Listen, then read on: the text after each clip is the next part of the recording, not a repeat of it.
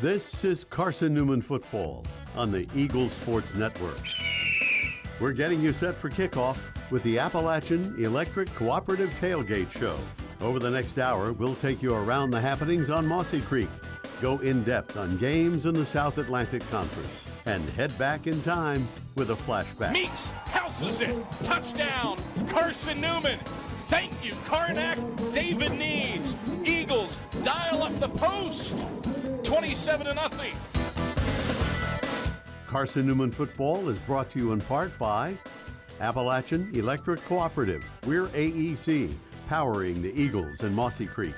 By Domino's, the official pizza of the Carson-Newman Eagles. By the Eagle Club, the family of Eagles. By Magaha Electric, providing quality electrical services and products to East Tennessee for more than 40 years. By First Bank, the official banking partner of Carson-Newman Athletics. By Inner Digital, IT support and marketing, laser focused on your success. By Fresh Ideas, a foundation of fresh food and speedy service. By Lisa's Country Kitchen, the best food for the best prices. By Food City, value every day.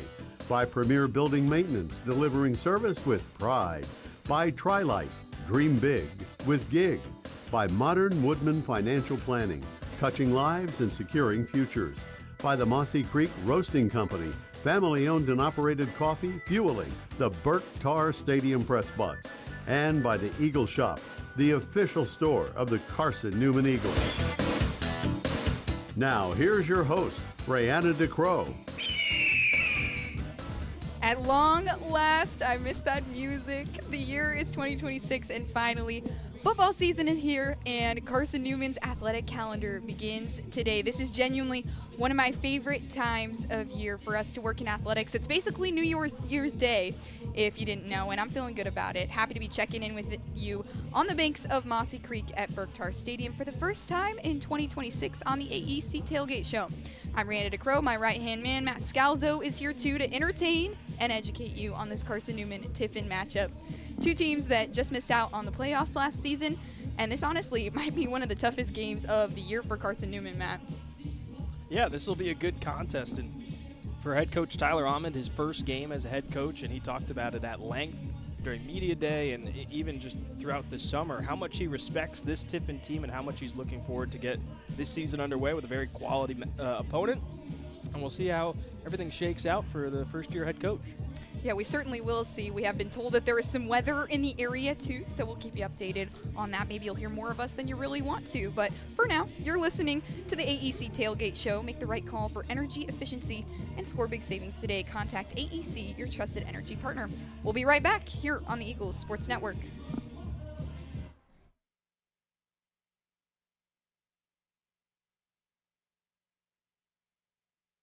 If you're looking for official Eagle merchandise, look no further than the Carson-Newman Bookstore. With a large selection of Carson-Newman gifts and apparel, you're sure to find something to please the entire family. From stuffed eagles to towel sets, sweatshirts, shorts, hats, and slippers, we literally have you covered from head to toe. We have just the item you're looking for no matter what the season. So whether you're an Eagle student, parent, alumni, or fan, shop us for everything orange and blue. Call 865-471-3539 for more information and store hours. We'll see you at the Carson-Newman Bookstore. How do you know you're in a community, not just a town?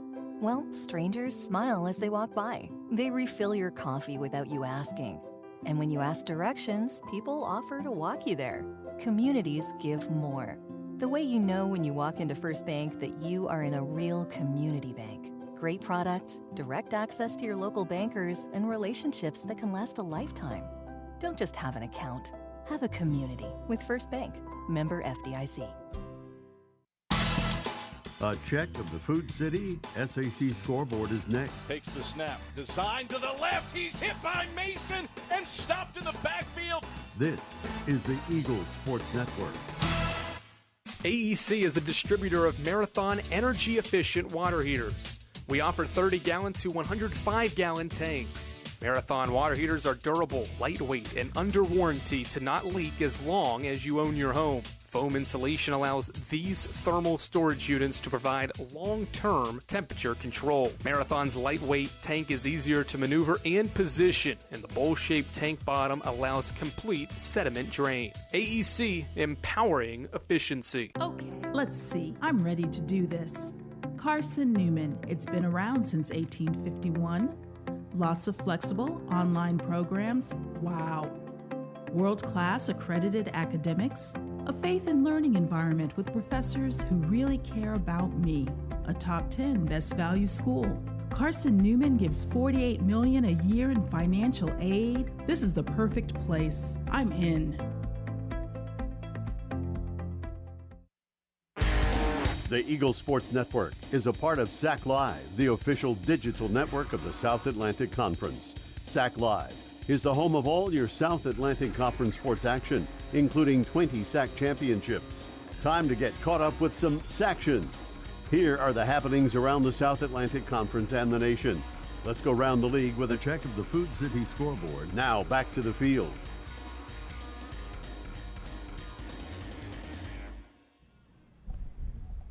Well, we welcome you back to the Eagles Sports Network.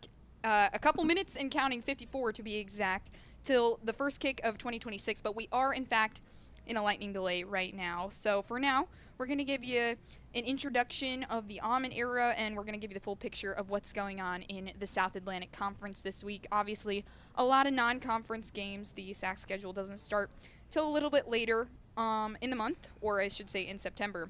So first of all, we'll take a look at Tusculum, and they get to try their hand with Teddy Gleaton at the controls for a non-con game against Bluefield State. That is currently 0-0 with 10:59 to play in the first quarter.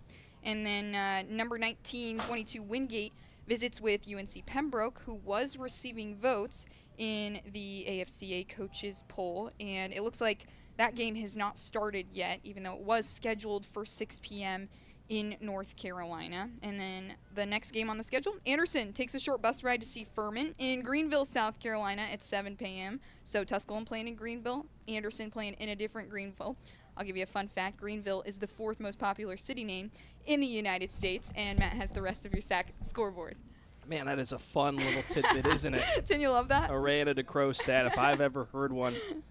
Emory and Henry, they have a tough matchup on tap. They head down to the Peach State to take on Valdosta State at 7 p.m., a top 25 team in the D2 football poll, not ranked in the AFCA coaches poll. Then for UVA-wise, they're on the road against Presbyterian. That is also set for a 7 p.m. kickoff. Then flip into tomorrow, a big matchup in Hickory, North Carolina. Friday night lights action for Lenore Ryan when they take on a top 25 Virginia Union team at 6 p.m. And on Saturday, Catawba on the road. They'll visit Ferrum for the first game of 2026, and that one is also set for a 6 p.m. kickoff. In terms of games to watch, I definitely think that Emory and Henry game against Valdosta is the one that I'm watching, I think, the most closely. I think that'll be a really fun one.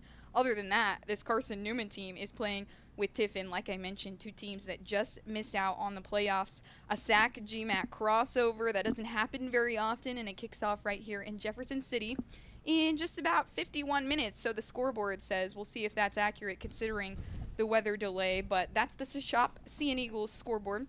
This is the AEC Tailgate Show. I'm Randa DeCrow. That's Matt Scalzo. And guess what? Kat Collins, the head volleyball coach at Carson-Newman, is on with us next to tell you about, seriously, how good this volleyball team is going to be. Can you tell I'm excited? It's This Week at the Creek coming up next. Stay with us on the Eagles Sports Network. Hey Eagle fans, check out the Eagle Shop, the official store of the Carson-Newman Eagles. Located in the MSAC Grand Hall, the Eagle Shop has all your Carson-Newman apparel, from brands like Nike, Columbia, and Comfort Colors. The Eagle Shop has all your gifts, gear, and accessories. Can't make it in person? Visit eagleshop.cn.edu. That's eagleshop.cn.edu for all your Carson-Newman clothing needs. Looking to make your home more comfortable and affordable? Maybe with a new electric heat pump or new attic insulation? And don't forget new doors and windows. AEC is here to help. We have a quality contractor network, easy financing, and incentives for home upgrades. Plus, AEC carefully inspects every job to ensure the highest quality satisfaction. Visit our website at aeccoop.org for applications, contractor lists, and more details. AEC, power what matters most. This Week at the Creek is next. We're back to the stadium in a moment on the Eagles Sports Network.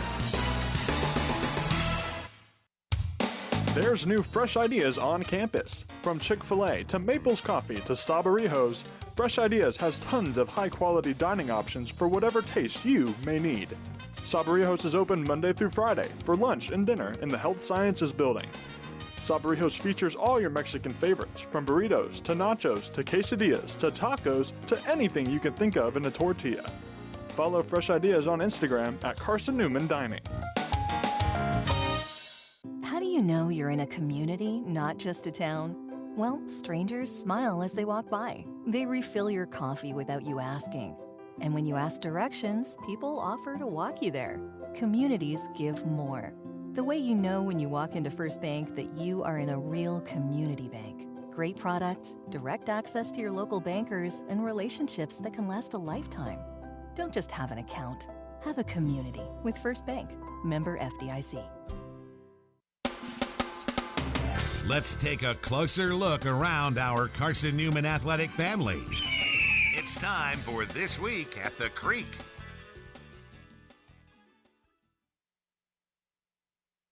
Tri-Light is proud to support Carson-Newman Athletics. We salute the student athletes who are working hard to make great things happen on the field, in the classroom, and in the world. It takes vision, commitment, and teamwork, qualities we share at Tri-Light. Our mission is to provide life-changing opportunities by building a world-class fiber broadband network. If you'd like to learn more, please visit trilight.net or call us at 833-847-0824.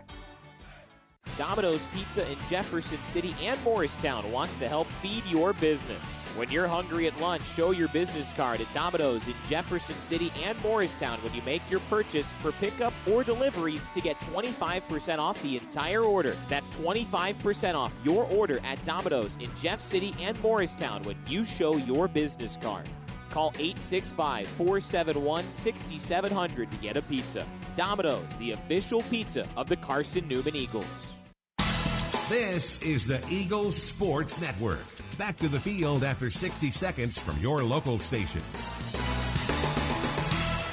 Serving East Tennessee for 40 years, Magaha Electric is the perfect choice for all your electrical projects. Magaha Electric specializes in commercial, retail, manufacturing, residential, and industrial contracting needs. Magaha Electric can provide superior service, technical know-how, and realistic budgeting for any size project in a timely, cost-effective manner. Visit MagahaElectric.com for all your electrical contracting needs. Magaha Electric, your East Tennessee electrical contracting source. This is Carson-Newman men's basketball alum Taylor Hawkins. I want to help your family secure its financial future. I'm with Modern Woodman Financial Planning, where we touch lives and secure futures. Let Modern Woodman protect your family's financial security through life insurance, retirement planning, and financial services. You can contact me, Taylor Hawkins, at cneagles.com/Modern Woodman. That's cneagles.com/Modern Woodman. Help secure your family's financial future through Modern Woodman Financial Planning.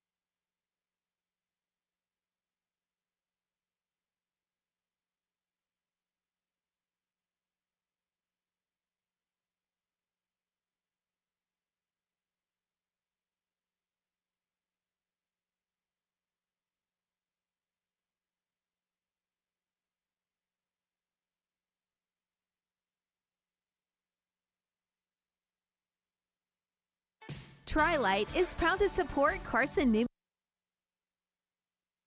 Tri-Light is proud to support Carson-Newman Athletics. We salute the student athletes who are working hard to make great things happen on the field, in the classroom, and in the world. It takes vision, commitment, and teamwork, qualities we share at Tri-Light. Our mission is to provide life-changing opportunities by building a world-class fiber broadband network. If you'd like to learn more, please visit trilight.net or call us at 833-847-0824.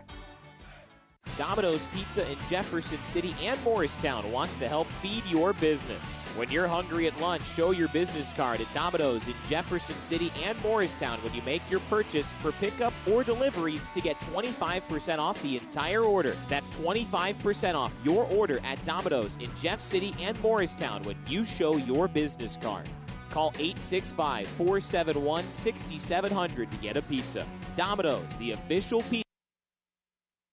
Here on the AEC Tailgate Show, Rihanna DeCrow alongside Kat Collins for the first edition here in 2026 of This Week at the Creek as we get ready to preview the volleyball season. You have a really fun weekend coming up here at the Georgia State Tournament, important regional games. Just break it down for us. Yeah, we're excited to get going. Feels like we've been in preseason forever, so excited to compete and kind of see where we're going to start off at. Absolutely. These regional games so important as you look down the stretch of the season, but we just talked about a fourth place finish in the preseason poll. That's where you were in the regional last year. Yeah. How is that team getting back to that spot? Yeah, definitely scheduling is a big part of the regional ranking.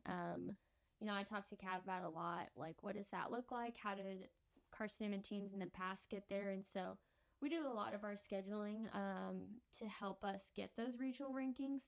And a lot of that is playing these teams at the beginning of the season, which can be a little intimidating, a little scary. You don't really have you don't have a lot of time to figure out who you are as a team because you're competing against high-level teams right away. But we're excited to see, how our team does.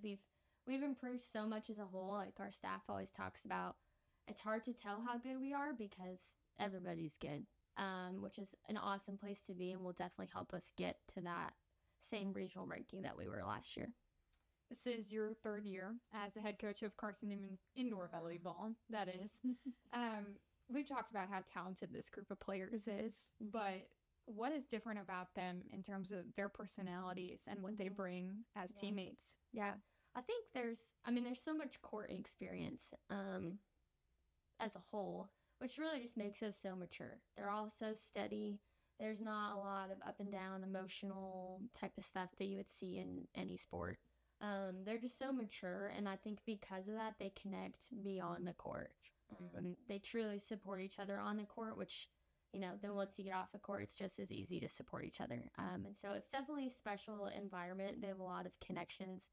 They all get along really great, which is always nice for any coach. But I think it just allows them to, get to know each other, have deeper relationships than just volleyball.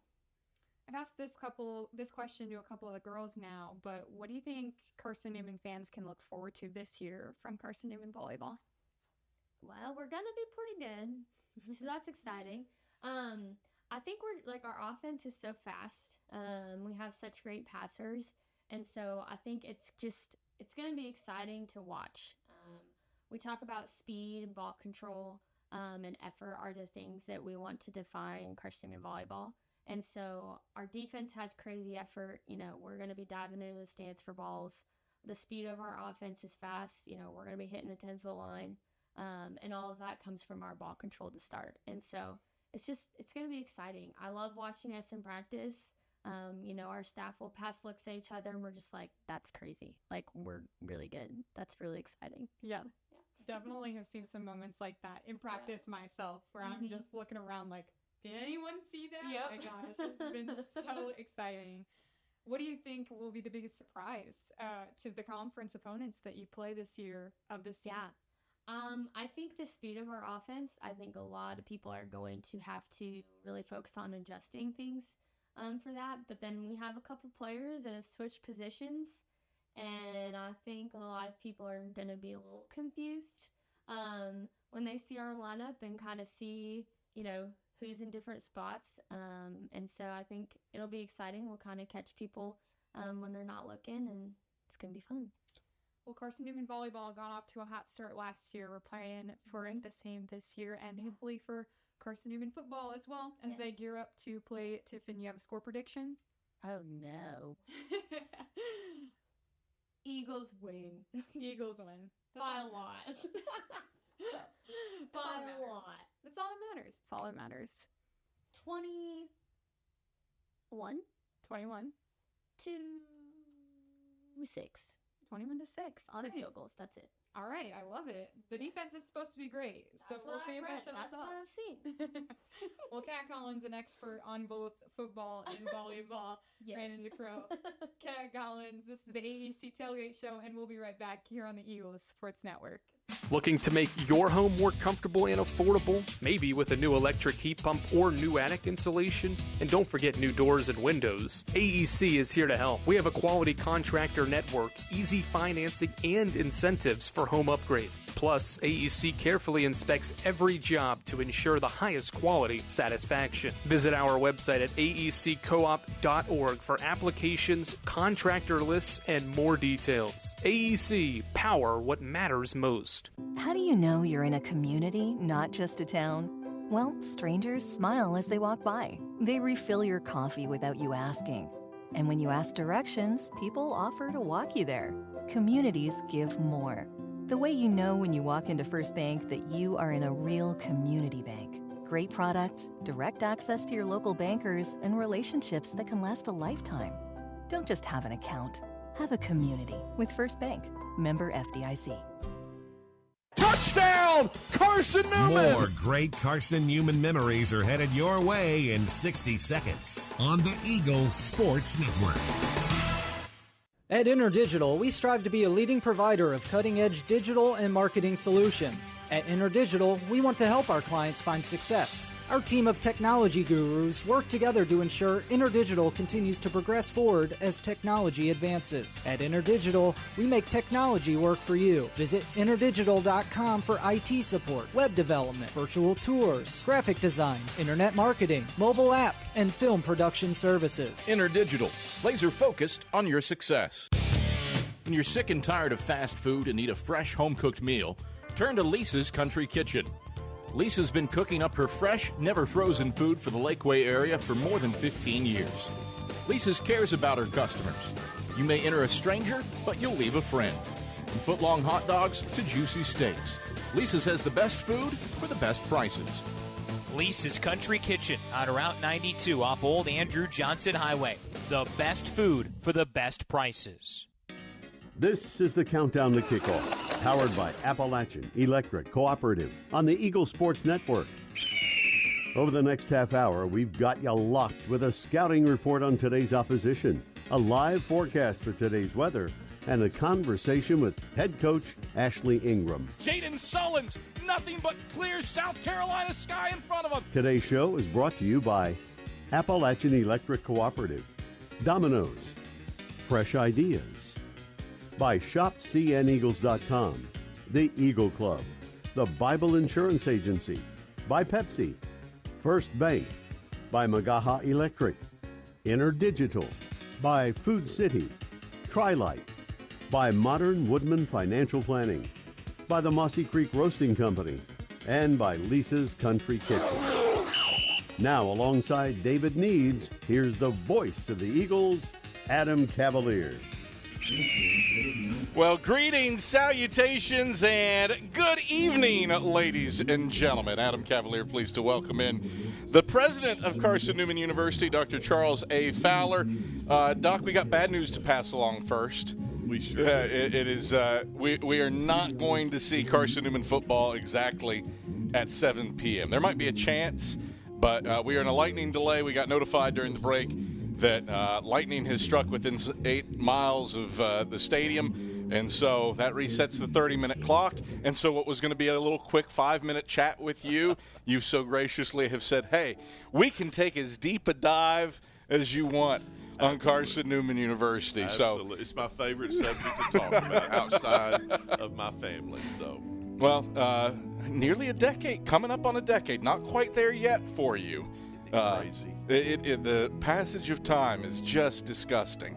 And ever since COVID, it's messed up a sense of time where you just can't. You look back and think something happened 3 years ago, and it was last month or something. No, but amazing what all has changed here on campus in that time, and so good to have students back on campus. What's your reaction when the parking lots are full and this place turns into a hive of activity once more? I'm telling you, Carson-Newman is a wonderful place 365 days a year, but it's less than its best self when students aren't here. And so having them back on campus energizes everything. And it's really one of those things. I sat in the cafeteria for lunch this week one day, and I looked and was talking with someone, and I just said, that's my why. That's the only reason I'm here is because of those kids. It's certain. There's no question this place impacts people. We've got somebody hanging out in the box with us. He'll put on a headset in a little bit. But if you watch a player come back that interacted with Mike Turner, Mike Turner impacted that player's life, not just in the X's and O's, but for an eternal purpose.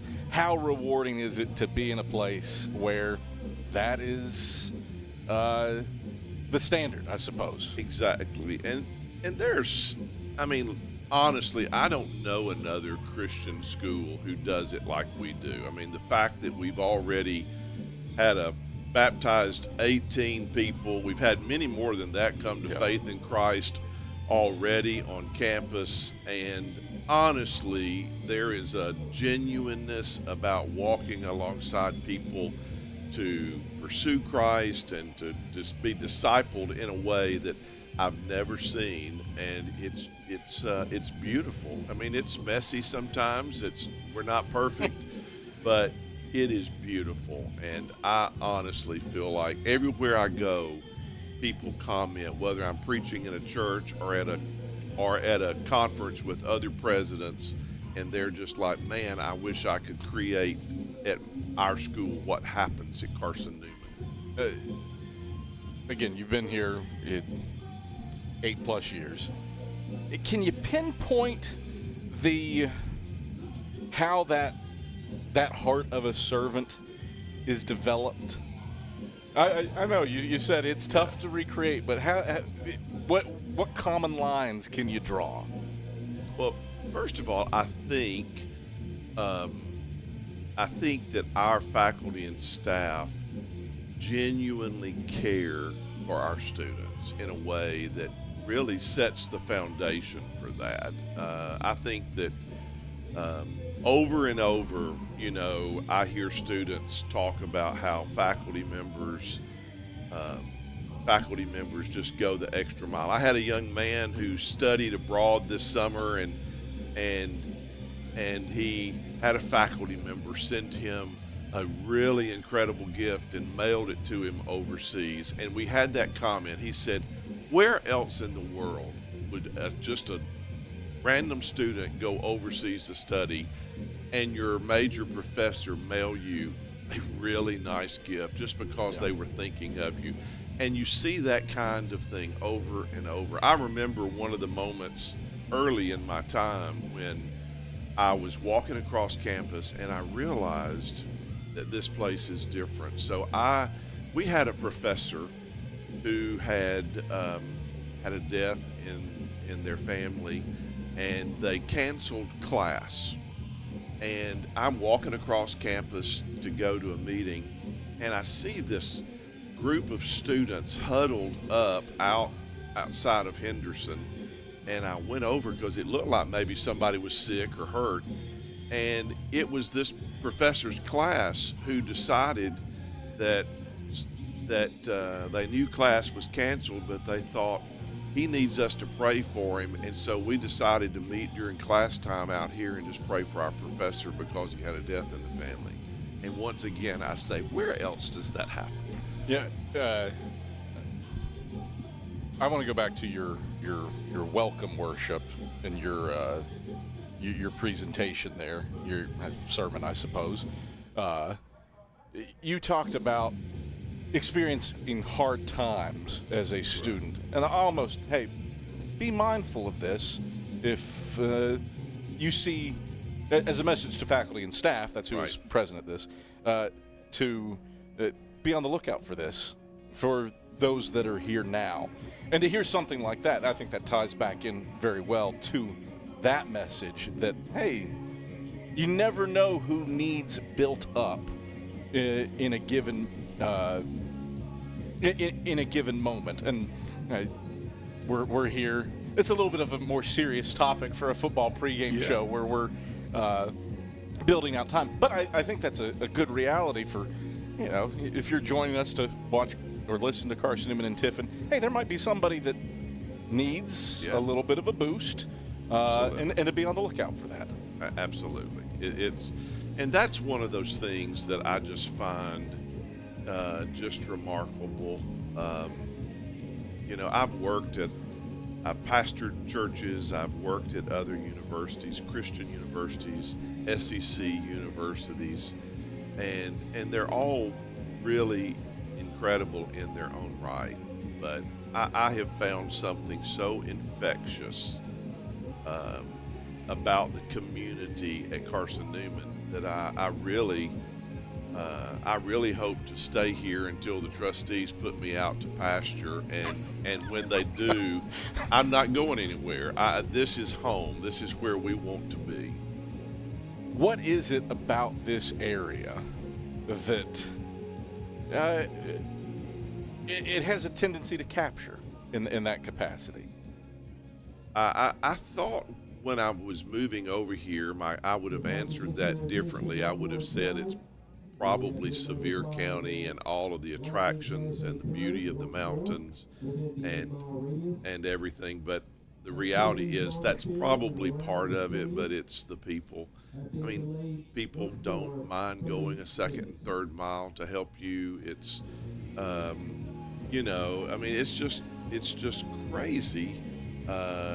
The lengths that people go to walk alongside you, to help you, to encourage you, to bless you in ways that I've lived in a lot of places, and it's just never been the kind of community dynamic that exists everywhere here. My wife and I took a 6,000-mile driving vacation this summer to celebrate our 40th anniversary. It would have seemed that 4,000 miles would have been a better celebration for your 40th, but we had to do 6,000 miles. But if you could have sat in the car with us and heard us say over and over, these are really beautiful places and these are great people, but this is not East Tennessee. So, Adam Cavalier alongside University President Dr. Charles A. Fowler. We did get word that we've had another lightning strike. So the clock resets to 30 minutes. We're going to have to do some on-the-fly juggling here. So I think we're probably trending toward a direction where it might start shortly after 7, but all the pomp and circumstance that you would normally associate with a Carson-Newman football game, the band pregame performance, that sort of thing, that's probably inching toward going by the wayside, especially if there is another strike that happens. At least that's what my gut would say. Adam Cavalier alongside University President Dr. Charles Fowler, who you've done this every year that you've been on campus. You've always been our leadoff batter for our Carson-Newman Spotlight segments. But this is a new thing that you're having to do. This is an impromptu podcast. Absolutely. You didn't know what you were walking into when you stepped into the booth today. We've talked a little bit about some bigger pictures, some larger, grander themes here, but I want to bring it back to campus.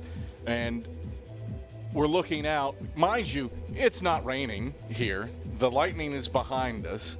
There are some nice cumulonimbus clouds behind us, but it's sunny in front Can of you our say that state. one more time? What kind of clouds? Cumulonimbus. Okay. Cumulonimbus. All right. I haven't even asked you to pronounce acorn for me this year. Well, you'll learn to do it properly one day. I didn't realize it was spelled with an E. That's my fault. That's the West Virginia education system for you. And with a K. Oh, sorry. Yeah. But I look out at the Silver Diamond Baseball Complex. There's new turf that's gone down. It feels like there's a lot of things happening on campus that are for the benefit of students. That being a very visual reminder directly in front of us. But you turn back to where those cumulonimbus clouds are, and you get like the student rec park. This a lot of the decisions it feels like you have made here of late have been student focused. Is that a fair assessment? That's a very fair focus. I mean, I have a very definitive vision about why schools exist, and we exist for our students. And too many times it's easy for people to build buildings and create new services and improve old ones for people other than students. And it's my philosophy that students need to be the primary beneficiary of every major decision and spending of resources. I would say that's been true for you, at least watching from afar, since you set foot on campus. How did you develop that? Well, part of it has just been being at universities and watching how decisions are made, and having colleagues all over the country and watching decisions made where students are not the primary, and it just really never works out well for the students. And you see the students here right now, I think the vast majority of them know that they're our first and most important constituency, and it's not donors, it's not trustees, it's not the faculty, it's not the president, it's not the staff. I want our students to know that they matter the most in how we operate. So that's part of putting feet to that philosophy. We haven't talked football yet. As we continue to sort out this lengthy podcast to do what's called filling time, thanks to a lightning delay. Tyler Allman, first year head coach on the staff of Ashley Ingram. You were involved in that very speedy process. Moved decisively and quickly, and knowing both of them, it feels like a nice continuation of what was present these past 2 years with Ashley, and Tyler picks up the ball, and it seems to be, at least from the parts off the field, running with it. I told Tyler that he's done everything right except win a ball game, and I hope he can do that tonight. But honestly, this is not the first institution where I had athletics in my department, and athletics has changed. You drag your feet for 2 or 3 weeks in this environment in college athletes, and you could spend the next 3 years trying to rebuild.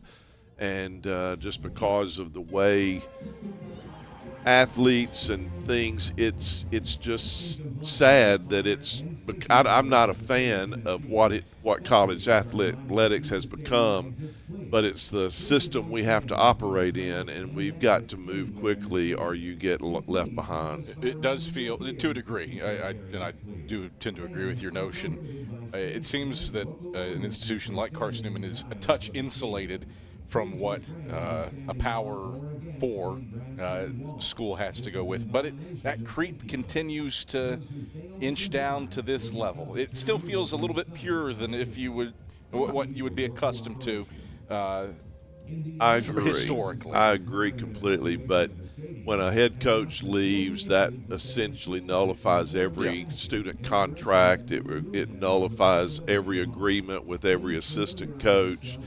And then if you don't move quickly, you could have your entire team and your entire coaching staff just evaporate away over a weekend. Yep. And then when you get a new coach, you have to lower your expectations. And the thing that I'm so grateful for with Tyler is that I felt like we just continued building. Ashley Ingram did a great job at helping us get back to our winning ways, and he left as it was such a huge hit and disappointment. But Tyler has come in, and our program has just kept strengthening, and I'm expecting to see a better team on the field than we've seen since Mike Turner was coach. I don't know if that picked up on the mic. that little grunt of delight. Is that what I could typify that? Is that what it sounded like to you? The red man, my counterpart, who's going to be pushed, he'll get paid double for this game.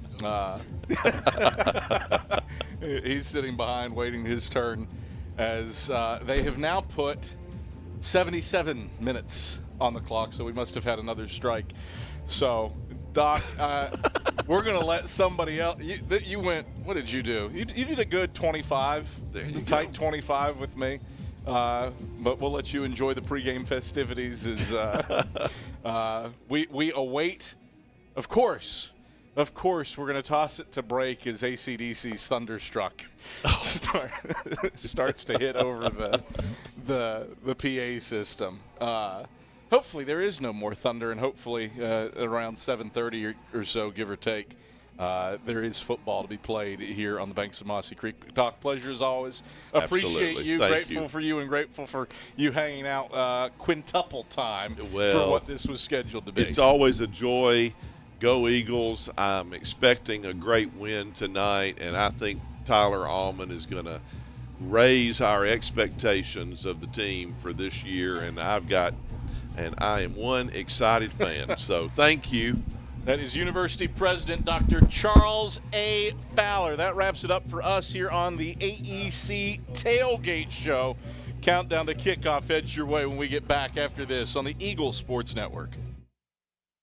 How do you know you're in a community, not just a town? Well, strangers smile as they walk by. They refill your coffee without you asking. And when you ask directions, people offer to walk you there. Communities give more.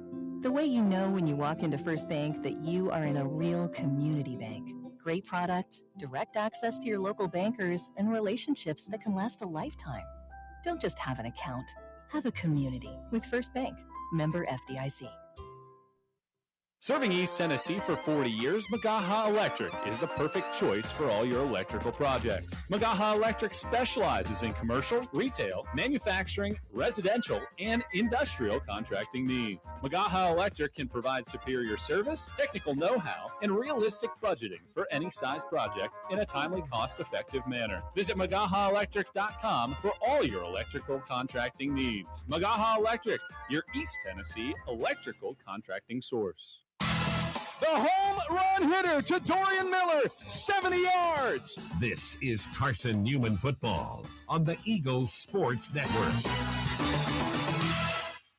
Billy Graham once said, a coach will impact more people in 1 year than average person will in a lifetime. This is Marty Blakely with Lakeway Area Fellowship of Christian Athletes. And Dean Craig with the Greater Knoxville FCA. We both played at CN for the influential coach Ken Sparks, where football was a way to share the gospel. At FCA, we desire to see the world transformed by Jesus Christ through the influence of coaches and athletes. Help us accomplish this mission by contacting us at fcaknoxville.org or fcalakeway.org. Thank you, and go Eagles. I wish every day could be this easy. At Knoxville TVA Employees Credit Union, we make payday very easy. No lines, no wait. Just sign up for direct deposit and payday comes to you up to 2 days earlier. Flow into an earlier payday. Learn how easy it is to get paid at tvacreditunion.com. Join us now. Federally insured by NCUA. Ask for details.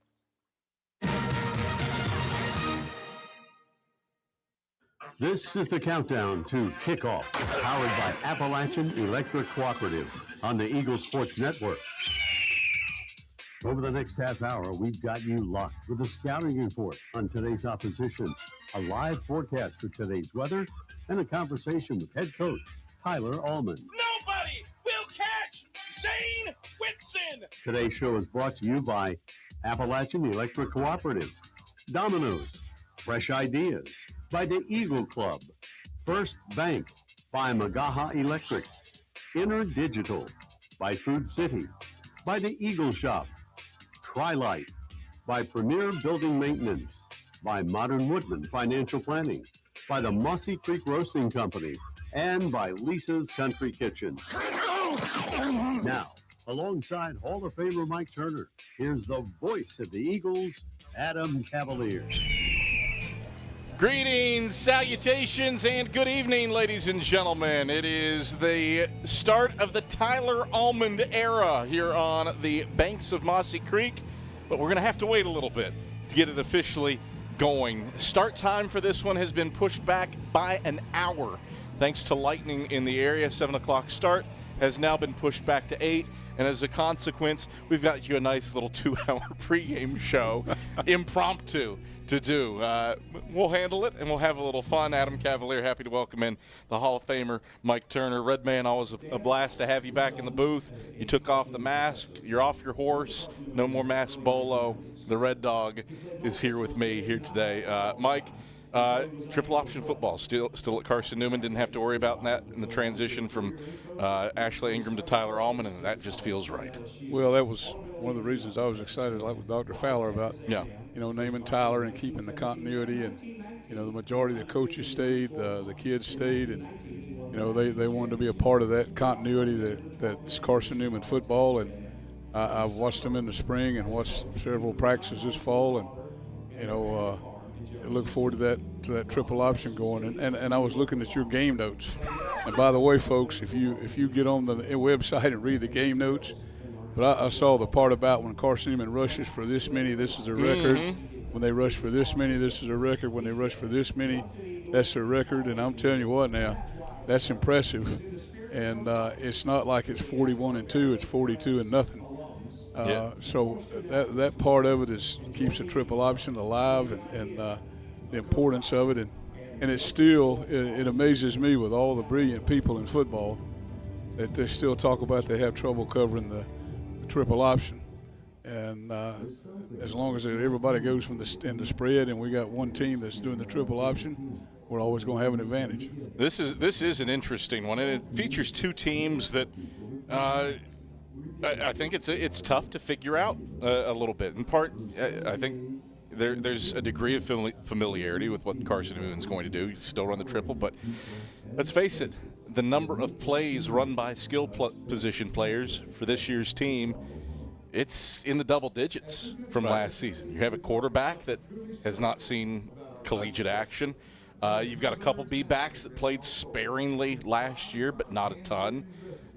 You do return a starting A-back in Dom Bradley, but the guys that are around him, a Nick Hester, a Caden McCoy, Jaden Jones, they've been in the program, haven't done a ton, but you got a veteran offensive line. That's the key to any triple option, and there's been many years when we coached it. You look like, we're starting a freshman quarterback. We got freshman back, 2 sophomores, a red shirt, and that type of thing. But those guys up front make it a lot easier for those guys to execute the offense. On the flip side, Tiffin, it's kind of the opposite, except for quarterback. Who starts at quarterback for Tiffin on the 2 deep? It's Kane Mack. And he played sparingly 2 years ago at Wayne State, so he's at least seen collegiate football action. But have a really experienced running back, and arguably as good as it gets in the GMAC, and Ronald Blackman. There's a guy that's 5 yards shy of 3,000 for his career.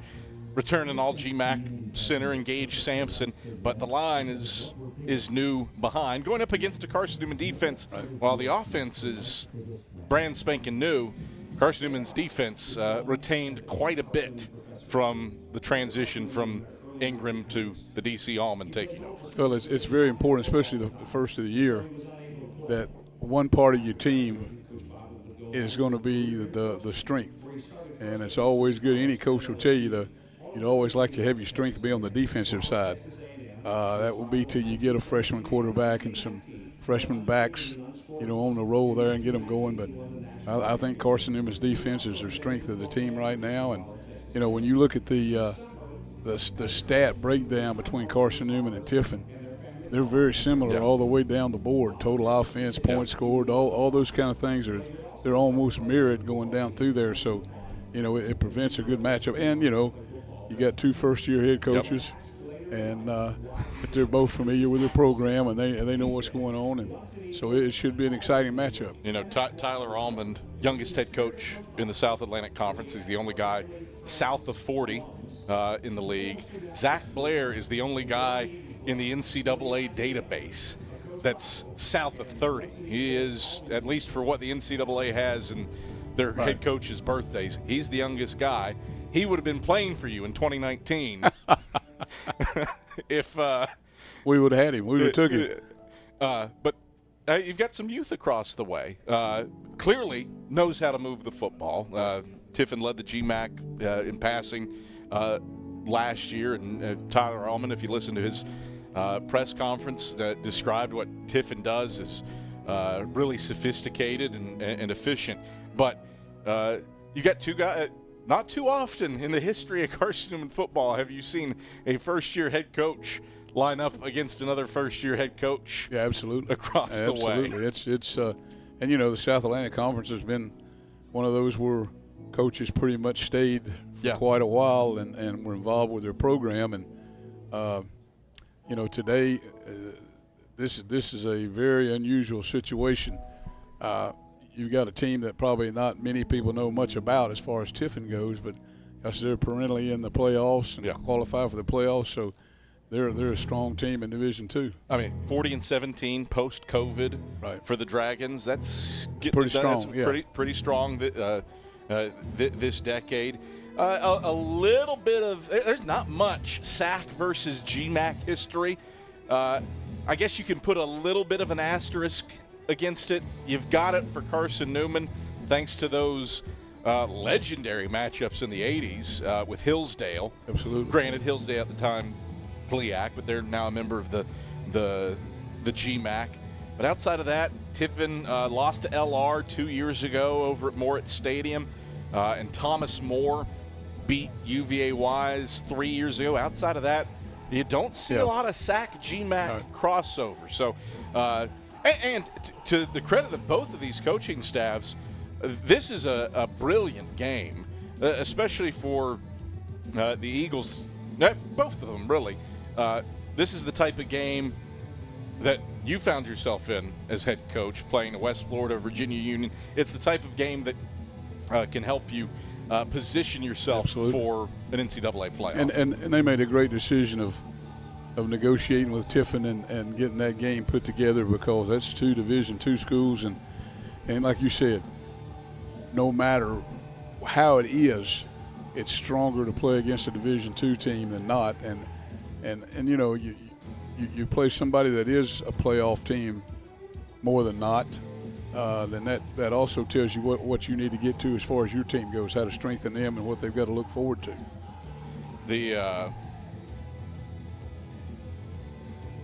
The nature, though, with this, again, when I announced the schedule, it wasn't Tiffin in week 0. So that's a credit to Tyler Allman for being, hey, let's punch this thing up a little bit. Credit for Zach Blair across the way as well for being minded enough to try to position himself and his team for a postseason berth. And this is a Tiffin team that, if you look at last year and you see the record 7-4, those 4 games, man. Yes. Barn burners, every single one of them. They lost those 4 games by a combined 19 points. Every single one of them was a single possession game. 2 of them went to overtime. So in all likelihood, this is a Tiffin team that, especially with what it has returning, a definitive star power in Ronald Blackman, definitive star power in their defensive backfield in D2Football.com Elite 100 member Jacob Tuame. This is a Tiffin team that probably thinks that it can make a run to the playoffs if it has enough quality wins on its schedule. Oh, I think so, yeah. And you know, Tyler and I talked about way back in the winter talked about schedule. And I said, you know, you run a risk, you play a West Florida. Yeah. But down the line, it pays off for you. You know, it pays off. It's better than maybe opening up another route. And but like I said, hey, it also tells you, it sets up for your school, your team, what you need to look for and how it's going to be during the year. Hey, and it makes it easier outside a D2 team to play in the conference. It gives you a little bit more confidence. This, if you're tuning in and expecting, hey, Carson-Newman and Tiffin should be kicking off right now, why on earth is there 63 minutes left on our countdown to kickoff clock? Lightning delay, and it is one of those really stinky lightning delays. It's a beautiful day in front of us. The sun is out. The press box shadow is across the field. You've got some nice purple clouds off in the distance over the Lakeway region toward Morristown and Greenville. This is a postcard afternoon, but I haven't set foot out of the booth here in about 45 minutes. When I came in, there was some nasty-looking clouds. That went around, I believe. It went around, of course. So it hasn't rained a drop. No. But we have been in a lightning delay. They took everybody off the field, had started pregame warm-ups at 6 p.m., took everybody off the field, and the teams have been in their respective locker rooms since. But I believe when the clock hits 60, they're going to start warming up. It'll be a normal game. And we've got a little extended pregame show. Kickoff has been postponed to 8 p.m. And I suppose both fortunately and unfortunately, this is kind of old hat for Carson-Newman. Won two pretty big lightning-delayed games last year against Lenore-Rhine and Wingate. In those two instances, it was in-game. Here, we're just stalling a little bit. Well, right now it's a first game of the year, and then you get a lightning delay. So, both sides, and, the advantage to that is Carson-Newman because they're at home. Yeah. They're in the home locker room. They can spread out and be more comfortable. It's not quite that comfortable for Tiffin on the road and having an hour delay. But, it's a matter of, right here is where that locker room pays off. Yeah. That you've built up in that locker room all year. And probably the most important room in any building for a football team is the locker room, how you handle it. And right now in that locker room for both of them, you hope there's some leadership going on that's preparing them for this and not letting them get distracted. All right, I'm going to do a little bit of housekeeping here. We are going to break free from our format for a second, not too long. So for our stations, we are not yet going to proceed to break E in the format. This is going to be an unscheduled. We're going to step aside for 2 minutes. Mike and I will come back. We'll give a little bit more analysis. And then we will get into our scouting reports, the rest of the run of show for this is certainly not an abridged AEC countdown to kickoff. So stations, again, we are going to break from our format for a moment. We are going to hold off on moving to break E just yet. So this is an unscheduled 2-minute break, and we will be right back. Carson-Newman and Tiffin in a lightning delay. We will have football here on the banks of Mossy Creek. Carson-Newman has started to come out from the K-Sack in all blue jerseys to begin warming up. And we are now inside of an hour till our new kickoff. More with Mike Turner, Adam Cavalier, back after this on the Eagles Sports Network. Hey folks, Joe Dennis with Ted Russell Nissan. Is your old car slipping, dripping, skipping, rocking, knocking, or even wrecked with a bad Carfax? Well, bring that sled to Ted, because if it'll drive, it's worth $5,500 for the purchase of any new in-stock Nissan. Only at Ted Russell Nissan right here in beautiful West Knoxville on Kingston Pike. Hey folks, Joe Dennis with Ted Russell Nissan. And remember, every new Nissan sold at Ted Russell Nissan comes with a lifetime warranty. Need I say more? Ted Russell Nissan on Kingston Pike. Johnny W. is back. On Easter Sunday, I like to take my offering and put it in a tiny plastic egg and make the ushers search the room for it. Johnny W. Clean comedy and family-friendly laughs live in Knoxville, August 29th. As a teenager, I was really awkward around girls. I wasn't someone you would call. Get your tickets at knoxbju.org or visit johnnyw.com. Billy Graham once said, a coach will impact more people in 1 year than an average person will in a lifetime. This is Marty Blakely with Lakeway Area Fellowship of Christian Athletes. And Dean Craig with the Greater Knoxville FCA. We both played at CN for the influential coach Ken Sparks, where football was a way to share the gospel. At FCA, we desire to see the world transformed by Jesus Christ through the influence of coaches and athletes. Help us accomplish this mission by contacting us at fcaknoxville.org or fcalakeway.org. Thank you, and go Eagles.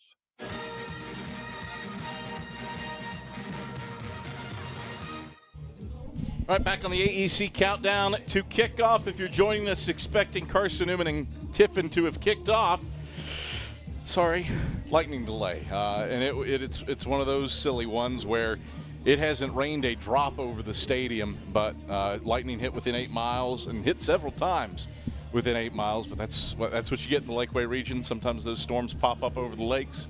Yep. And don't know whether it was Cherokee. I believe it was Cherokee and went around it. Yeah. But there are clouds in the sky. They're off in the distance. Big cumulus puffy guys. I actually think I see a rainbow off in some rain way, way off toward Morristown. But it is a beautiful day. Unfortunately, no football yet because of the lightning delay. And we turn toward an 8 p.m. kickoff. Adam Cavalier alongside Mike Turner. Happy to have you here on the AEC countdown to kickoff. Mike mentioned it earlier. Carson-Newman, no strangers to lightning delays. Had about 7 bonus hours added to games against Lenore-Rhine and Wingate last year. So this team is familiar with the process needed to hold and then go get after it. But certainly having to potentially reload the cannon a little bit after you expected to get going right now. Well, I think the one positive part is they hadn't really got into the pregame warm-up. Yeah. You know what I mean? They hadn't got everybody out on the field and got them going. And nobody was out in jerseys when this started. No, so it's just been, hey, hold on to what you got, and hopefully had some great talk in that locker room, some uplifting and some challenging going on, and see what happens. It's a Carson-Newman team that we alluded to the offense earlier and touched on. It's a new quarterback in Eli Graff, but really impressive for a freshman a redshirt freshman to grab the reins. You helmed a handful of offenses over the years.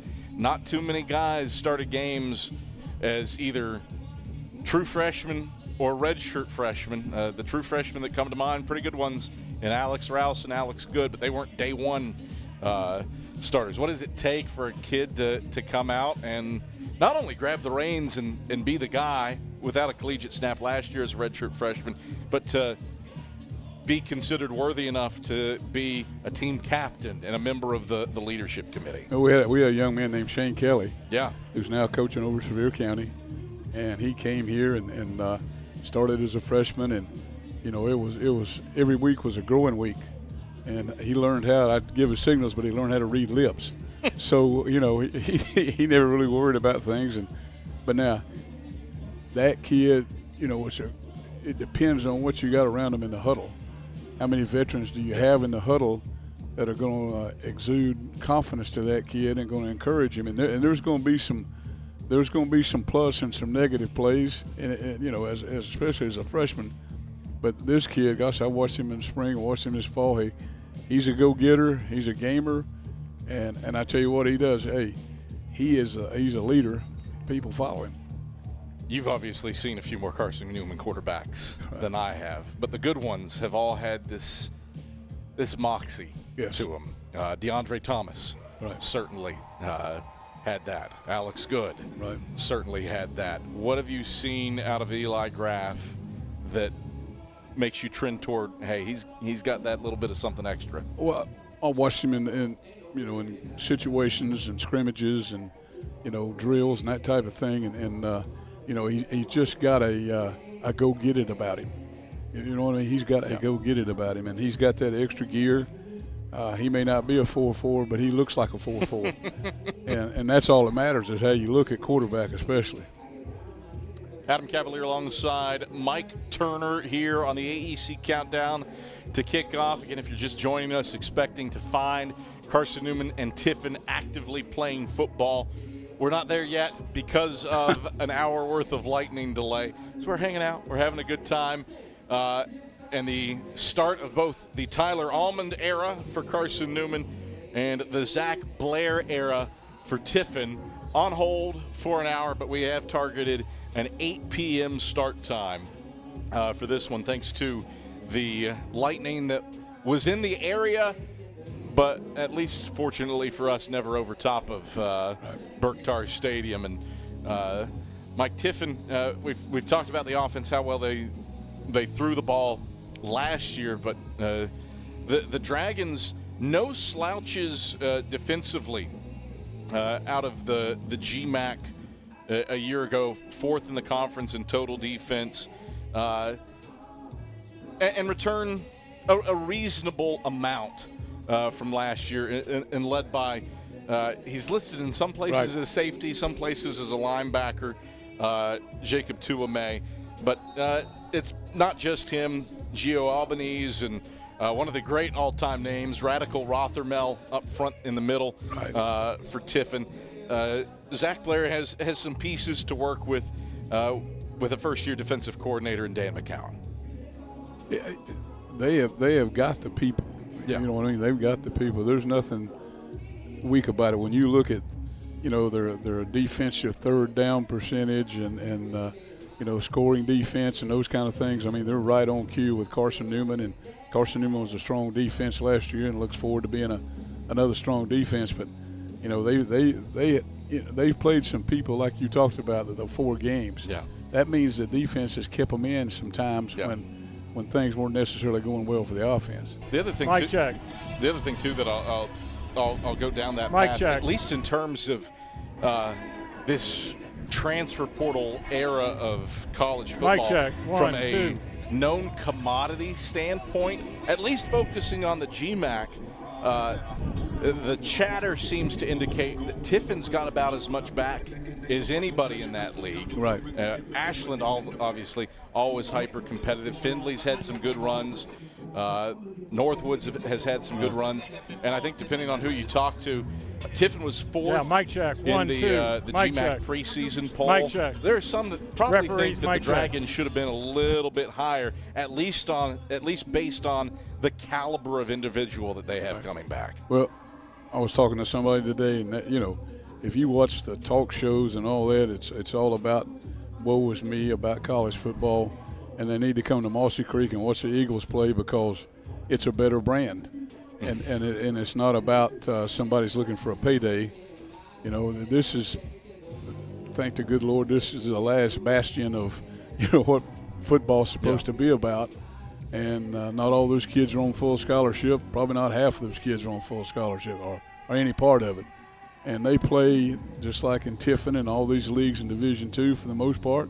They play for the love of the game, and that's what college football is supposed to be about.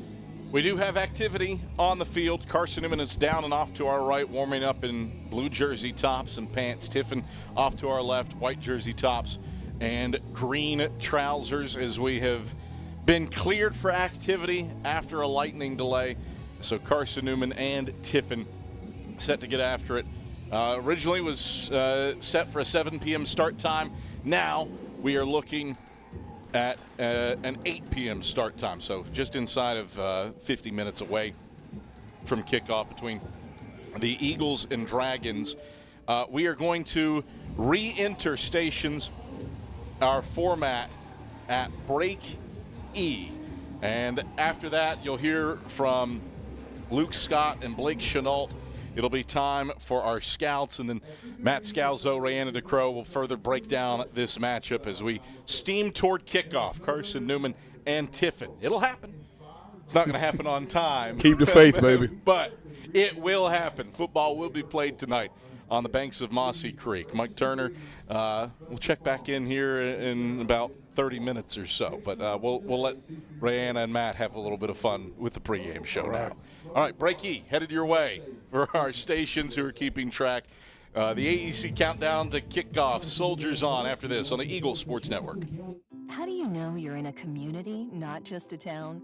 Well, strangers smile as they walk by. They refill your coffee without you asking. And when you ask directions, people offer to walk you there. Communities give more. The way you know when you walk into First Bank that you are in a real community bank. Great products, direct access to your local bankers, and relationships that can last a lifetime. Don't just have an account. Have a community with First Bank. Member FDIC. Serving East Tennessee for 40 years, Magaha Electric is the perfect choice for all your electrical projects. Magaha Electric specializes in commercial, retail, manufacturing, residential, and industrial contracting needs. Magaha Electric can provide superior service, technical know-how, and realistic budgeting for any size project in a timely, cost-effective manner. Visit MagahaElectric.com for all your electrical contracting needs. Magaha Electric, your East Tennessee electrical contracting source. The home run hitter to Dorian Miller, 70 yards. This is Carson-Newman football on the Eagles Sports Network. I wish every day could be this easy. At Knoxville TVA Employees Credit Union, we make payday very easy. No lines, no wait. Just sign up for direct deposit and payday comes to you up to 2 days earlier. Flow into an earlier payday. Learn how easy it is to get paid at tvacreditunion.com. Join us now. Federally insured by NCUA. Ask for details. Bob Bell here for Fleet Tire. Drive safer longer when you visit your local Michelin dealer, Fleet Tire on Woodland Avenue, with a set of Michelin Defender tires. Based on internal wet braking results versus Goodyear, Assurance Comfort Tread tires and third-party wear test results versus Continental Pro Track tires with Eco Plus. See manufacturer's limited warranty for details at Fleet Tire, Woodland Avenue. As a matter of fact, when it comes to service after the sale of your tires, they take care of you at Fleet Tire. The 2026 season inches closer as we roll on with the countdown to kickoff, brought to you by AEC. Luke Scott and the Carson-Newman defense are focusing on what they can control against a Tiffin team that won 7 games last year. So that's kind of what we're thinking as well. Is I feel like we're on defense. We're just going to try to control the controllables, do things the way we know how to. We're going to stop the run up front. We're going to get them to 3rd and long. And we're going to pass rush, make it easier on our DBs. So whoever they bring out there Thursday night doesn't change what our goal is. We're going to stop the run and get them to 3rd and long and pass rush with efficiency. The Dragons running back Ronald Blackman has been a focal point for the defense this week to contain. Explosive player. You can tell he's quick, athletic. He's going to be tough to bring down, so that's something we've emphasized as well as just tackling as a defensive unit. He's an explosive player. Something else Coach Goins talks about a lot is eliminating explosive plays. He's an explosive play machine, so tackling him, getting him on the ground is vital for our defense. Last season, the Eagles' defense was stout, but didn't force a ton of turnovers, a balance that Scott and company are trying to find. I don't think that balance is what we're looking for on defense. Coach Goins always talks about when he starts the meeting is going from good to great. Last year we were good. How can we get to great? It's getting turnovers. It's doing everything we did last year, just better. Can we get that explosive number down? Can we get the total yards down? We have a bunch of yardage goals. So really, how can we go from last year being good and how can we go to great and be a nationally ranked defense? Kickoff between Carson-Newman and Tiffin to open the 2026 season is on the horizon on the Eagle Sports Network. This is Carson-Newman men's basketball alum Taylor Hawkins. I want to help your family secure its financial future. I'm with Modern Woodman Financial Planning, where we touch lives and secure futures. Let Modern Woodman protect your family's financial security through life insurance, retirement planning, and financial services. You can contact me, Taylor Hawkins, at cneagles.com/Modern Woodman. That's cneagles.com/Modern Woodman. Help secure your family's financial future through Modern Woodman Financial Planning. How do you show your support for Carson-Newman? Head over to shopseeandeagles.com right now, where they have all of your needs covered. From clothing to outfitting your tailgate party, whether you're hunting, fishing, or on the golf course, shopseeandeagles.com is the place for you. All of your everyday essentials, from pens to phone chargers, are in one place. For the best gear in the business, visit shopseeandeagles.com today. What a grip and a rip by Des Farrell. You're locked into Carson-Newman football on the Eagles Sports Network. Bob Bell here for Fleet Tire. Drive safer longer when you visit your local Michelin dealer, Fleet Tire on Woodland Avenue, with a set of Michelin Defender tires. Based on internal wet braking results versus Goodyear, Assurance Comfort Tread tires and third-party wear test results versus Continental Pro Track tires with Eco Plus. See manufacturer's limited warranty for details at Fleet Tire, Woodland Avenue. As a matter of fact, when it comes to service after the sale of your tires, they take care of you at Fleet Tire.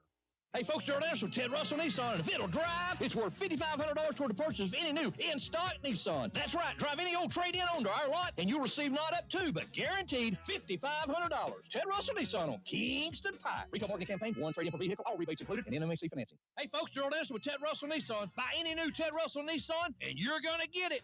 A lifetime warranty. This will be the longest warranty you'll ever need. Not a 100, not even a 200,000-mile warranty, but a lifetime warranty. So don't settle for less. Ted Russell Nissan on Kingston Pike. Back here on the AEC Countdown to Kickoff as we take you over to the defensive scouting report on Tiffin, and we're joined with the wisdom of Blake Chenault, a junior O-lineman and member of the 2026 leadership team. There's no doubt both sides of the ball are prepared for each other, but Chenault feels confident in his team's knowledge on Tiffin's defense, no matter how much time the Dragons have had to get organized for the Flexbone. I think they're definitely going to try their hand at maybe a defense or two, like see if they can send some stunts at us, anything. But I think Coach Chisholm has done such a tremendous job at preparing us. He draws everything up for us daily, things we may never see or something we may see one play. And I feel like just going into this, we couldn't be more prepared. Chenault says the O-line will be heading the offensive charge in this season opener.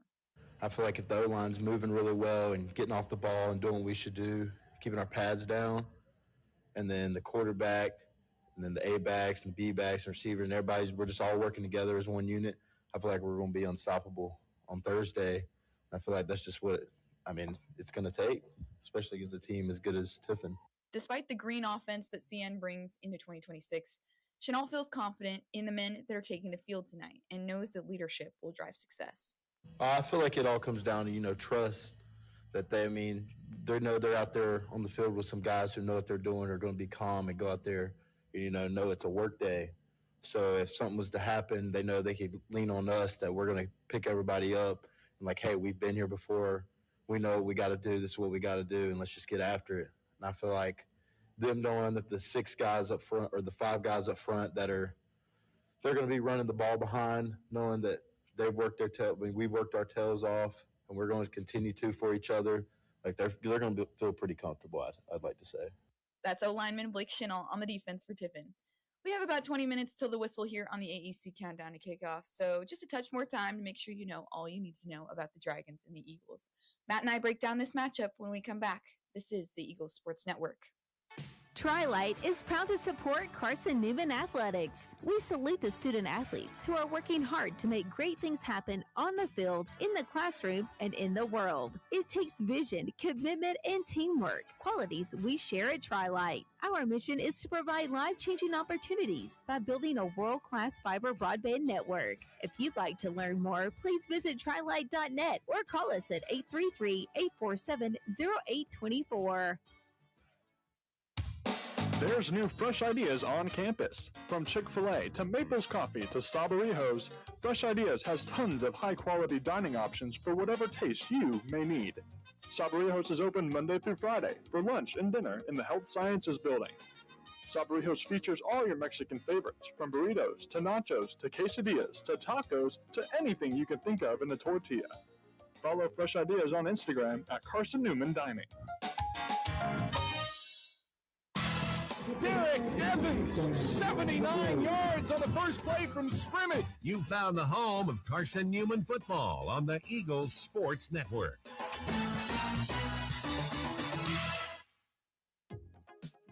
For 70 years, Braden's Furniture has helped East Tennessee families create homes where people gather, traditions grow, and memories are made. Now we continue to hold tight to the faith, family, service, and integrity Braden's was built on, while bringing new ideas, beautiful furnishings, and better design to East Tennessee. Same family, same values, continue to shape the way Knoxville lives at home. Visit Braden's Furniture in Turkey Creek or Bradens.com. Billy Graham once said, "A coach will impact more people in 1 year than average person will in a lifetime." This is Marty Blakely with Lakeway Area Fellowship of Christian Athletes. And Dean Craig with the Greater Knoxville FCA. We both played at CN for the influential coach Ken Sparks, where football was a way to share the gospel. At FCA, we desire to see the world transformed by Jesus Christ through the influence of coaches and athletes. Help us accomplish this mission by contacting us at fcaknoxville.org or fcalakeway.org. Thank you, and go Eagles.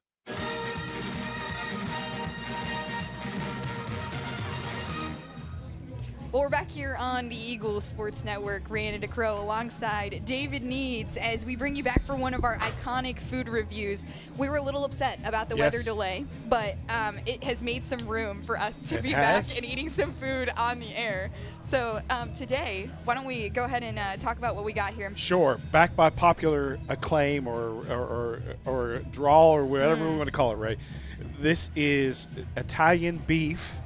And it is prepared in the press box because this year Food City is sponsoring what we basically do in the food that we serve in the press box. And so shout out Food City. Shout out to Food City. And so ingredients bought at Food City, this is where the press box shops. And so we're going to try Italian beef prepared for our media people in the press box. So I'm going to let you go first. Okay, I also just want to take a second to give a special shout out to my other woman on the broadcast, Leanda Cavalier, because that's who prepared this, was Leanda Carey, who is down there on the sidelines, who she'll be on the air later as well. But here we go. We got Italian beef. I don't know. There's two cameras we learned from last year. So yes, there that's you go. right. Go there. And we're going to do a little open face action because me and David are not really bread people. I mean, I do like bread, but just not before a broadcast. And let me say this. You look at the last name Needs, you wouldn't think I'm Italian. But on my mom's side, I am 100% Italian. Yes. So Italian beef, hey, I am always going to partake. And so let's go. I'll only put a little bit on there. Yeah. Cheers. Cheers. Italian. Oh, gosh. Oh, my goodness. So here's what I would say about this. Very flavorful. First bite hits you in the face and says, yes, I'm here, right? That's so good. It is. That's so good. That might be one of the best things that we've eaten I'll tell you in our what. time. I'll tell you what. And, for Leanda to get the ingredients and put the time and effort that she has for years here in the press box, but now with our partner at Food City, just to make sure that they're there. Hey, if you're covering media and you don't come to Carson-Newman and eat in the press box, shame on you. No, seriously. Shame on you. Because she whips up some phenomenal food. Oh, yeah. I look forward to football game day, honestly, specifically for Leanda Carey's food. So That's one right. of the unsung heroes of football game day, if you ask me. Amen. Well, David Needs, thank you so Thank much you. for hopping on All with right. us. We're going to let you get back to your Eagle Club duties. Thank you. I appreciate it. Of course. So shout out to the Eagle Club as well in Food City. And we're going to get Matt Scalzo down here to join us on the broadcast. Not really sure where he's out and about, but we're looking for him. And we're going to talk a little bit of football once he gets back. Anybody can find Matt Scalzo if he's wandering around in the hallway that can hear me. and he's coming into the booth right now. So, Matt, we're going to talk a little bit about this Tiffin Carson-Newman matchup now that you've decided to join us at your leisure. Sorry. That's okay. That's all right. That went quicker, way quicker than I was expecting. It was fast, That but was a that's quick okay. review. I mean, you're welcome to have some. It's still down here if you'd like. I was grabbing myself a little plate, and then Oh, wow. I hear. There you go. There There you was- go. That's how you know it's really good. Well, we've got 34 minutes to first kick here on the AEC tailgate show, soon to be the AEC countdown to kickoff. Once that. We're still in the countdown. Countdown.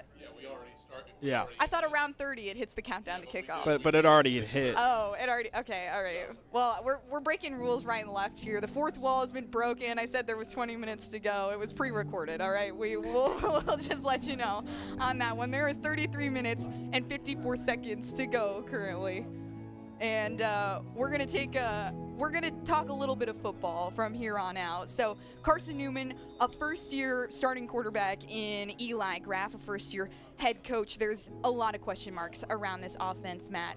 Just what do you foresee for Carson-Newman on the offensive side of the ball? Well, as you would expect, and to no surprise to listeners, viewers, people that have been familiar with Carson-Newman for many years, triple option offense, there is going to be a heavy emphasis on running the football, especially behind an experienced offensive line. There's a good group leading the charge in front of Eli Graff, the freshman quarterback who's a very close native to Jefferson City out of Alcoa, about 50 minutes or so away, but he's behind an experienced offensive line in Blake Chenault, Ted Eugene, Garrett Rice, Dayton Jernigan, and Henry Bertucci. So obviously going to be a heavy emphasis on running the football and establishing the ground game against an experienced Tiffin group that it'll be a good measuring stick matchup for both these teams to begin the season. Good out-of-region opponent. And I think for Carson-Newman, it's going to start with the ground game. It's going to end with the ground game. And how can they set up the timely pass plays to take the cover or take the roof off the defense? And that's Coach Blair's specialty, is the passing game. As we look at two first-year head coaches for these two teams, head coach Tyler Almond, of course, in his first season here at Mossy Creek, and Coach Blair on the Tiffin side of the ball in his first season as the head coach. This matchup, kind of not really sure who they were going to play in week 0, if that's what we're calling it. And so Coach Almond saw somewhere that Coach Blair was looking for a game, so he called him up and said he was all about it. And we're excited to have them here on the banks of Mossy Creek. Just a little background: he was the O coordinator and quarterbacks coach at Tiffin before he took the head job. And we have made the observation that he does look quite similar to Matt LaFleur of the Green Bay Packers, which unfortunately for you as a Bears fan is, bad memories. Not so far this last season, but Good recent memories. Yeah, sure. Very good recent memories. But certainly an interesting battle as these two coaches take on, some different duties down on the sidelines. Instead of, calling plays, they're kind of managing the game, managing the clock, and it's going to be really the first chance that either of these guys have had to do that. Yeah, it'll be interesting to see how it all develops, but it's nice to see that for both coaches, there's at least the familiarity. Both internal hires elevated up into a new role. Tyler Almond, defensive coordinator, assistant coach of the year or coordinator of the year. His honor last season for leading a stout Carson-Newman defense to a historic season by statistical marks. And then for Blair on the other side with Tiffin, he talked about in an interview I saw outside of it, of this, about kind of how he was establishing it through familiarity inside the walls of Tiffin, having that sort of same demeanor seen throughout the team. It's really exciting to see both these first-year coaches take charge and establish their identities really early in their careers, and looking to use that as a springboard through the rest of the season in two very competitive conferences and regions within the D2 football realm. Tiffin, as you talked about, 7 wins last season, just came so close to the playoff bid from a year ago. And last year they battled with eventual national champions Ferris State, lost by a touchdown to the perennial power at the D2 realm. So it's exciting to see how these two first-year head coaches have already left their footprint on their respective programs. Tiffin had the GMAX best passing game last season, around 275 yards a game for the Dragons, and Carson-Newman knows they're going to have to rely on their defense. I don't think that's really a question. They've known this coming into this game, but especially with Tiffin's historic passing game and how well they do on offense.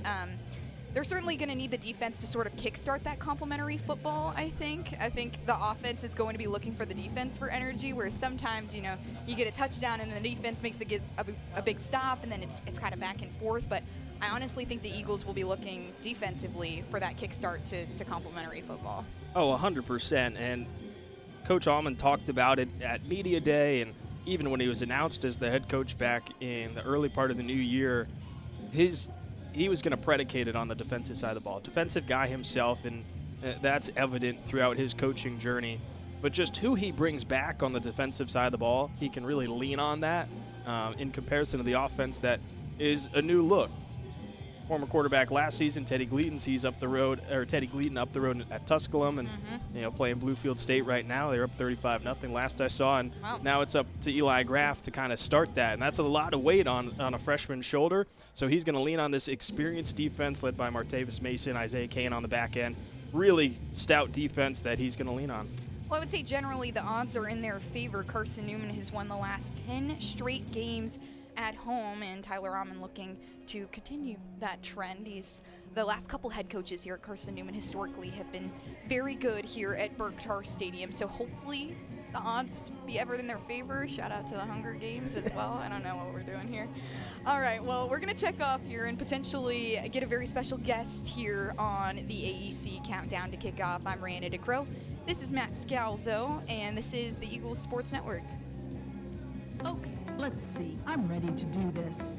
Carson-Newman. It's been around since 1851. Lots of flexible online programs. Wow. World-class accredited academics.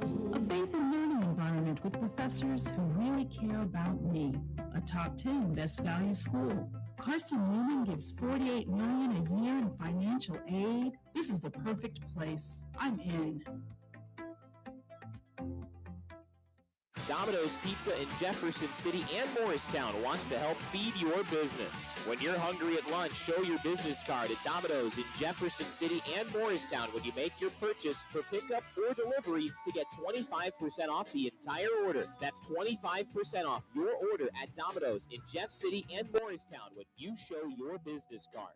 Call 865-471-6700 to get a pizza. Domino's, the official pizza of the Carson-Newman Eagles.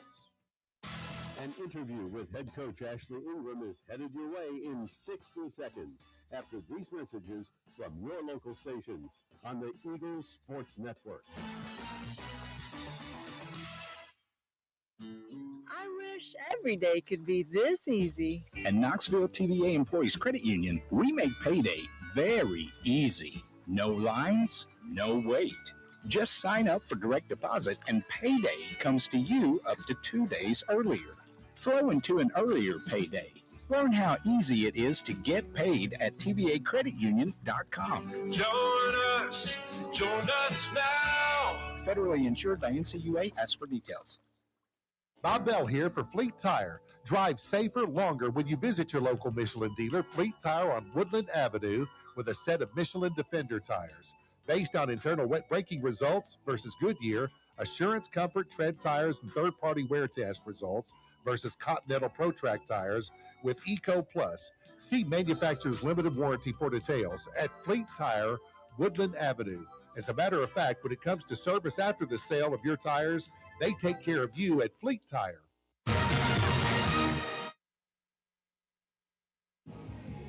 All right, back on the AEC Countdown to Kickoff. Carson-Newman and Tiffin. Lightning delayed, but that gives us fun opportunities. Adam Cavalier, pleased to welcome in just the third ever commissioner of the South Atlantic Conference, Lindsey Babcock. Lindsey, thanks for taking some time out of the extended pregame festivities. You were set to join us at halftime, and we said, you know what? We got a chance here. Let's go ahead. And now we can talk a little bit longer about the South Atlantic Conference instead of squeezing you in at halftime. One, congratulations. Thank you. Has your head stopped spinning? Not at all. Not yet. I'm 2 months in, and I don't think my feet have touched the ground yet, but we got a lot of work to do, and it's been a great 2 months. This is my first game. So this is officially my first official work as the commissioner, and it's great. I'm so happy to be here. From the Carson-Newman perspective, you come from Wake Forest.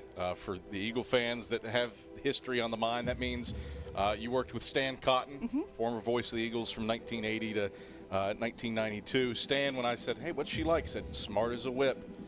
You guys I'll made make a sure good choice. I pay him that money that I said I'd give him for that.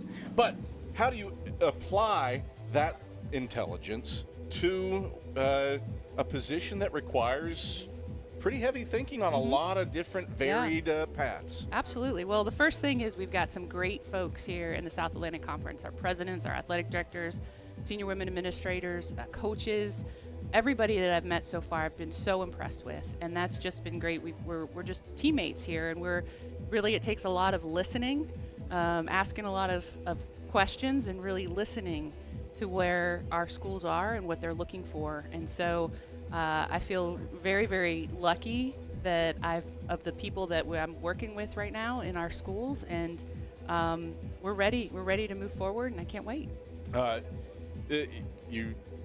You think about it,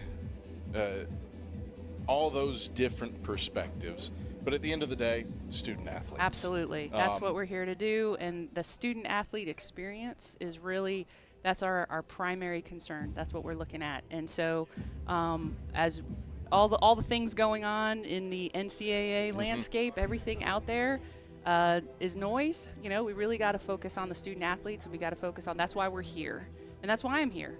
And this is a great opportunity. Carson-Newman is a great place for me to kick off that mission, and I'm really, really excited to see what we can do and make the SAC student athletes the best in the country. You have league off experience back in the day in the ACC, but you have been in, for the majority of your career, in collegiate athletic departments. What made you want to return to a league office and lead a league office? Absolutely. Well, I've been in Division I for most of my career, but I started as a Division III student athlete, and I really, really valued what that was like. I valued the importance of that experience, and that really made me who I am today. And so as things have been changing, as the world's been changing in Division I looked at the SAC and I said, that's where college athletics is headed, and that's what I want to be a part of. So that's been a great move for me, and I'm really excited. And I miss being on a campus. I miss seeing the student athletes. So coming to Carson-Newman today has been great. I'm going to be headed to Lenore-Rhine tomorrow, and that's going to be the best part of my job. It's going to be traveling along to all these schools. I think we saw that. You debuted, I can't remember if there's an underscore or not, SAC Commissioner on Instagram. Yes. SAC_Commissioner. That's right. That's right. Yes. Yes. You debuted that, and part of what you debuted that, you visited each campus unannounced. That's right. That's this right. summer. Yep. In July, my 16-year-old was my chauffeur. It's a great way to practice driving. Those roads, I'm telling you, those Yeah. windy roads, he did great. He had lots of good practice. But yeah, the first 10 days of my tenure, we took 4 schools a day. And so we did it over 3 days, over the first 10 days. And 4 schools a day, and I told some people, hey, I'm going to be around. I didn't tell them exactly what time. I just kind of showed up and popped in some buildings, saw some very few students were on campus at that time, but it was great because I really got to see the facilities, I got to see the community, and I really just kind of took some time for myself to just drive around and look at some things, take some pictures, and put them on my new Instagram account. And so that was the great way to get started. I'm really glad that's how I got going. What's the number one thing you learned from that experience? Well, I've been telling everybody, I think at first people say to me, all the schools are a little bit different. Schools have differences, but what I've noticed is there's a lot more that we're alike. And in the SAC, we fit really well together. We mesh really well together. Yes, we have difference, to look at our fields, look at our facilities, look at our locations of our campuses. We have a lot alike. So I would say what I learned is we have some beautiful campuses in the SAC. As I was driving around in July, it was just breathtaking to see the area and the drive. I really, really enjoyed it. So that's one thing I learned. But another thing that I was really surprised about was how many things we had in common. And this is a great conference with some great schools, and I just can't wait to keep watching some more games. First 100 days. I mean, obviously, you have just been drinking from the fire hose since you started. Everybody marks time by the first 100 days, and that's kind of an insane thing to do, I think. But as you begin your tenure, what is the first 100 days look like for you? Well, first of all, we're going to start the first 100 days September 1st. So we just forget about July and August. Yep, that was just getting started. So we haven't started the first 100 days yet. That was the deal. We had to figure out what's going on. Wise choice. You know, keep the lights on, get all that stuff together, and then we're going to start by having a meeting with the presidents in Rock Hill in September, and we're going to look at what some of the priorities are, and that's when we're going to start our 100 days. We have another meeting with the presidents in November where I'll give them some updates, but we're going to look at everything. You know, we're looking at, should we expand? What kind of schools are we going to look at? What's important to us? I've done some surveys with some of the staff and coaches, and I'm trying to find out who is the SAC? Who are we? What's important to us? What are we looking for? And so I'm trying to put all that together. So that first 100 days, once it starts, September 1st. September 1st. You still got four right. more days. That's right. That's what that's going to be about, is really finding our identity, finding out who we are, and then looking at, okay, do we need to look to add more schools, add more sports? I think that's another thing that we got to look at. What are the sports that we're sponsoring? And so that's really where we're going to focus for that next period of time. You bring that up. It is fascinating. Beach volleyball. Yes. Carson-Newman was one of the first teams to add beach volleyball, and that felt like it was such a slow ramp up to becoming an NCAA sport.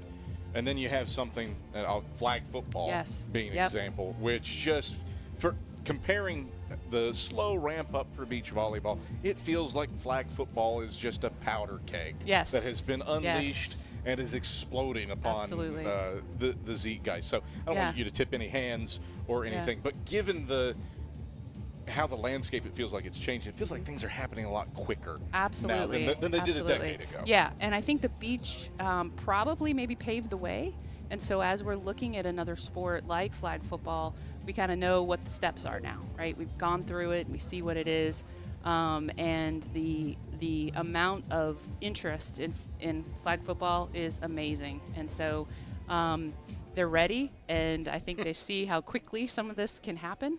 And it's definitely turned up the speed quite a bit. Do you want to channel your inner Dave Gorin, Stan Cotton, provide a little analysis for this one? I mean, I could never pretend to be as good as Dave.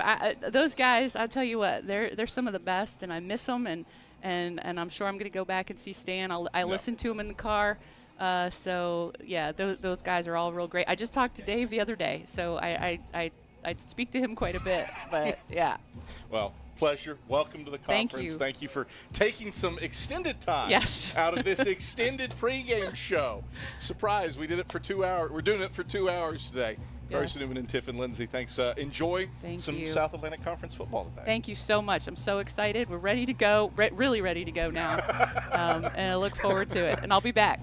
We've been champing at the bit for the better part of 45 minutes. That's the SAC's new commissioner, Lindsay Babcock. We are back in format stations. Just for the record, we're headed to the interview with Tyler Almond. His pregame comments head your way after this on the Eagles Sports Network.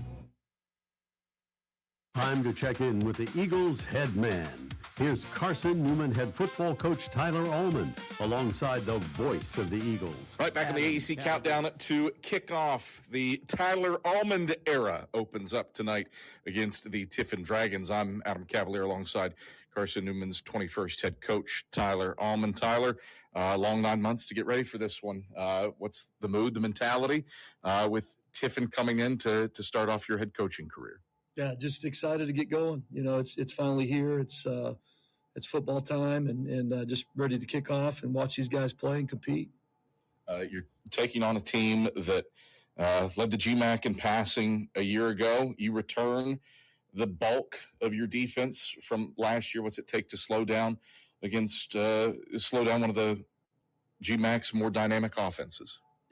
They produce a lot of problems defensively, just with what they do formationally and kind of some of the things schematically that they do. And so it's going to take everybody being on the same page tonight, Our defense got to do a great job with checks and just communication. And, first games come down to discipline play, the explosive battle, how many explosive plays you're giving up, how many explosives your offense is getting, and then penalties. So we got to play clean football and just really communicate and focus one play at a time. You return the bulk of your offensive line, but for the rest of your offense, skill position wise, every position save for an A-back, this will be start number one. What do you expect from those guys as you look to generate some movement up and down the field? Well, at the offensive line position, they're going to be our bell cow, and hopefully they will be every year. And really thoroughly impressed with those guys. Coach Chisholm, who we got over from Harding, has done a really good job with them in the spring and in fall camp. And so we're really going to hang our hat on them and their work. And then with the A-back and the skill positions, a lot of those guys have been in the program. They just maybe hadn't been the key guys or whatnot, but we got total faith in them. And I think we're really deep at that position too. So hopefully we see a lot of guys play, a lot of guys get the ball, fresh guys on the field, that sort of thing. Adam Cavalier alongside Carson-Newman head football coach Tyler Almond. You look offensively at what this team was able to do last year.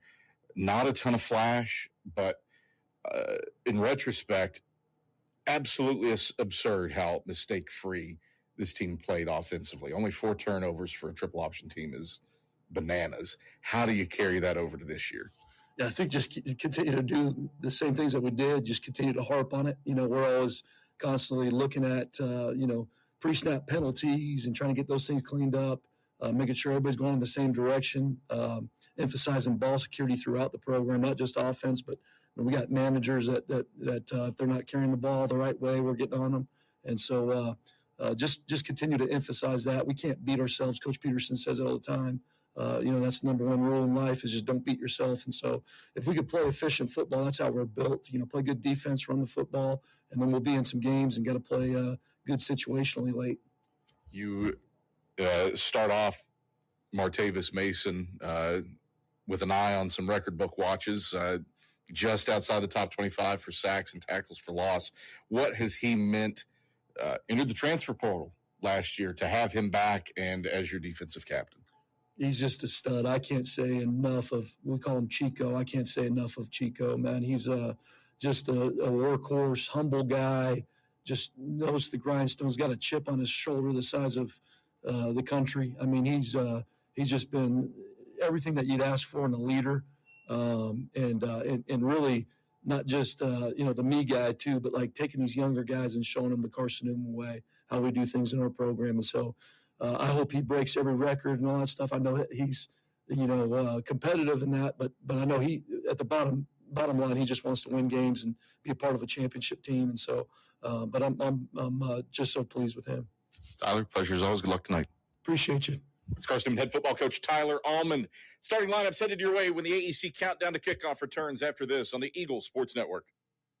Looking to make your home more comfortable and affordable? Maybe with a new electric heat pump or new attic insulation? And don't forget new doors and windows. AEC is here to help. We have a quality contractor network, easy financing, and incentives for home upgrades. Plus, AEC carefully inspects every job to ensure the highest quality satisfaction. Visit our website at aeccoop.org for applications, contractor lists, and more details. AEC, power what matters most.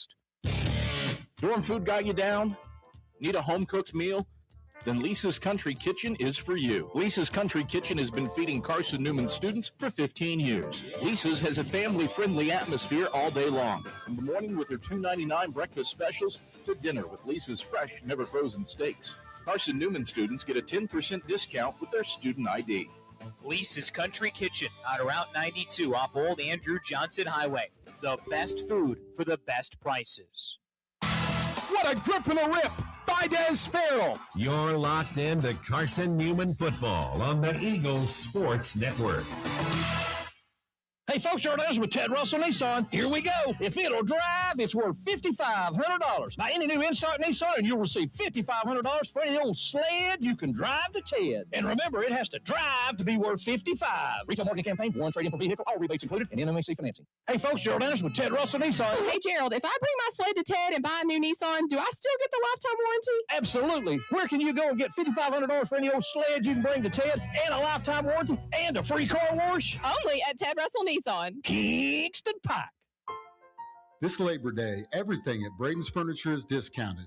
Take advantage of either no sales tax or 24 months 0% financing with approved credit. Plus, during our King for Queen mattress sale, get a king-size mattress for the price of a queen. It's the perfect time to make room for the moments that matter. Shop family-owned Braden's Furniture in Turkey Creek or visit bradens.com.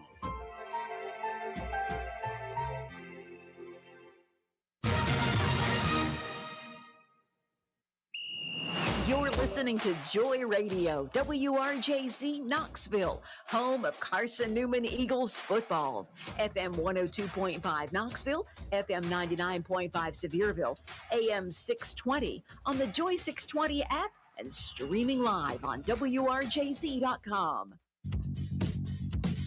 This is Carson-Newman football. Turner to the 40 to 30. Turner to the 20. Nobody's going to catch Vernon Turner. 80 yards. A touchdown on the first play of the game. Vernon Turner has Carson-Newman up 6-0.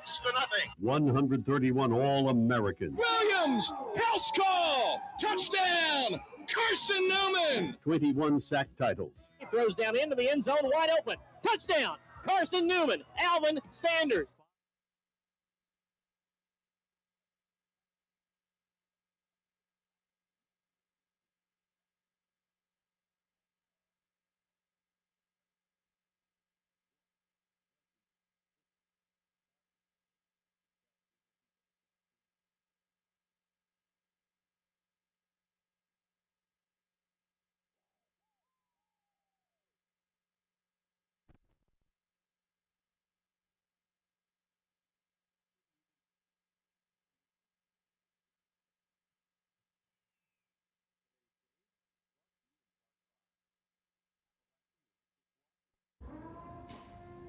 We welcome you back to Berktar Stadium. Baja Electric, Inner Digital, by Food City, by the Eagle Shop, Tri-Light, by Premier Building Maintenance, by Modern Woodman Financial Planning, by the Mossy Creek Roasting Company, and by Lisa's Country Kitchen. Now, here's the voice of the Eagles, Adam Cavalier.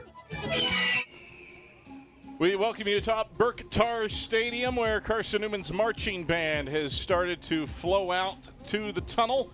And we are moments away from Carson-Newman's football team's entrance here on the playing surface of Roy Harmon Field at Berktar Stadium. Adam Cavalier alongside the Hall of Famer Mike Turner. Good crowd of students on hand for opening night. Good crowd that had to wait an hour for the start of this one. But we are on pace for an 8 o'clock start and a little impromptu 2-hour pregame show. Hopefully you've enjoyed it with us here on the Eagles Sports Network. Adam Cavalier, Mike Turner. The third member of our crew is Leanda Carey. Our director tonight, Jay West, replay operator and drone operator Ian Johnson. Those guys will flip positions a little bit. And then our fantastic camera crew, Itzi Ayala, Mitzi Ayala, Will Humphreys, Connor Wilkes, and Kennedy Goins. Glad to have you on hand for the debut of the Tyler Almond era for Carson-Newman, as well as the Zach Blair era for the Tiffin Dragons. The entrance video is playing on the video board, and it is bright here at Berktar Stadium as the first players have made their way out from behind the K-Sack. And the team captains, Eli Graff, the offense, Martavis Mason for the defense, and Brady Weatherly for the special teams, have been collected by the officials and are making their way toward the near sideline for the coin toss. As the rest of the team led by a very special United States flag, is filed underneath the tunnel, and they'll be brought on by the remainder of the entrance video. Still no sign of Tiffin's team yet. They have not made their way out from their locker room facilities yet, but regardless, dusk is set, the lamps are lit. It is a beautiful late August Thursday night for football on the banks of Mossy Creek. And we'll let you lock in to hear the sounds of Carson-Newman making its way onto the field. He has slowed down the turnover on downs. Smith, good from 52. He's got him in his claws, and he sacks him back at the 34. To right at the 12, Shimmy's left to the 5. He's in. Touchdown. Left side gets intercepted. 10 snatches it at the 15.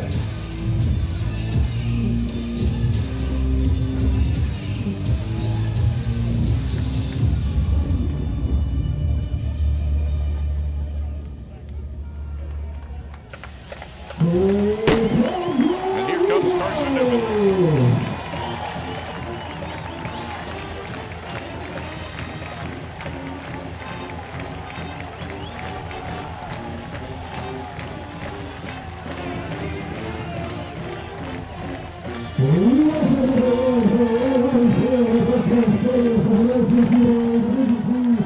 So Carson-Newman comes streaming on to the field. Mike Turner, quickly, your keys for this one. I think, it's opening night, and there'll never be another night where everybody's equal. And I think it gets back to the basics tonight of ball control, good solid defense, and try and field position over the kicking game. Tiffin comes onto the field in their white jersey tops and green trousers from across the way. And we are just about set for coin toss. But before we get there, let's send it down to the third member of our crew, Leanda Carey, who has today's weather report. Leanda. Thank you, Adam. It's a balmy, cloudy evening here as the sun sets over Berktar Stadium. Lots of clouds off to the northeast as the sun goes down. Light winds are possible later on tonight, but right now it is very still down here. Occasional gusts going on with the storms going around us. Thunderstorms are possible throughout the evening, but the chance of those have dropped to about 15%. It is 82% humidity currently and quite warm down here, though it is only 80 degrees. Back to you. All right, thank you very much, Leanda. And here's Rick St. George for the coin toss. Sack is tails. NCAA logo is heads, that's tails. We have an honorary coin toss by Justin Thibodeau. Call this toss before he flips it. Heads was called. It's a tails. You want the toss? You want the ball? Which way you want to kick? Fine. Carson-Newman won the toss. Defer their choice to the second half. Tiffin will receive. Gentlemen, Kansas, have a great ball game. Well, Rick St. George, he has been around the block in the South Atlantic Conference.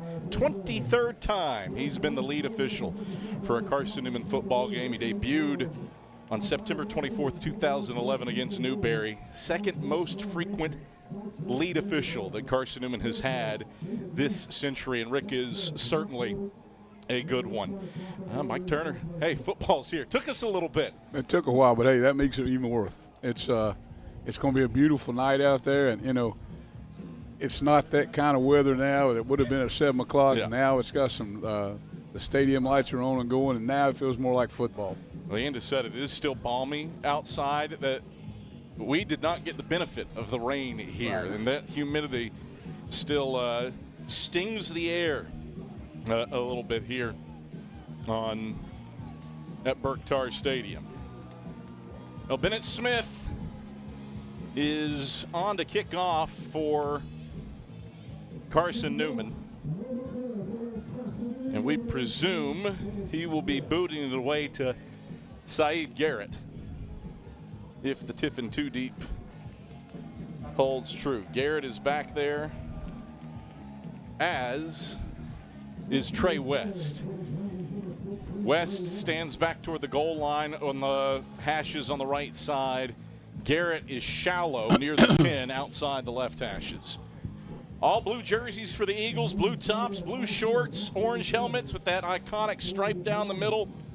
Tiffin, white jersey tops, green trousers.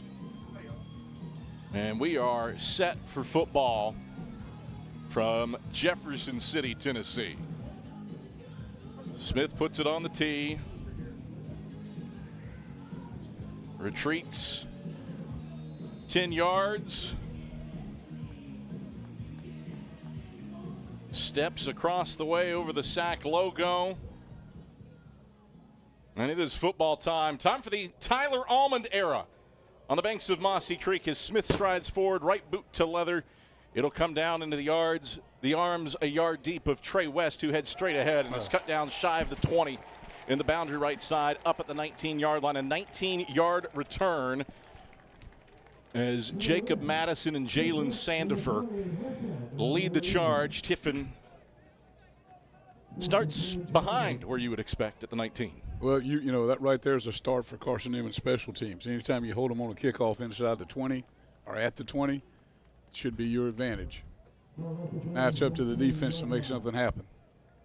Tiffin trots out Kyle Antoine as the starting quarterback over Kane Mack. He's under center in an A set with Blackman, the single setback.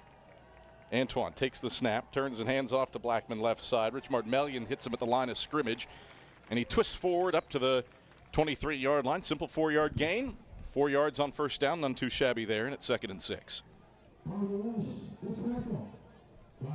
Tiffin going with a little bit of a hurry-up look, trying to get an advantage on the Eagles.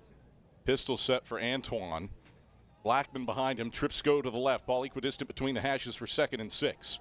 Antoine back to pass. Going to throw the screen to the right side. Complete to Blackman. He's hit by Jackson Hickson along the far sideline and shoved out of bounds. Shy of the first down. Up at the 28-yard line. 5-yard gain, 3rd and a manageable 1 for the Dragons in a scoreless first quarter. 3rd and a yard. Blackman, he's good out of the backfield, had more than 300 yards receiving last year for Tiffin. You know, that looks like a confident football team. You know, they took their time getting his reads there to the quarterback and then got it off to the shutdown guy, and they're 3rd and 1. 3rd and a yard from the right hash for the Dragons at their own 28-yard line. Under center is Antoine. Blackman, the single setback. The handoff goes to him right side. Picks his way to the right. He's hitting the backfield. He makes it a yard upfield. He's really close to first down yardage over the numbers right side as he was grabbed by Martavis Mason from behind. And the officials might want to check the measurement on this. He needed a yard. He got real close, did Ronald Blackman. And depending on how this is spotted, if it's a first down, he's got 3,000 yards rushing for his career. If he doesn't, he's got 2,999. Chains are going to be stretched out. Short. And he is inches short. So officially, 1 yard shy. Officially, 2,999 career rushing yards for Ronald Blackman. Eagles defense a little bit behind the sticks, but force a 3 and out. Great penetration by the defensive front and fill the gaps and force him to bump it outside into the linebackers, into the secondary. 13:40 to go in the first quarter. Carson-Newman will take over. We'll get our first look at this Eagle offensive attack. Kane back to return this punt.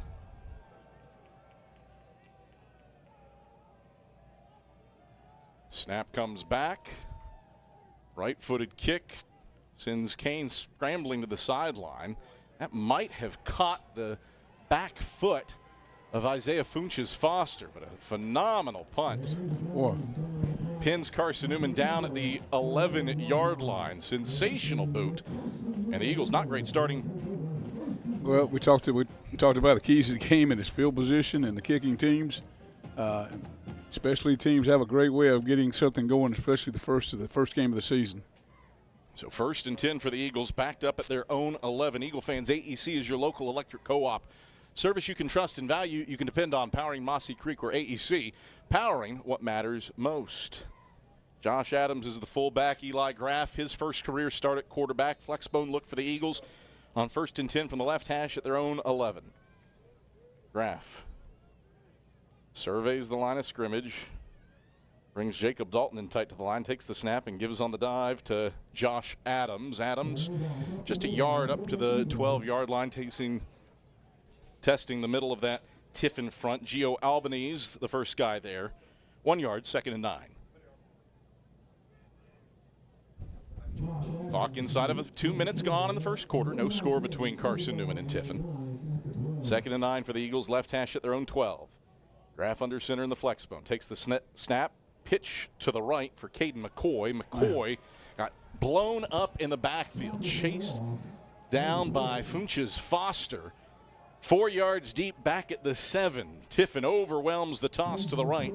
And it's 3rd down and long for Carson-Newman as McCoy ran into one of his blockers, Don Bradley. Loss of 5.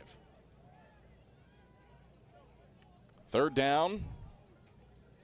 14 to go for the Eagles. Graff under center, sends Bradley in motion, takes the snap. Graff keeps to the left and wiggles his way forward up to the 10 before he's wrapped up around his waist by Jaden Acker.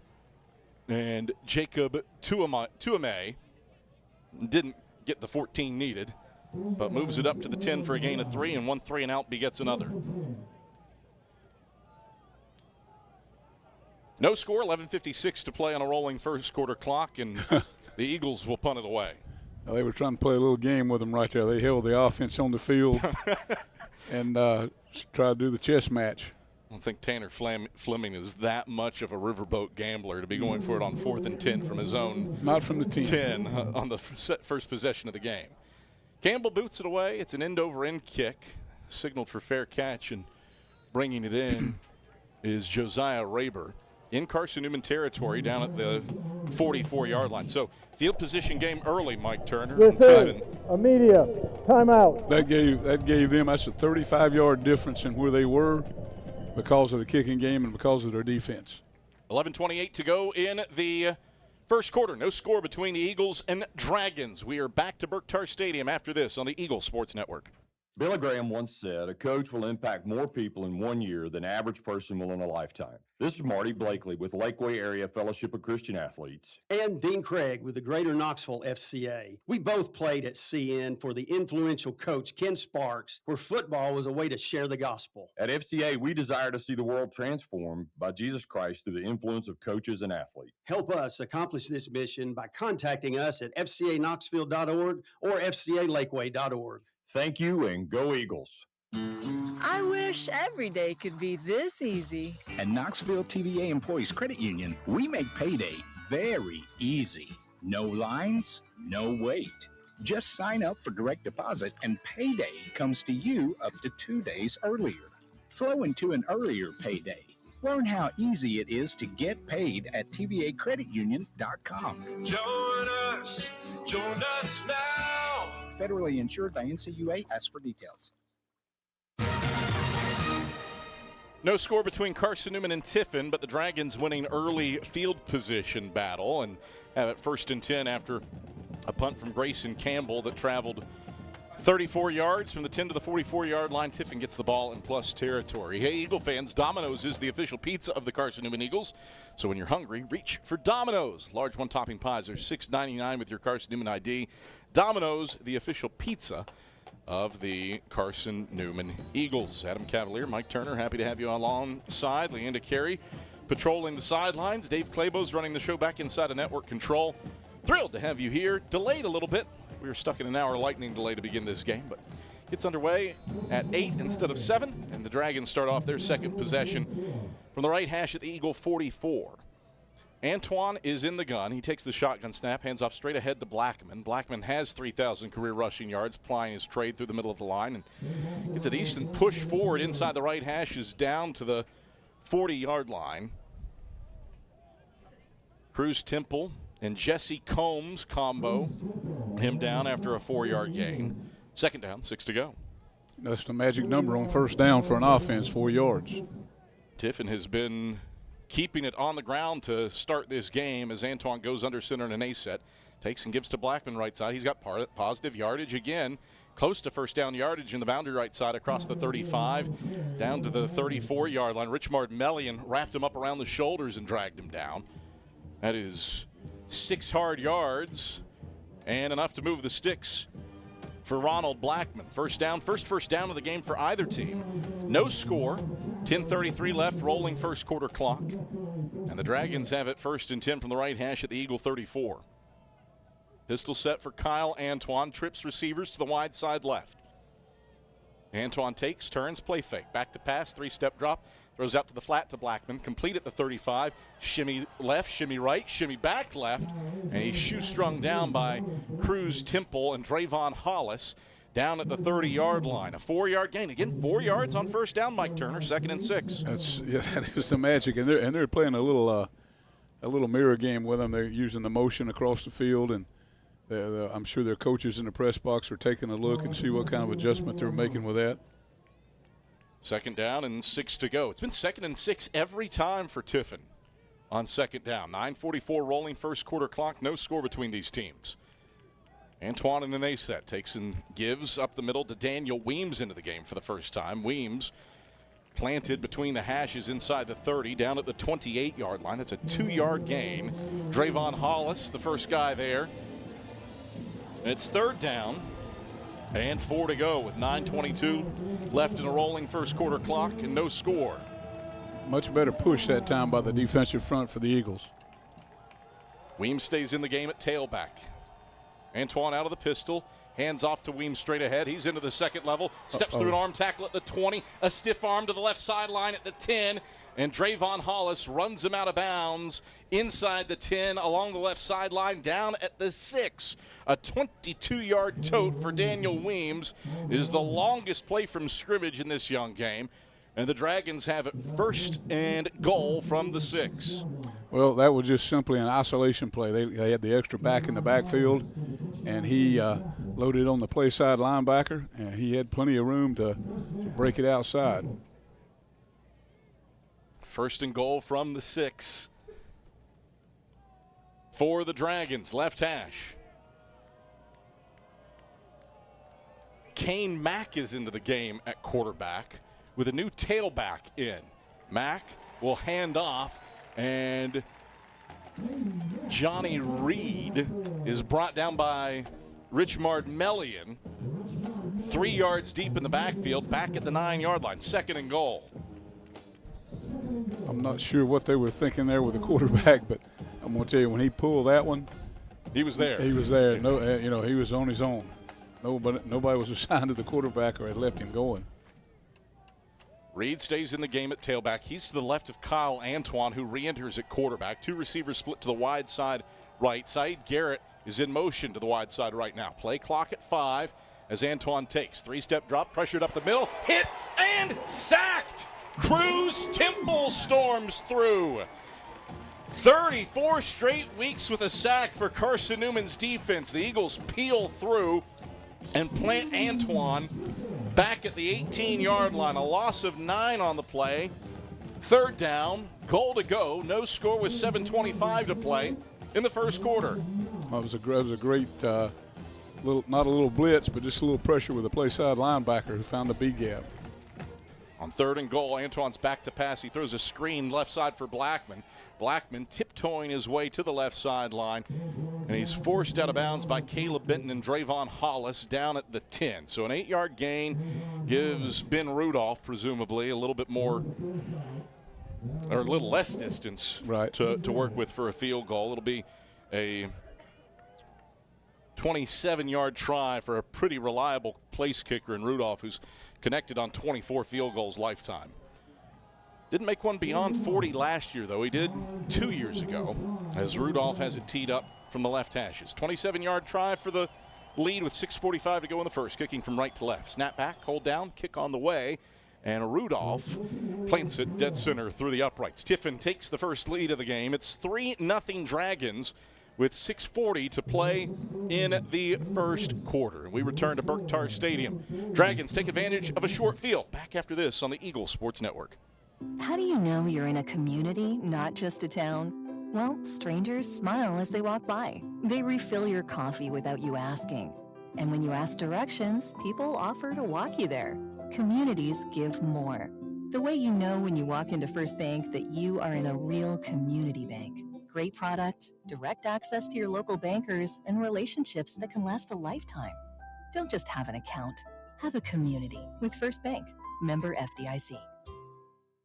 At InterDigital, we strive to be a leading provider of cutting-edge digital and marketing solutions. At InterDigital, we want to help our clients find success. Our team of technology gurus work together to ensure InterDigital continues to progress forward as technology advances. At InterDigital, we make technology work for you. Visit interdigital.com for IT support, web development, virtual tours, graphic design, internet marketing, mobile app, and film production services. InterDigital, laser focused on your success.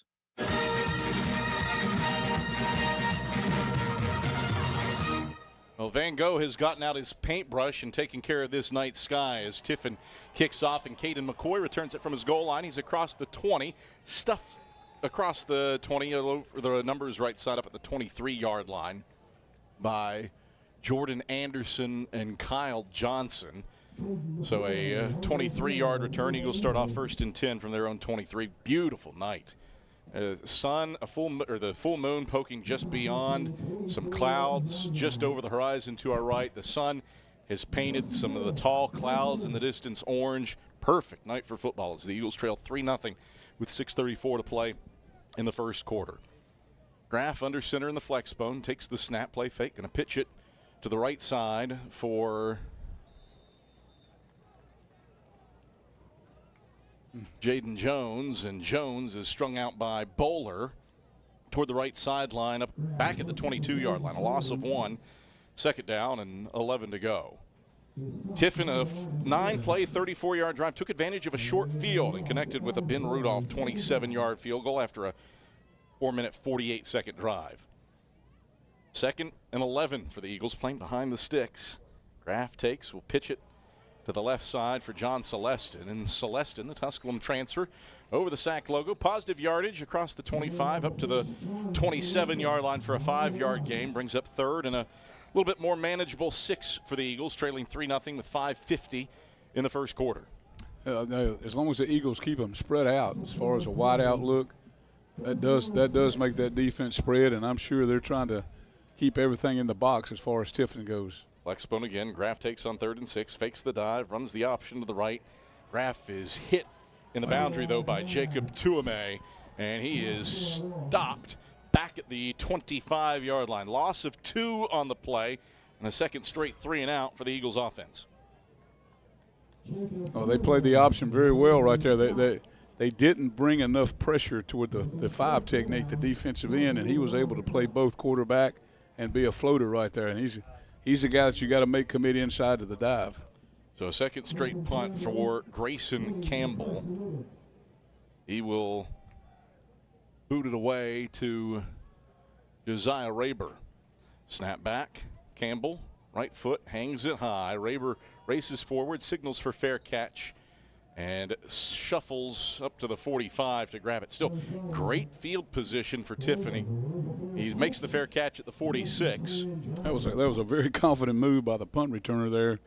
And if that ball hits the ground, Carson-Newman gains another 15 or 20 yards, probably a field position. 4:48 to go in the first quarter. Eagle fans, Lisa's Country Kitchen serves the best home-cooked meals that the Lakeway region has to offer. Lisa's Country Kitchen, the official restaurant of the Carson-Newman Eagles. So Tiffin's offense comes back out. The Dragons have moved the ball patiently. 43 yards of total offense for the Dragons.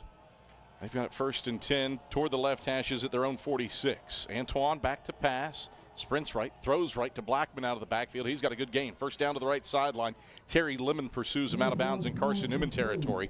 Down at the 40-yard line, 14 yards. Again, a heavy dose of Ronald Blackman. 4 carries for 14 yards, and he's caught 4 passes for 31 yards. Steady dose for an All-American. He looks like he's everything he's built up to be right now in this game. Been very patient, too. First and 10 for the Dragons right hash at the Eagle 40. Snap back to Antoine. Hands off Blackman right side. Luke Scott in pursuit. Can't get to him. But he's pushed out of bounds by Jerron Blakely along the right sideline. Down at the 36-yard line. 4-yard gain. Again, Mike Turner. How many first down 4-yard plays has Tiffin run? Well, it's another one. 2nd and 6. You know what?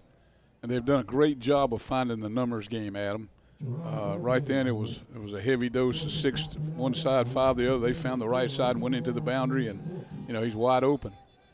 Carson-Newman with some subs sprinting off the field.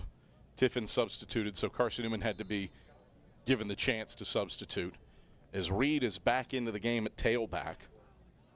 Antoine stays in at quarterback. We saw Kane Mack, the Wayne State transfer, for a snap.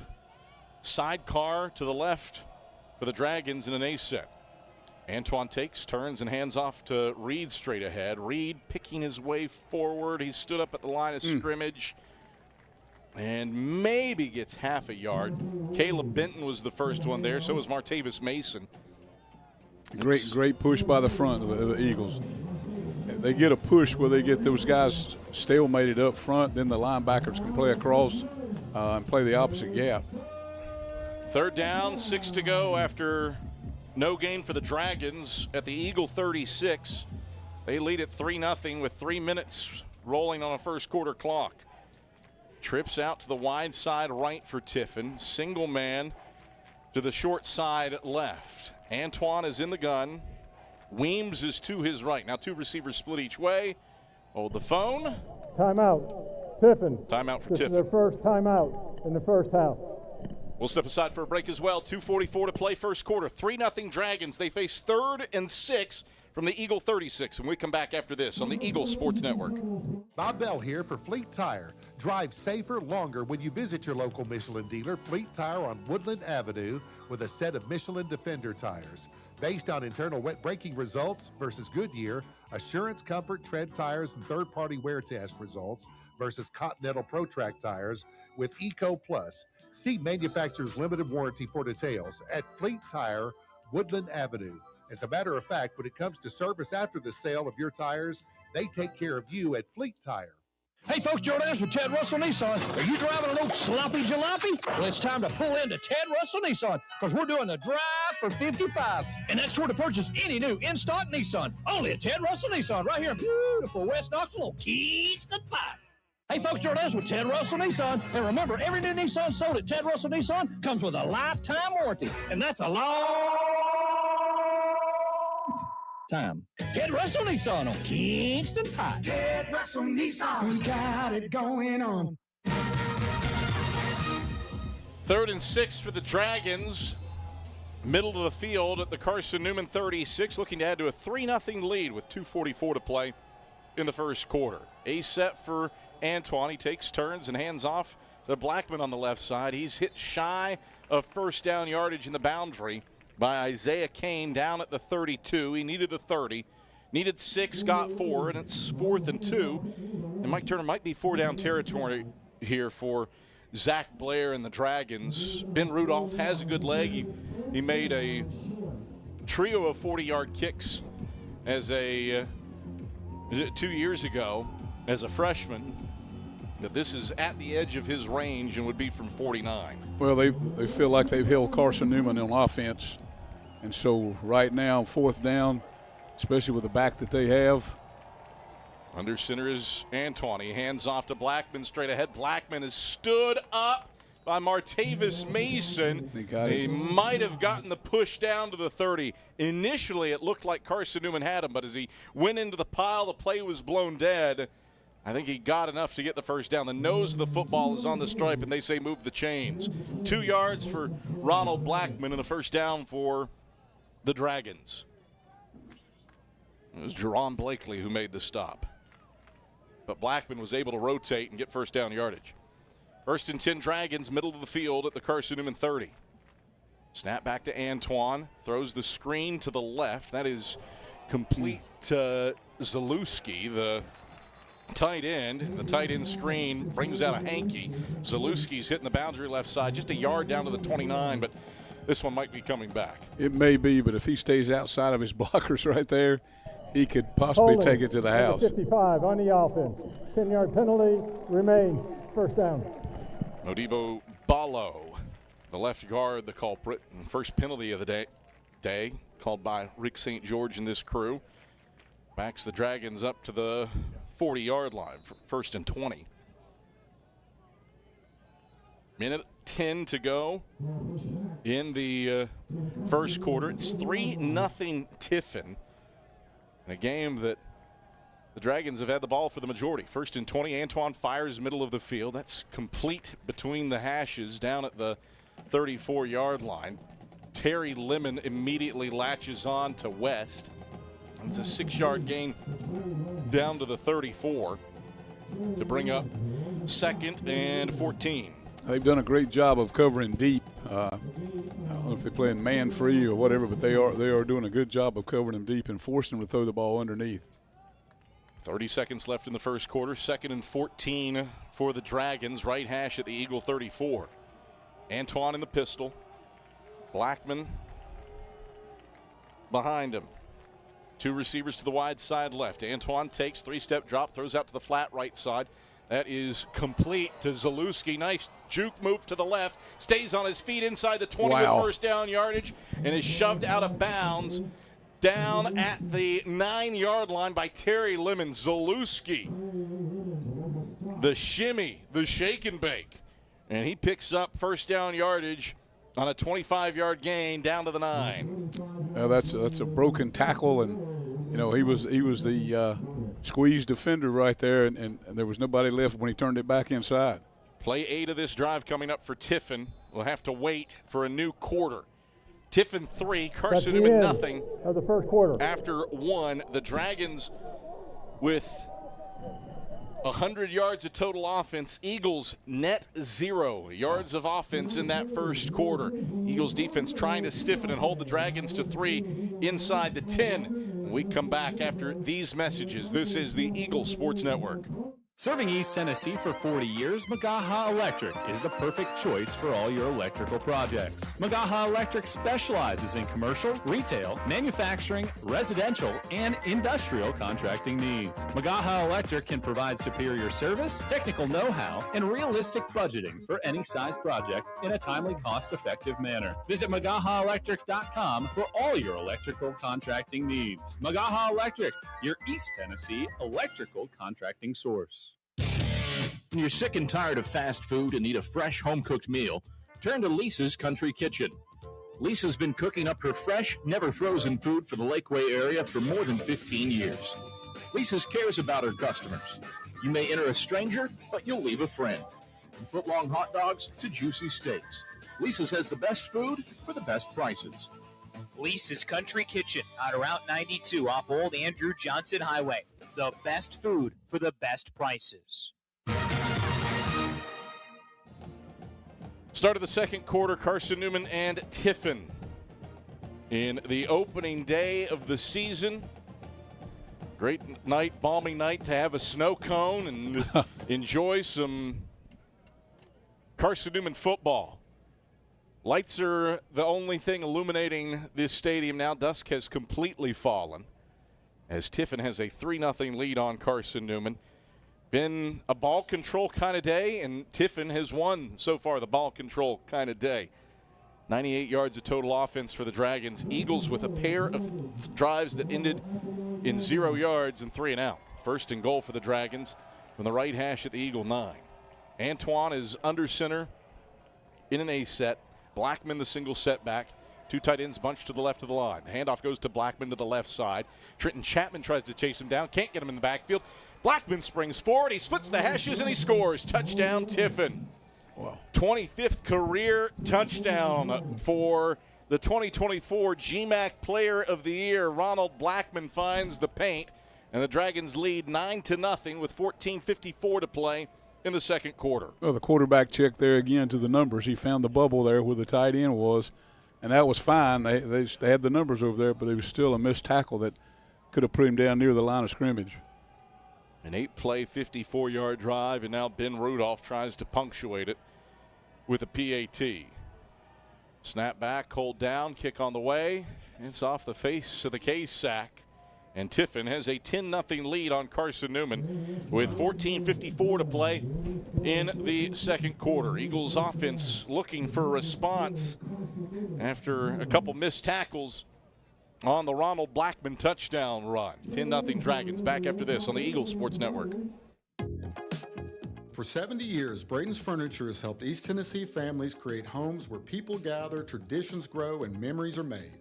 Now we continue to hold tight to the faith, family, service, and integrity Braden's was built on, while bringing new ideas, beautiful furnishings, and better design to East Tennessee. Same family, same values, continue to shape the way Knoxville lives at home. Visit Braden's Furniture in Turkey Creek or bradens.com. Billy Graham once said, a coach will impact more people in 1 year than average person will in a lifetime. This is Marty Blakely with Lakeway Area Fellowship of Christian Athletes. And Dean Craig with the Greater Knoxville FCA. We both played at CN for the influential coach Ken Sparks, where football was a way to share the gospel. At FCA, we desire to see the world transformed by Jesus Christ through the influence of coaches and athletes. Help us accomplish this mission by contacting us at fcaknoxville.org or fcalakeway.org. Thank you, and go Eagles. An 8-play, 54-yard drive takes 4 minutes and 51 seconds off the clock for Tiffin, and Ronald Blackman ends it with a 9-yard touchdown run to give the Dragons a 10-0 lead. Ensuing kickoff, we grabbed on the numbers right side by Caden McCoy, and he steamrolls his way straight forward across the 25 up to the 27-yard line. 27-yard return for Caden McCoy before he's buckled down by Cooper Josephich. 1st and 10 Eagles with their best starting field position of the day at the 27. That's a big reason why Tiffin has this 10-0 lead. The Dragons have controlled field position. Absolutely, and it's early in the season. The field position is number one, especially first game type of deal. Got a tight end, Noah Tipton, wearing 93 to the right side of the line. Eagles will go unbalanced with the flex bone. With Adams, the fullback. Hester in motion. The give is on the dive to Adams. Adams straight ahead. Yes. Goods head of steam. He's got the first down of the season for Carson-Newman as he splits the hashes and gets knocked down at the knees up at the 38-yard line. That's an 11-yard gain and a first down for the Eagles before he was taken out at the knees by the Dragons' Gabes. That was a great wall off inside by the center and guard, and just walled it off and allowed him to come the back door. 1st and 10 Eagles, left hash at their own 38-yard line. Graff under center in the flex bone, single receiver to the wide side right. Trey Gunnings. No, pardon me. It's Gunnings' old number. Malachi Dow timeout in motion. Carson-Newman. Hold the phone. The first timeout in the first half. Carson-Newman calls for time. Eagle fans, check out the Eagles Shop, the official store of the Carson-Newman Eagles, located in the MSAC Grand Hall. The Eagle Shop has all your Carson-Newman apparel from brands like Nike, Columbia, and Comfort Colors. Visit them online at eagleshop.cn.edu. Adam Cavalier alongside Mike Turner, happy to have you on hand on a balmy late August night here on the banks of Mossy Creek. So far, this one has belonged to Tiffin. 107 yards of total offense for the Dragons, in large part because they have taken care of business defensively. They've won the field position battle. They've had to go the short route. Carson-Newman's had to go the long way, but Eagles finally with the first down on this, their third possession of the game, and it was on a Josh Adams rip on the dive. It had to utilize a timeout. Eagles are back under center for 1st and 10. Graff takes, calls his own number right side. Graff, decent gain on the quarterback lead, and he's up to the 44-yard line after a 6-yard gain. 2nd down and 4 to go. Much better out of Carson-Newman, Mike Turner to start this drive. Much better push up front by the offensive line, and more of an attack by the quarterback and backs at that point. 2nd down and 4 to go for the Eagles. Ball rests just above the beak of the Eagle Head logo on the midfield toward the right hashes. Graff takes, keeps, and is overwhelmed in the backfield. He's slung down for a loss of 2. back at the 36-yard line. Anthony Shields, the first guy there. Not sure if somebody got twisted around, but it's a loss of 2 to bring up third down. And 6 to go. Third down and 6. Okay, if you're going to get that quarterback to the edge there, buddy, without it being a lead, he's got to be able to account for the 5 technique. Sage Webb split to the short side right. Graff under center in the flex bone for 3rd and 6 from his own 42. Gives to Adams right side. Adams powering his way to the boundary across the 45 up to the 46-yard line. He's chopped down again by Shields on the play. Shy of the sticks, it's 4th and 2 up at the 46. And on comes the punt unit for Carson-Newman. At least an opportunity to flip field position, down 10-0 with 12:22 to play in the second quarter. That's where you feel in your gut you really want to go for that. But at this point in the game and how important field position is, you're probably better off to punt it. Raber is back at his own 16-yard line to receive this Grayson Campbell boot. Snap is back. Campbell gets it off with his right foot, a spiraling kick into the night sky. Raber pulls it in with a fair catch inside the 20 over the numbers left side. Back at the 18-yard line, the long snapper, Brendan Schoaf, was providing pressure. Tiffin takes over. First and 10 at its own 18-yard line with 11:56 to go in the second quarter, holding a 10-0 lead on Carson-Newman. And we're back after this on the Eagle Sports Network. There's new fresh ideas on campus. From Chick-fil-A to Maples Coffee to Sabarijos, Fresh Ideas has tons of high-quality dining options for whatever taste you may need. Sabarijos is open Monday through Friday for lunch and dinner in the Health Sciences Building. Sabarijos features all your Mexican favorites, from burritos to nachos to quesadillas to tacos to anything you can think of in a tortilla. Follow Fresh Ideas on Instagram at Carson-Newman Dining. Tri-Light is proud to support Carson-Newman Athletics. We salute the student athletes who are working hard to make great things happen on the field, in the classroom, and in the world. It takes vision, commitment, and teamwork, qualities we share at Tri-Light. Our mission is to provide life-changing opportunities by building a world-class fiber broadband network. If you'd like to learn more, please visit trilight.net or call us at 833-847-0824.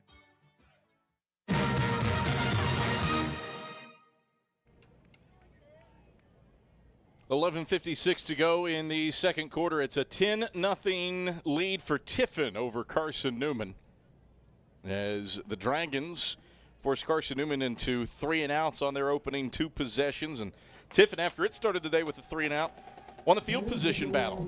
34 and 54-yard fields, Mike Turner, producing scores for the Dragons. Now at least Carson-Newman has Tiffin backed up inside its own 20. Absolutely, and that's the worst starting position they've had all night so far. By a yard. Started drive number 1 at the 19. And then, thanks to that Carson-Newman 3-and-out and a great punt, that started this run of good field position for the Dragons. But the Eagles have flipped it. And Tiffin has it 1st and 10. Left hashes at their own 18-yard line. Antoine is in the gun. Reed to his left. Sidecar to the left of the line. Snap back, bobbled, a mishandle, and Antoine is buried in the backfield by Jesse Combs back at the 17-yard line. Looked like it was going to be a jet sweep handoff to Trey West, but that exchange was mishandled. The snap was a touch wide to the right, and Combs is able to take advantage with a TFL back to the 17, 2nd and 11. Haven't been too many miscues for Tiffin, especially on first down offensively. Not at all. They've executed well. Antoine in the gun.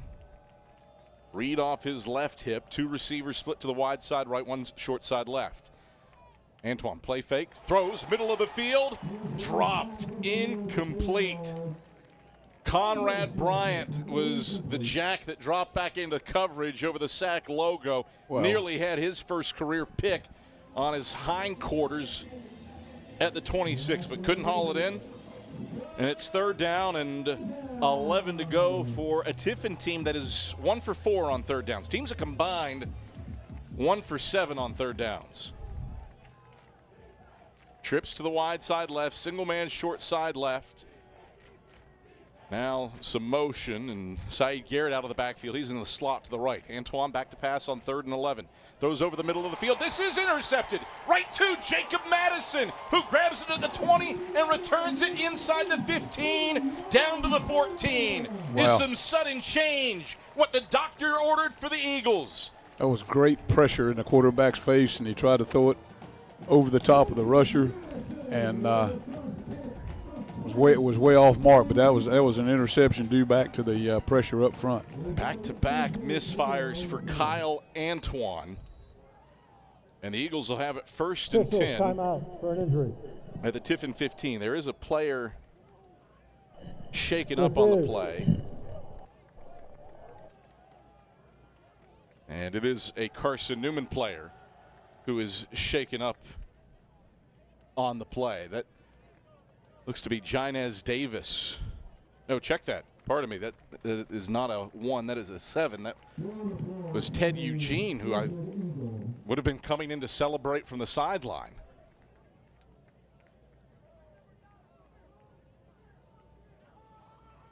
So Ted Eugene trying to jog off whatever happened. And he'll head into the injury tent. Well, that's a hard luck for Carson-Newman if you had an offensive player that got nicked celebrating a defensive interception. 1st and 10 Eagles from the Tiffin 15, down 10-0 with 11:08 to play in the second quarter. Serving East Tennessee for 40 years, Magaha Electric is the perfect choice for all your electrical projects. Visit MagahaElectric.com for all your electrical contracting needs. Magaha Electric, your East Tennessee electrical contracting source.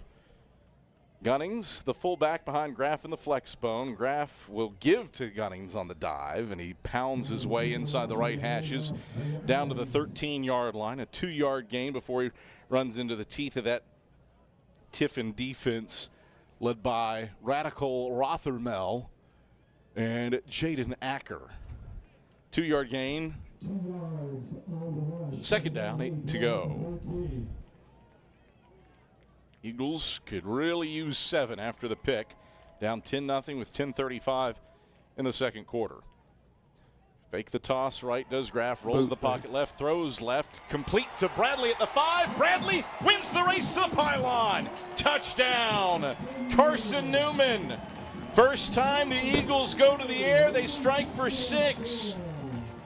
13 yards from Eli Graff to Don Bradley. And the Eagles pay off the INT with 6. 10-6 Tiffin with 10:28 to play in the second quarter. That is exactly what the doctor ordered. And that was a great job on the bootleg. You got them overcommitted. And the back out and the flat on the bootleg, it's a great pattern.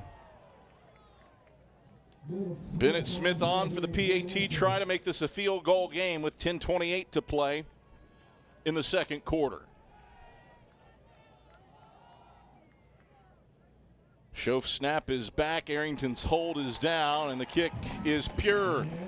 10-7, Tiffin the lead, but Carson-Newman has taken advantage of a Jacob Madison interception. Eli Graff, his first career touchdown pass. He finds Don Bradley, and the Eagles are within a field goal. Back after this on the Eagles Sports Network. I wish every day could be this easy. At Knoxville TVA Employees Credit Union, we make payday very easy. No lines, no wait. Just sign up for direct deposit and payday comes to you up to 2 days earlier. Flow into an earlier payday. Learn how easy it is to get paid at tvacreditunion.com. Join us now. Federally insured by NCUA. Ask for details. Bob Bell here for Fleet Tire. Drive safer longer when you visit your local Michelin dealer, Fleet Tire on Woodland Avenue, with a set of Michelin Defender tires. Based on internal wet braking results versus Goodyear, Assurance Comfort Tread tires and third-party wear test results versus Continental Pro Track tires with Eco Plus. See manufacturer's limited warranty for details at Fleet Tire, Woodland Avenue. As a matter of fact, when it comes to service after the sale of your tires, they take care of you at Fleet Tire. Weston Garrett back to receive this kickoff from Bennett Smith after the Eagles take advantage of an interception to make it a 3-point game. As Smith sends an end-over-end kick a yard deep into the end zone. West didn't even go after it, and the Eagles will start the Dragons off with a touchback at the 25-yard line. 10:28 to go in the second quarter. And the Dragons back on offense after really, Mike Turner, their first shaky drive of the day. Had about a bobbled snap, got behind the sticks, nearly threw a pick, and then Jacob Madison is able to seize control of the pigskin for the Eagles and set Carson-Newman up for the Don Bradley score to cap a two-play, 15-yard drive in 40 seconds. You know, they got away from what they have done the whole night, you know, with the tailback and everything. And I think that one missed bobble there on the one snap, I think that put a little bit of pressure on that quarterback. Antoine is in the gun. Blackman to his left. They'll stretch play to the right side for Blackman. He gets around Caleb Benton, shimmies, leaps, and gets escorted out of bounds by Javian Winston up at the 31-yard line. Went airborne, got 2 extra yards. He's a player, baby. Yeah. I guarantee he's a player. 6-yard pickup, 2nd and 4. And like you said, Mike, Tiffin has been consistently getting 4 or 5 yards on first down. Nothing flashy, but staying ahead of the sticks. 2nd and 4 for the Dragons. Pistol set for Antoine.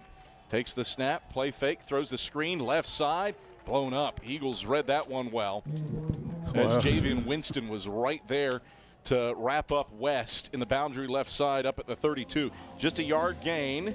Still 3rd and a very manageable 3 for the Dragons. But in spite of having 3rd and manageable, Tiffin is just 1 for 5 on 3rd downs. Both these teams, 3rd down's been tough down, 1 for 8. Tough on them, buddy. But right now, it's important 3rd down for Carson-Newman's defense.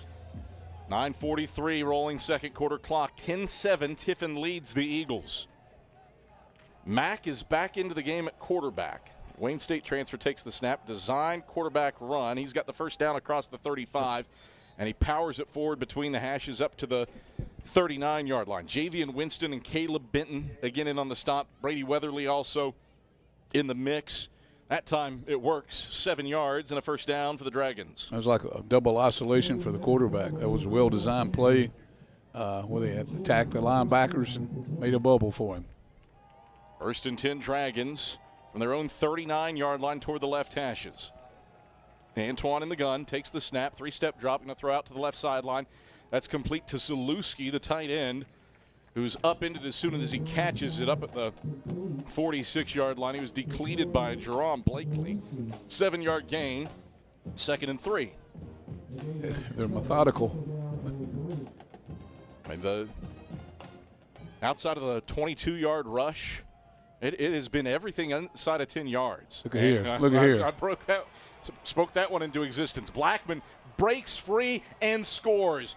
He split the hashes, angled left to the left sideline, and was untouched, winning a 54-yard dash to the left sideline of the end zone. Touchdown, Tiffin. What a player, baby. What a player. He did find the soft spot. He didn't have to bounce on that one. They made him a nice soft bubble inside, and he just ripped it. That's a quality response by Tiffin after giving up the short field and a quick score to Carson-Newman to respond with a 54-yard touchdown run for Ronald Blackman. And now on for the PAT comes Ben Rudolph. Snap back, hold down, kick on its way off the face of the K-Sack. It's good. Tiffin answers. We were talking about it. Hadn't been a ton of big plays. Right there. On cue. Ronald Blackman delivers right up the gut for the Dragons. He gets loose for a 54-yard score, and it's a 17-7 lead for Tiffin. 8:30 to go in the second quarter when we come back after this on the Eagle Sports Network. Don't know what to wear on game day? Head over to shopseeandeagles.com for all of your Carson-Newman athletics gear. You can find clothing from Adidas, Columbia, Nike, and Under Armour to cover you from head to toe. ShopSeeAndEagles.com also has duffel bags, backpacks, jewelry, pet supplies, and gifts. Don't waste any more time. Prove you are the ultimate Carson-Newman fan with the official gear of the Eagles at ShopSeeAndEagles.com. Visit today.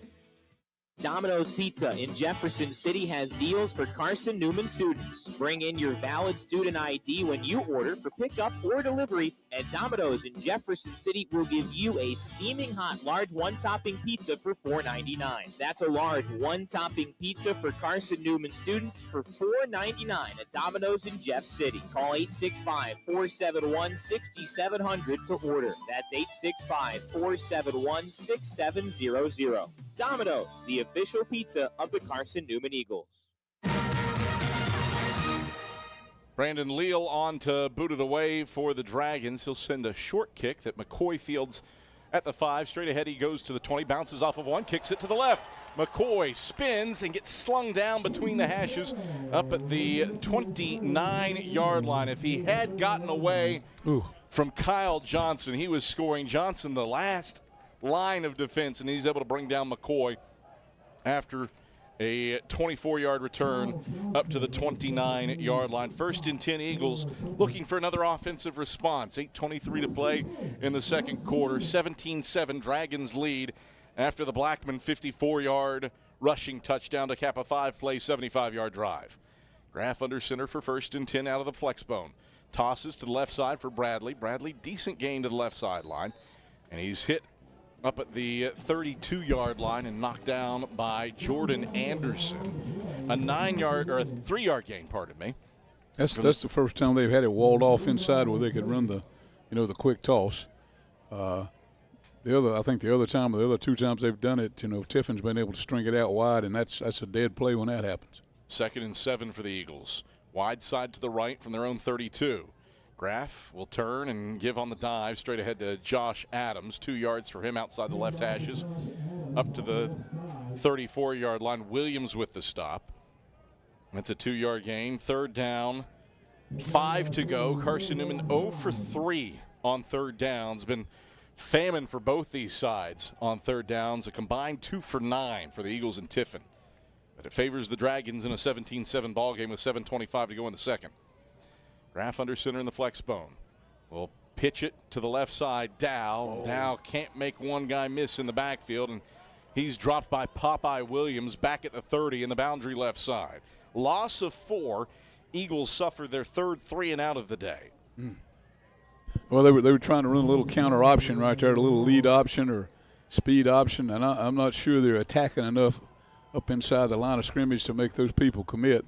But that was a good job of stringing it out by Tiffin.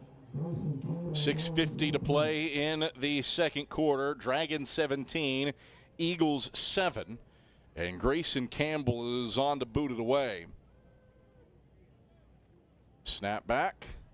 Campbell uncorks a good one. Retreating to the 20 is Raber. He makes the first guy miss. He will not make Jalen Sandifer miss as he brings him down over the right hashes up at the 27-yard line. 7-yard return. Decent starting field position for Tiffin. 6:29 to play in the second quarter. Dragons take over 1st and 10 at their own 27-yard line with a 17-7 lead on Carson-Newman. InterDigital strives to be a leading provider of cutting-edge digital and marketing solutions. Visit interdigital.com for IT support, web development, virtual tours, graphic design, internet marketing, mobile app, and film production services. InterDigital, they are laser-focused on your success. Carson-Newman's defense is going to have to force the issue a little bit here. It's I don't know they could handle another one of those methodical drives, so they need to force that issue a little bit and be better tacklers. Tiffin's got a good 6-minute advantage time of possession right now. Antoine out of the pistol, hold the phone, flags fly, movement. Antoine with a hard count saw Carson-Newman come into the neutral zone, and that saw Tiffin point. Let's see what Rick St. George has to say. False start, number 55 on the offense. 5-yard penalty, remains, 1st down. So it's Madibo Ballo, the culprit. He's the guy that jumped up to point that Carson-Newman was in the neutral zone. He needed to touch him. If he touches him, then he's got him. So back it up to the 22. 1st and 15. 23rd all-time game for the White Hat tonight. Rick St. George here on the banks of Mossy Creek. You expect a good, clean game when he's the crew chief, and that's what we've had so far today. Just 2 penalties in the opener. That's not something you see too often. Antoine out of the pistol will hand off straight ahead to Weems, and Weems picks his way forward between the hashes up to the 25-yard line before Luke Scott buckles him down. A 3-yard gain, 2nd down, and 12 to go for the Dragons. Hankey out, though. They're still getting a little bit of push, and in this defense, that's where the linebackers are critical to field and make tackles. Rick St. George waves off the flag for the record. So it's 2nd down and 12 to go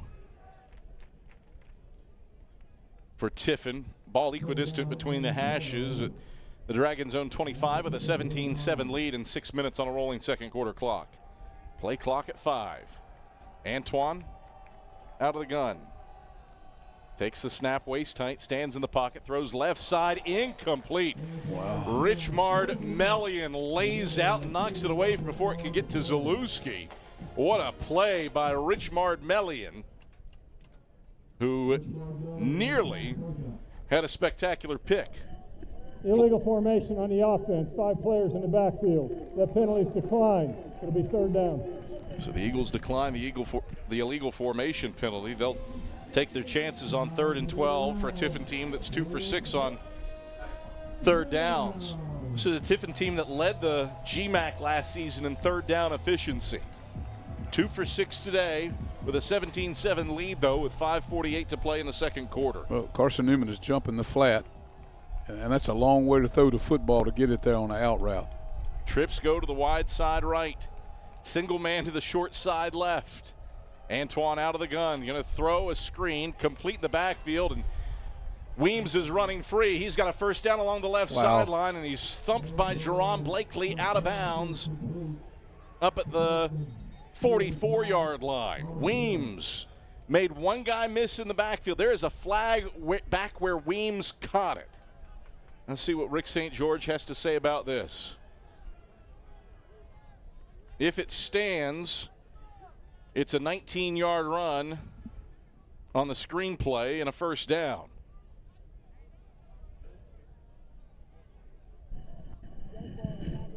Personal foul, face mask, number 24 in the defense. 15-yard penalty from the end of the run. Wow. 1st down. So Jerron Blakely called for a face mask. He was the guy that brought down the ball carrier. So a gain of 19 becomes a gain of 34. I don't know. Jerron Blakely made the tackle with his shoulders lowered. He did not reach out with his hands. So if there's a face mask on Blakely, I have no idea what it is. At least it didn't come at the end of the run. The flag was thrown back where the ball was caught. 1st and 10 for the Dragons regardless from the Carson-Newman 41. 34 yards on one play for Tiffin, looking to add to a 17-7 lead with 5:20 to play in the second quarter. Antoine will hand off to Reed straight ahead, and Reed is cut down at the knees by Lemon. And he's brought down at the 39-yard line. 2-yard gain, 2nd down and 8 to go. Man, Reed is a good ball carrier, but there is just a second level of difference when Ronald Blackman is in the game at tailback. It's a roadrunner effect. 2nd and 11 for the Dragons. Left hash at the Carson-Newman 39. Antoine turns and hands off to Reed left side. Caleb Graham fills the hole and stops him for no gain, maybe a loss of a half of a yard, and the boundary left side toward the numbers. No gain, 3rd down and 9 to go. That was a great attack by the front. Linebackers are squaring them up and making the play right now in the hole and not letting them gain any extra yardage. That was a great play by the defense. 208 yards of total offense for Tiffin with a 17-7 lead on Carson-Newman with 4:16 to go in the second quarter. Antoine under center and an A-set, takes the snap, hands off straight ahead to Reed. Reed, good head of steam, goes leaping forward across the 35, and he comes down at the 33-yard line, knocked down by Blakely after a gain of 6, and That turns this into a potential decision for Zach Blair. 4th and 2 for the Dragons with 3:48 to play in the second quarter. A 17-7 lead for Tiffin. Carson-Newman does get the football to start the second half. Trailing by 10 right now. Tiffin looking for more. They've got to go for it here. I don't think their field goal kicker is that adept, but right now they've got the right formation. They've got it balanced up across the front. Full back to the right of the line. Reed the single setback. Single receiver split to the short side left. Play clock at 0. Timeout. Tiffin, their second timeout. And Tiffin uses a timeout. We'll step aside for a break as well. 17-7 Dragons, 3:19 to go in the second quarter. Back after this on the Eagle Sports Network. Hey folks, Joe Dennis with Ted Russell Nissan. Is your old car slipping, dripping, skipping, rocking, knocking, or even wrecked with a bad Carfax? Well, bring that sled to Ted, because Fiddle Drive, it's worth $5,500 for the purchase of any new in-stock Nissan. Only at Ted Russell Nissan right here in beautiful West Knoxville on Kingston Pike. Hey folks, Joe Dennis with Ted Russell Nissan. And remember, every new Nissan sold at Ted Russell Nissan comes with a lifetime warranty. Need I say more? Ted Russell Nissan on Kingston Pike. This Labor Day, everything at Braden's Furniture is discounted. Take advantage of either no sales tax or 24 months 0% financing with approved credit. Plus, during our King for Queen mattress sale, get a king-size mattress for the price of a queen. It's the perfect time to make room for the moments that matter. Shop family-owned Braden's Furniture in Turkey Creek or visit bradens.com. Billy Graham once said, a coach will impact more people in 1 year than average person will in a lifetime. This is Marty Blakely with Lakeway Area Fellowship of Christian Athletes. 4th and 2 for the Dragons. Left hash at the Carson-Newman 33. Antoine takes and gives to Reed straight ahead. He's spun around in the backfield. Now Reed bursts free. Reed is cut loose along the left sideline. Touchdown, Tiffin. Reed was swallowed up at the line of scrimmage, spun around in the backfield, and burst free from a pile of bodies and finds his way into the end zone for a 33-yard score on what looked like it was going to be a turnover on downs for Tiffin offensively. They had a decent push by the defense, and when he got to the point, I think they had an offensive lineman come and push him from behind, and may have knocked him off the tackle. So Ben Rudolph on for the PAT, looking to give the Dragons a 17-point lead with 3:11 to go in the second quarter. Snap back, hold down, the kick is on the way, and the kick is true. So Tiffin goes for it on 4th down. They needed 2. They got 33 in a 7-play, 73-yard drive. Takes 3:16 off the clock and gives Tiffin a 3-score lead. We are back to Berktar Stadium after this on the Eagle Sports Network. Every day brings new challenges, and those challenges look different for everyone. But no matter what each day looks like, your local energy co-op is here to power every moment. Whether it's at home, in the office, or on the field, AEC is committed to bringing you safe, affordable, and reliable power to get you through the day. We are your local electric co-op, and we are here for you. AEC, empowering every day. This is Carson-Newman men's basketball alum Taylor Hawkins. I want to help your family secure its financial future. I'm with Modern Woodman Financial Planning, where we touch lives and secure futures. Let Modern Woodman protect your family's financial security through life insurance, retirement planning, and financial services. You can contact me, Taylor Hawkins, at cneagles.com/Modern Woodman. That's cneagles.com/Modern Woodman. Help secure your family's financial future through Modern Woodman Financial Planning. Brandon Leal on to kick it off for the Dragons. He boots an end-over-end kick that'll send McCoy back to his goal line, and McCoy will bring it on across the 10 and 15. McCoy angling to the left sideline across the 30. McCoy to the 40, across midfield. The kicker to beat, and Leal shoves him out of bounds after a 55-yard return in Tiffin territory down at the Dragons' 45-yard line. Well, that might be a thing that Carson-Newman can capitalize on. 3:02 to play in the second quarter. You're down 17, but if you go 2 for 1 here, getting the football to start the second half, all of a sudden this is a 3-point game again. Yeah, they've done a great job. The kickoff return team has done a great job all night of stymieing the Tiffin players, but right on that particular one, it looked like he was going to try to down it at first and then took off. Grateful for you tuning in wherever you are. For Richard Martin back in the Palmetto State, Max Fulcher and Mallory Watts, glad to have you on the broadcast with us here today. On 1st and 10, Graff is back to pass. Going to throw long to Jacob Dalton along the left hashes. He's grounded at the 10. Dalton inside the 5, and he's caught from behind, down at the 4 by Anderson. 41 yards on the pitch and catch from Graff to Dalton, and it's 1st and goal for the Eagles from the 4. Jacob Dalton on the reception. 2:33 left in the second quarter. Eagles with 1st and goal from the 4. Down 24-7 with 2:23 to play in the second quarter. Graff takes the snap, quarterback lead to the right. Graff lowers his shoulder, reaches for the goal line. He stops shy, down at the 1. That's a 3-yard carry for Eli Graff, as Lennox Williams wrenched him down. 2nd and goal from the 1. We'll come to the 2-minute timeout first, though.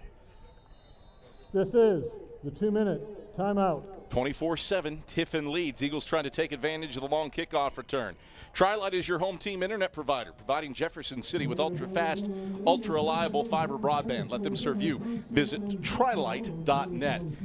2nd and goal from the 1 when we come back after this on the Eagle Sports Network. I wish every day could be this easy. At Knoxville TVA Employees Credit Union, we make payday very easy. No lines, no wait. Just sign up for direct deposit and payday comes to you up to 2 days earlier. Flow into an earlier payday.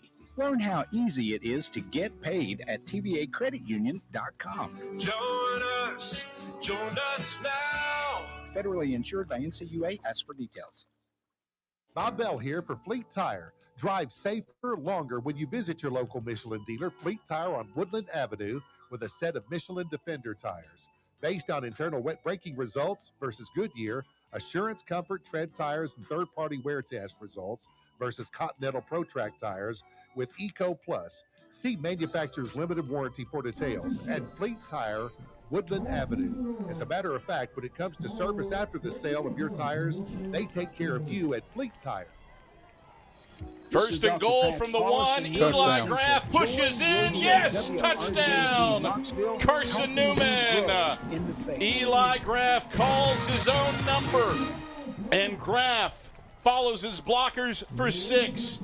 1 by air, 1 by land. Graff in his debut as the starting quarterback has 2. And the Eagles are within 11, 24-13 with 1:58 to play in the second quarter. All this set up by a special teams play. Mike Turner, Absolutely. 55-yard kickoff return. Bennett Smith on for the PAT. Snap back, called down, Smith's kick. It's perfect. 24-14. Eagles within 10 with 1:58 to play in the second quarter. First Bank is the official bank of Carson-Newman Athletics and the only place you can get a Carson-Newman Eagles debit card. Stop by any First Bank location to get your Carson-Newman debit card and show your Eagles pride. 24-14, Tiffin leads Carson-Newman. The Dragons have piled up yardage, 245 yards of total offense, and Tiffin has done a very nice job on the ground, 155 yards rushing for Tiffin, Mike Turner. Meanwhile, for Carson-Newman, the Eagles' points have been by taking advantage of defense and special teams. Absolutely, and made it happen. When you get that kind of break, when you get that kind of turnover, the whole football team depends on what you do with that football the next time. And they were sound and safe in what they were doing. Now here's the one thing. That was a quick possession. Now Tiffin does have an opportunity to get in the 2-minute offense and do something, and you might lose the 2 for 1 if that happens. Bennett Smith has it teed up. Saeed Garrett Garnett, pardon me, back to receive this kick at his goal line. Garrett will haul it in and bobble it at the 2. It rolls into the end zone. He picks it back up. Garrett to the 10, and he is walloped by Cruz Temple in the boundary right side up at the 11. The bobble let Cruz Temple catch up to him in a hurry.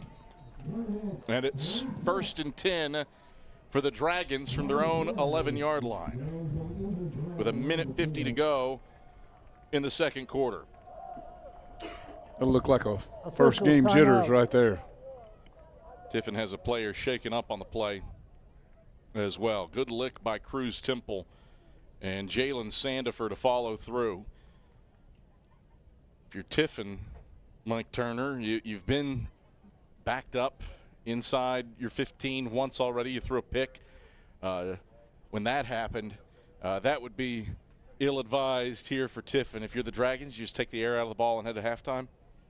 Make Carson-Newman burn some timeouts if you want to get it back. I think you put it in the belly of that running back and let's see what can happen. That's true. I mean, that's been more effective than anything they've tried to do through the air. And you know, on the 10-yard line, you got a 10-point lead. There's 1:50 to go. Hey, pound that sucker and see if he can pick up some first downs and keep the clock moving.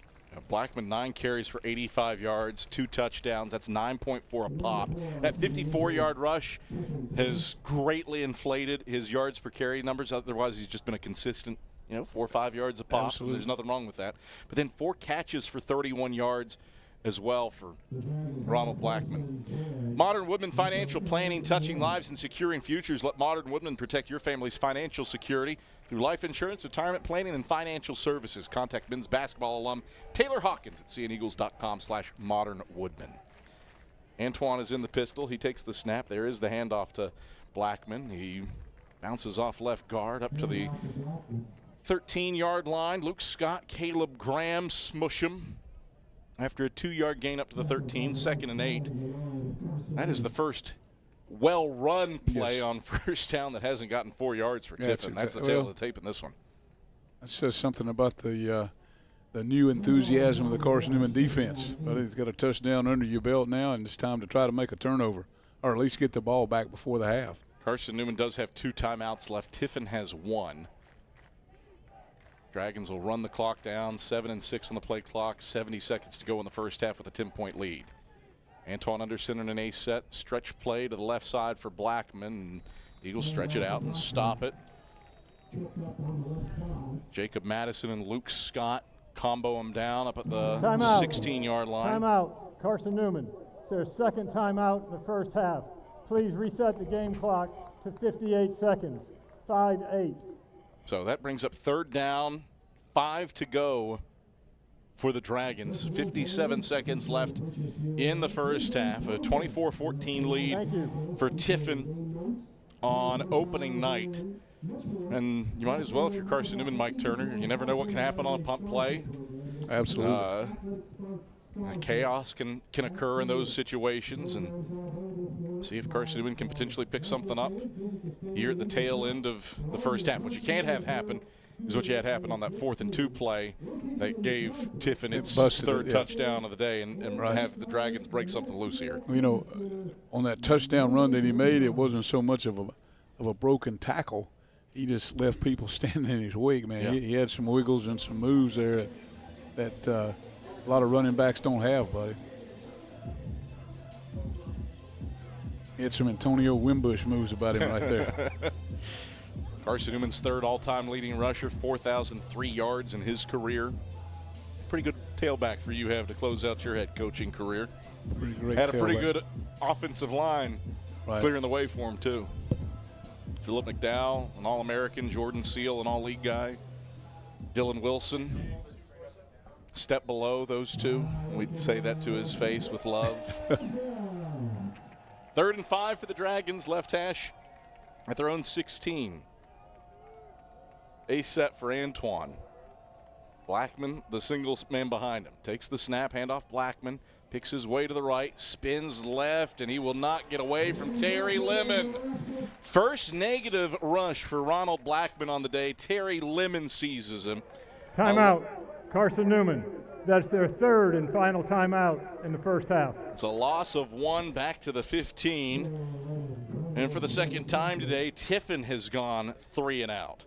Boy, Mike T, this could get really interesting here if the Eagles are able to stick it in the end zone one more time before halftime. Or even 3. Bennett Smith has 2 52-yard field goals in his career. Well, you've got no reason not to pressure this punt. You know what I mean? Just pressure it and see what happens. And you got one guy back there return, but bring the pressure and see if you can maybe get it kick side off the side of the foot.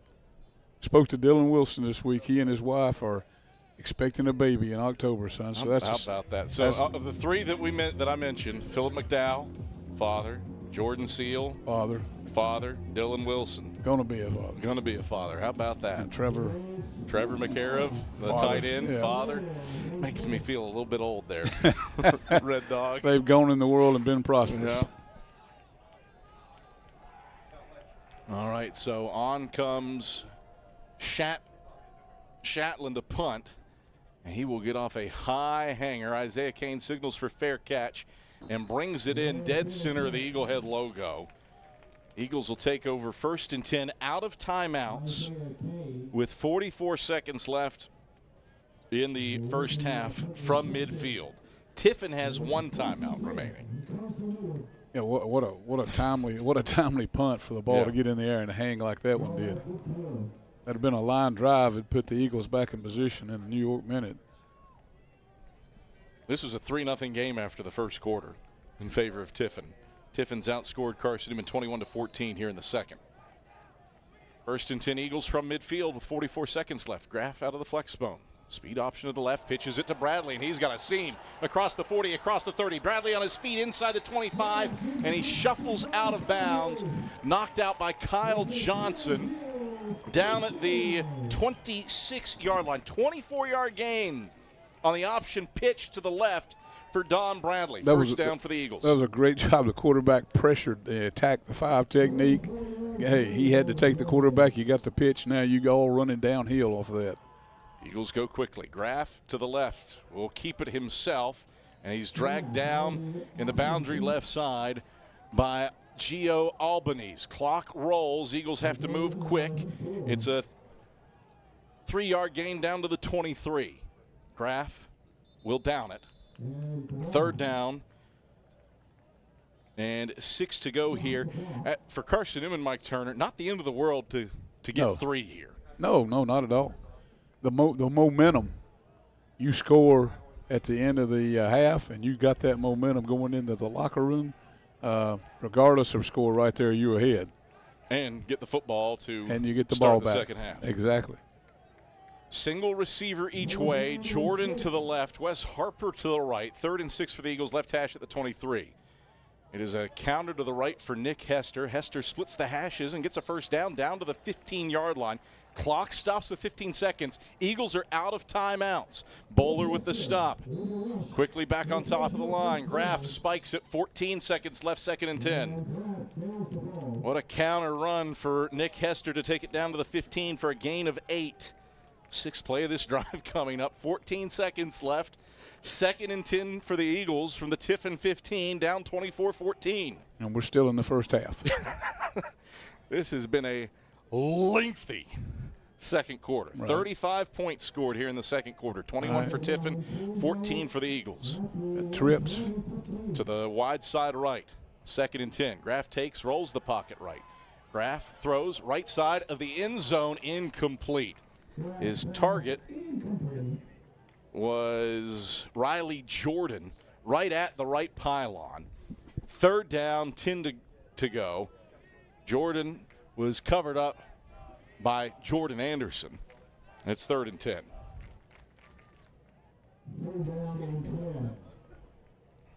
All right, Mike, do you want to play here? Risk something or field goal time? Offense on the field. Yeah, offense on the field. You got to take it deep. Can't be short. On 3rd and 10, Graff will fake, roll left, going to throw left, complete to Bradley at the 10. Bradley spins for 6. Yes, touchdown, Carson-Newman. Oh, the stones to go to the air to Don Bradley. Eagles find pay dirt from 15 yards out with 2 seconds left in the second quarter.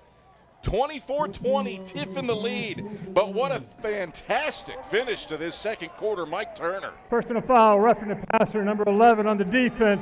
Result of the play is a touchdown. That penalty will be enforced on the kickoff. That's the same play they scored on before on the bootleg, and they had the one receiver side. They run him off. You slip the back in the flat. There's nobody there to take him. Are you not entertained on opening night, Mike Turner? Worth the wait with the lightning delay. And now Bennett Smith on for a chance to make this a field goal game with 2 seconds left in the second quarter. Snap is back, hold is down. Smith's kick is true. 24-21. An explosive second quarter. I thought Carson-Newman might go 2 for 1. They got a chance to go 3 for 1 here. Absolutely. We'll be back to Berktar Stadium. Final 2 seconds of the second quarter when we come back after this on the Eagles Sports Network. Okay, let's see. I'm ready to do this. Carson-Newman. It's been around since 1851. Lots of flexible online programs. Wow. World-class accredited academics. A faith and learning environment with professors who really care about me. A top 10 best value school. Carson-Newman gives $48 million a year in financial aid. This is the perfect place. I'm in. When you're sick and tired of fast food and need a fresh home-cooked meal, turn to Lisa's Country Kitchen. Lisa's been cooking up her fresh, never-frozen food for the Lakeway area for more than 15 years. Lisa's cares about her customers. You may enter a stranger, but you'll leave a friend. From foot-long hot dogs to juicy steaks, Lisa's has the best food for the best prices. Lisa's Country Kitchen on Route 92 off Old Andrew Johnson Highway. The best food for the best prices. Bennett Smith's ensuing kickoff is a squib kick that is returned up to the 10, and then a knee taken there to close the first half. Of the first half. Mike Turner, it took a second, but what a final 3 minutes to the first half for Carson-Newman. Well, goodness gracious. What a great way to hang in there. You know, what a great way to keep believing. You know, nobody was down on anybody. They kept going, and they found a little niche right there. They found the weakness, and you know, Tiffin's going to have to find an answer to that, which means they're going to take somebody out of that linebacker depth. Somebody's got to be the flat defender somewhere. 24-21, Dragons lead it at the break. Outgained Carson-Newman 249 to 115, but the Eagles taking advantage of everything that has been given to them. Yes. All 3 touchdowns Carson-Newman scores. One comes off of a Jacob Madison interception. Eagles are winning the turnover battle, by the way. The second comes off of a Caden McCoy 50-yard kickoff return. And the third, Tiffin went 3 and out, looking to milk clock before the half. And with 44 seconds left, who says the flex bone can't run a 2-minute offense? Absolutely. Eagles 7 plays, 50 yards. Don Bradley into the end zone through the air for the second time. I think they would have liked to have got it just a little bit more time. I thought, maybe Carson-Newman's left too much time. Yes. I would be incorrect. No. I would be incorrect. There was enough time for Carson-Newman to have a chance to go 3 for 1. You know, even if they just got a field goal out of that, that was a win. Yeah, and now you have a chance to drive for the lead to start the second when half. you take possession and you score, when you take possession or you punt it inside the 15 and leave it that way, you're winning that drive. Halftime at Berktar Stadium, 24-21. Tiffin leads it in a wild final 6 minutes of that second quarter, final 10 minutes of that second quarter. Score. Well, Rihanna DeCrow's got her work cut out for our drive summary and scoring recap. That is your way when the Eagle Shop halftime report comes to you after this on the Eagle Sports Network. There's new fresh ideas on campus. From Chick-fil-A to Maples Coffee to Sabarijos, Fresh Ideas has tons of high-quality dining options for whatever taste you may need. Sabarijos is open Monday through Friday for lunch and dinner in the Health Sciences Building. Sabarijos features all your Mexican favorites, from burritos to nachos to quesadillas to tacos to anything you can think of in the tortilla. Follow Fresh Ideas on Instagram at Carson-Newman Dining. How do you know you're in a community, not just a town? Well, strangers smile as they walk by. They refill your coffee without you asking. And when you ask directions, people offer to walk you there. Communities give more. The way you know when you walk into First Bank that you are in a real community bank. Great products, direct access to your local bankers, and relationships that can last a lifetime. Don't just have an account. Have a community with First Bank. Member FDIC. You're tuned to Carson-Newman football on the Eagles Sports Network. It's halftime. The first half recap comes your way on the Eagles Shop halftime report after 60 seconds. Hey folks, Jordan's with Ted Russell Nissan. Are you driving an old sloppy jalopy? Well, it's time to pull into Ted Russell Nissan because we're doing the drive for 55. And that's where to purchase any new in-stock Nissan. Only at Ted Russell Nissan right here in beautiful West Knoxville, Kingston Pike. Hey folks, Jordan's with Ted Russell Nissan. And remember, every new Nissan sold at Ted Russell Nissan comes with a lifetime warranty. And that's a long time. Ted Russell Nissan on Kingston Pike. Ted Russell Nissan. We got it going on. This Labor Day, everything at Braden's Furniture is discounted. Take advantage of either no sales tax or 24 months 0% financing with approved credit. Plus, during our King for Queen mattress sale, get a king-size mattress for the price of a queen. It's the perfect time to make room for the moments that matter. Shop family-owned Braden's Furniture in Turkey Creek or visit bradens.com.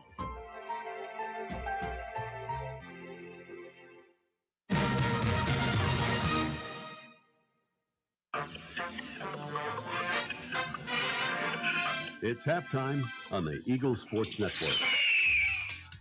Highlights, a check of the Food City scoreboard, and stats are headed your way. Touchdown! Carson-Newman! Eagles go for the throat! Now let's head back to the field. Here's the voice of the Eagles, Adam Cavalier. Halftime at Berktar Stadium, 24-21. Tiffin leads Carson-Newman, but it was a wild final 3 minutes for Carson-Newman. The Eagles score twice to turn a 17-point game into a 3-point game. And to break it all down, Randy the Crow, Matt Scalzo will get you set on what seemed to be a pretty simple drive summary and now a little bit more complicated. Yeah, absolutely. I mean, it kind of felt like, this is bedtime typically around Mossy Creek, and it took the Eagles just a second to wake up. They saw 3 minutes on the clock, and they thought, okay, yeah, let's wake up now. So it was definitely a quick score there at the end. It is 24-21 here at Berktar Stadium, and we're here to tell you how it happened. First off, Tiffin scored the first score of the game. It was Blackman, a 9-yard rush, and Rudolph had the kick, was good, and that put them up 10-0 after the Rudolph field goal in the first quarter until Don Bradley made magic happen. Here it is.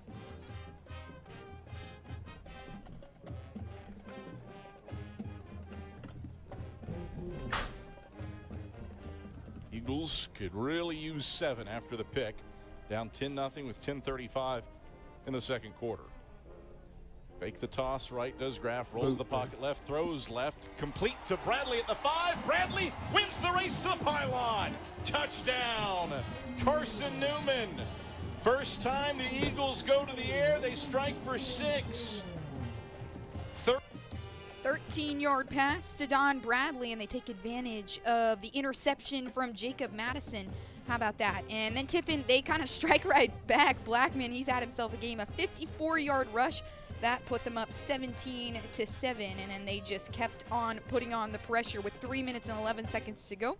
It was Reed with a 33-yard rush, so the run game for Tiffin coming in strong off a team who's typically a passing game team. So, I don't know, maybe a scheming thing that wasn't necessarily planned for. And then right there at the end, 2 minutes to go, it was Eli Graff to Don Bradley that made sparks fly. Here it is.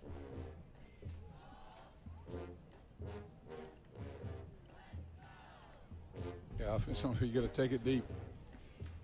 Can't be short. On 3rd and 10, Graff will fake, roll left, going to throw left, complete to Bradley at the 10. Bradley spins for 6. Yes, touchdown, Carson-Newman. Oh, the stones to go to the air to Don Bradley. Eagles find pay dirt from 15 yards out with 2 seconds left in the second quarter. Yeah, the Stones. I say that's a pretty accurate way to describe it. And how about Eli Graff with just the composure in the pocket to make it happen? The same play to Don Bradley. Maybe a little connection there we're looking for in the late season. Yeah, and it was really impressive to see for Graff. I think you saw it especially in that first quarter, not only for him, but this entire offense trying to gel, find that continuity, and maybe at first just some nerves. This was it's one thing to go against a really good defense that Carson-Newman has every day in practice, but when you finally go against another team, when the lights are on after a delay, sometimes you can speed up a little bit, and it felt like the game might have been a touch too fast for Graff, but he quickly settled in, well-timed pass plays, great play designs, and just some explosive plays to really take the cover off the defense, set up the run game, and get those 2 scores before the end of the half, and now it's a completely different outlook on this game from that 17-point deficit. Now just 3, you get the ball to start the half. Real big opportunity for the Eagles. 24-21, the Dragons lead the Eagles here on the Shop Scene Eagles halftime show. We're going to jump to a quick break, and we'll be right back with the sack scoreboard and a look around Division II when we come back here on the Eagles Sports Network. AEC is a distributor of Marathon energy-efficient water heaters. We offer 30-gallon to 105-gallon tanks. Marathon water heaters are durable, lightweight, and under warranty to not leak as long as you own your home. Foam insulation allows these thermal storage units to provide long-term temperature control. Marathon's lightweight tank is easier to maneuver and position, and the bowl-shaped tank bottom allows complete sediment drain. AEC, empowering efficiency. When you're sick and tired of fast food and need a fresh home-cooked meal, turn to Lisa's Country Kitchen. Lisa's been cooking up her fresh, never-frozen food for the Lakeway area for more than 15 years. Lisa's cares about her customers. You may enter a stranger, but you'll leave a friend. From foot-long hot dogs to juicy steaks, Lisa's has the best food for the best prices. Lisa's Country Kitchen on Route 92 off Old Andrew Johnson Highway. The best food for the best prices. A check of the Food City SAC scoreboard is next. Takes the snap. Design to the left. He's hit by Mason and stopped in the backfield. This is the Eagles Sports Network. Billy Graham once said, a coach will impact more people in 1 year than average person will in a lifetime. This is Marty Blakely with Lakeway Area Fellowship of Christian Athletes. And Dean Craig with the Greater Knoxville FCA. We both played at CN for the influential coach Ken Sparks, where football was a way to share the gospel. At FCA, we desire to see the world transformed by Jesus Christ through the influence of coaches and athletes. Help us accomplish this mission by contacting us at fcaknoxville.org or fcalakeway.org. Thank you, and go Eagles. I wish every day could be this easy. At Knoxville TVA Employees Credit Union, we make payday very easy. No lines, no wait. Just sign up for direct deposit and payday comes to you up to 2 days earlier. Flow into an earlier payday. Learn how easy it is to get paid at tvacreditunion.com. Join us now. Federally insured by NCUA. Ask for details.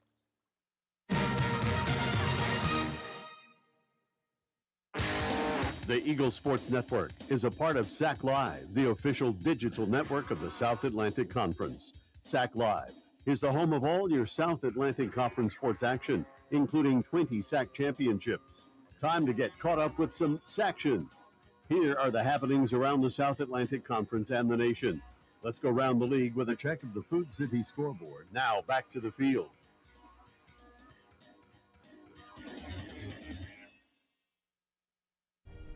Back here on the Shop Scene Eagles halftime show for a look around the SAC. Tusculum deletes Bluefield State 42-7 was the score there in Teddy Gleaton's debut in a Pioneer uniform. Wingate is up 13-0 on UMC Pembroke in the third quarter, 14:09 to play in that corner, and that one is in Pembroke, North Carolina. Then you go over to Valdosta State and Emory and Henry. That was one we were looking at really closely. And Valdosta is up 14-7 with 15 minutes to play in the third quarter. So they're just coming out of the half. Presbyterian is up 17-16 on UVA Wise, a nail biter. And then we hop over to this one in front of us. It's Tiffin and Carson-Newman. Tiffin leads Carson-Newman just by a field goal, 24-21. And you have one more game potentially, Anderson and Farrow. And that score is 17 to 3. Furman is leading the Trojans. So an interesting one there. We had a couple scoreboard checks around the nation, but looks like nothing crazy. Ferris State, number 1, was playing number 5, Pittsburgh State. I got 14-7. 14-7 on that one? Ferris State over Pittsburgh State in that heavyweight clash. My Wi-Fi filmed me right at the wrong time. Yeah, it's a little dicey. It is sometimes. A lot of people in the stadium right now. So a good crowd. Students showed out here on this Thursday night game. We're going to toss it to another quick break as we get ready for quarter number 3 here on the Eagle Shop Halftime Show. Stay with us. This is the Eagles Sports Network. Basketball alum Taylor Hawkins. I want to help your family secure its financial future. I'm with Modern Woodman Financial Planning, where we touch lives and secure futures. Let Modern Woodman protect your family's financial security through life insurance, retirement planning, and financial services. You can contact me, Taylor Hawkins, at cneagles.com/Modern Woodman. That's cneagles.com/Modern Woodman. Help secure your family's financial future through Modern Woodman Financial Planning. Serving East Tennessee for 40 years, Magaha Electric is the perfect choice for all your electrical projects. Magaha Electric specializes in commercial, retail, manufacturing, residential, and industrial contracting needs. Magaha Electric can provide superior service, technical know-how, and realistic budgeting for any size project in a timely, cost-effective manner. Visit MagahaElectric.com for all your electrical contracting needs. Magaha Electric, your East Tennessee electrical contracting source. Derek Evans, 79 yards on the first play from scrimmage. You found the home of Carson-Newman football on the Eagles Sports Network.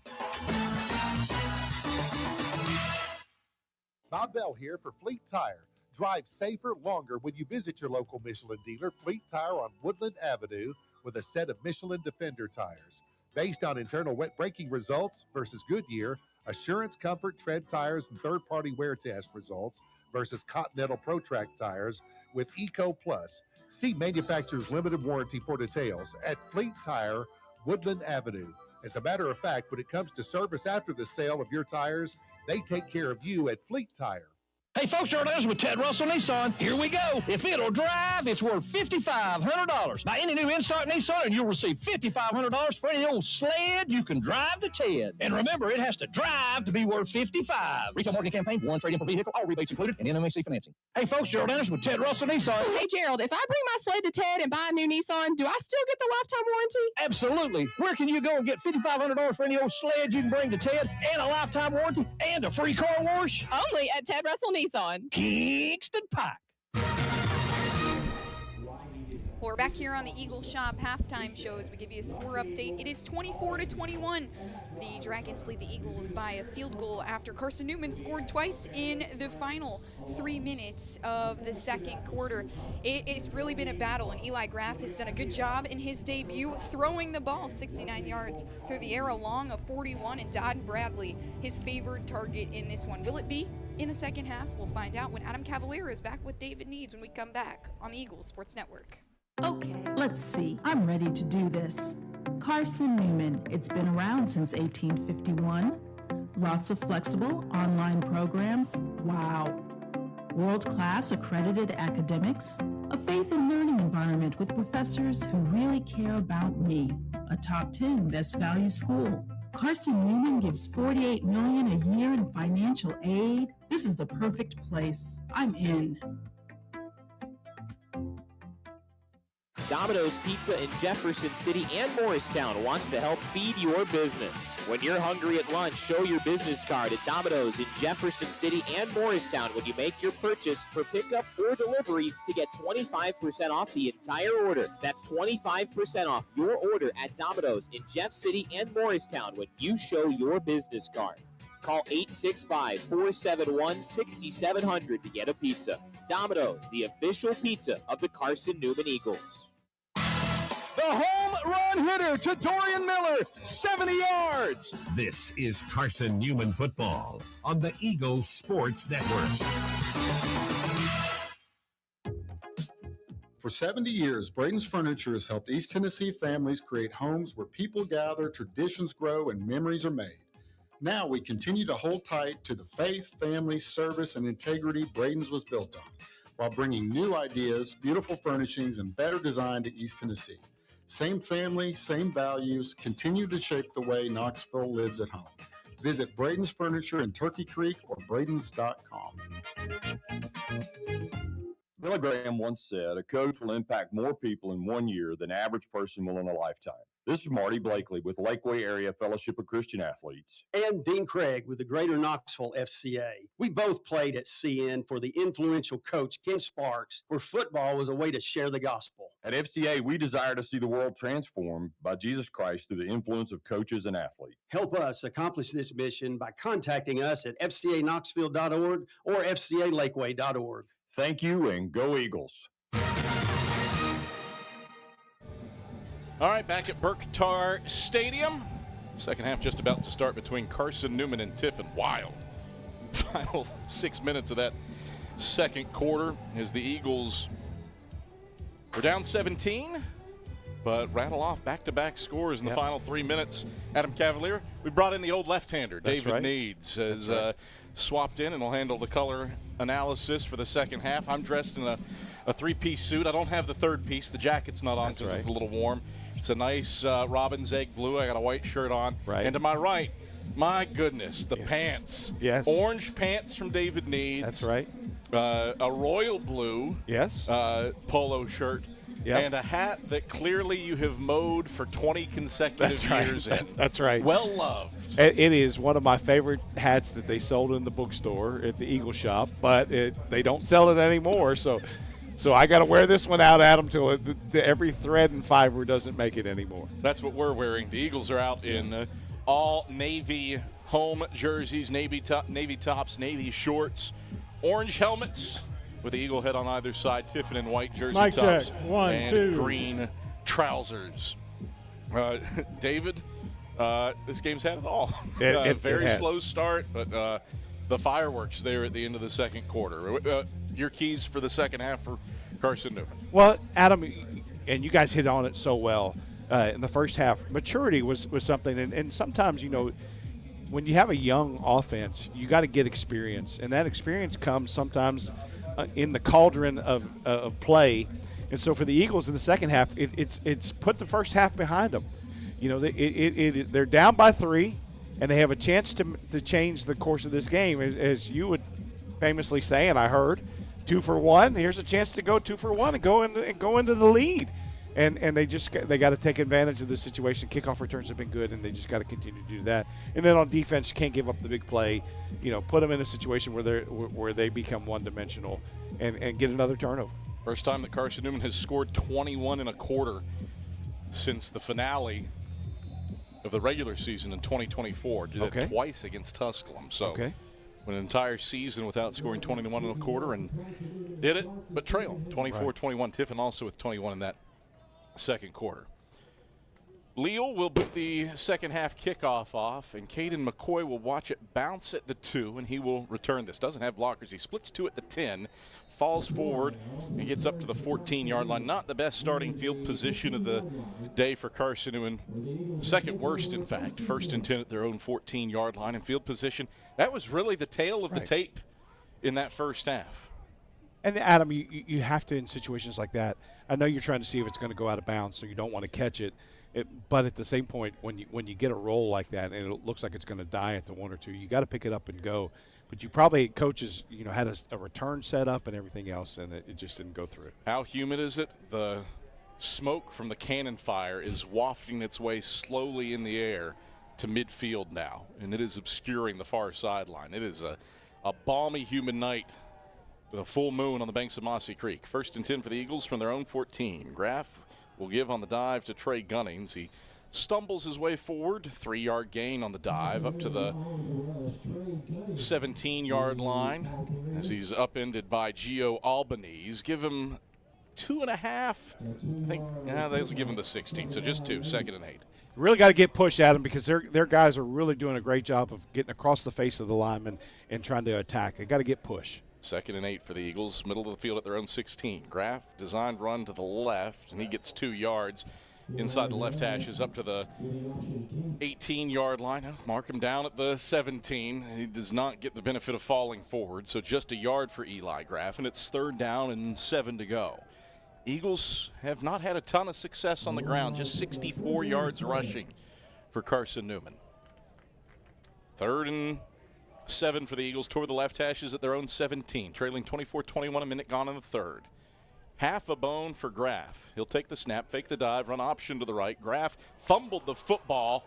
Graff the first guy there. Ball still out, and a pile of bodies on it at the 21-yard line. Tiffin comes out of the pile with the pigskin. First turnover of the day for Carson-Newman. Gives Tiffin the ball.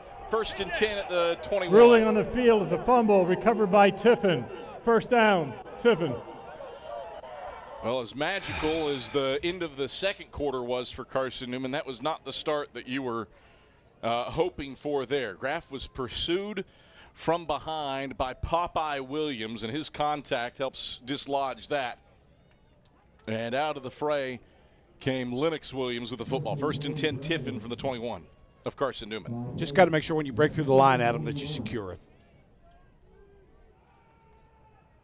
1st and 10, Dragons toward the left hashes at the Eagle 21.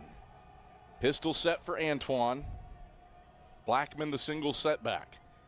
Play fake. Antoine rolls the pocket right, throws right to the tight end Zalewski. He catches it at the 11 and is immediately shoved down by Jerron Blakely at the 1st down marker in the boundary right side. A 10-yard pickup down to the 11. 1st and 10, Tiffin. Flag on the play.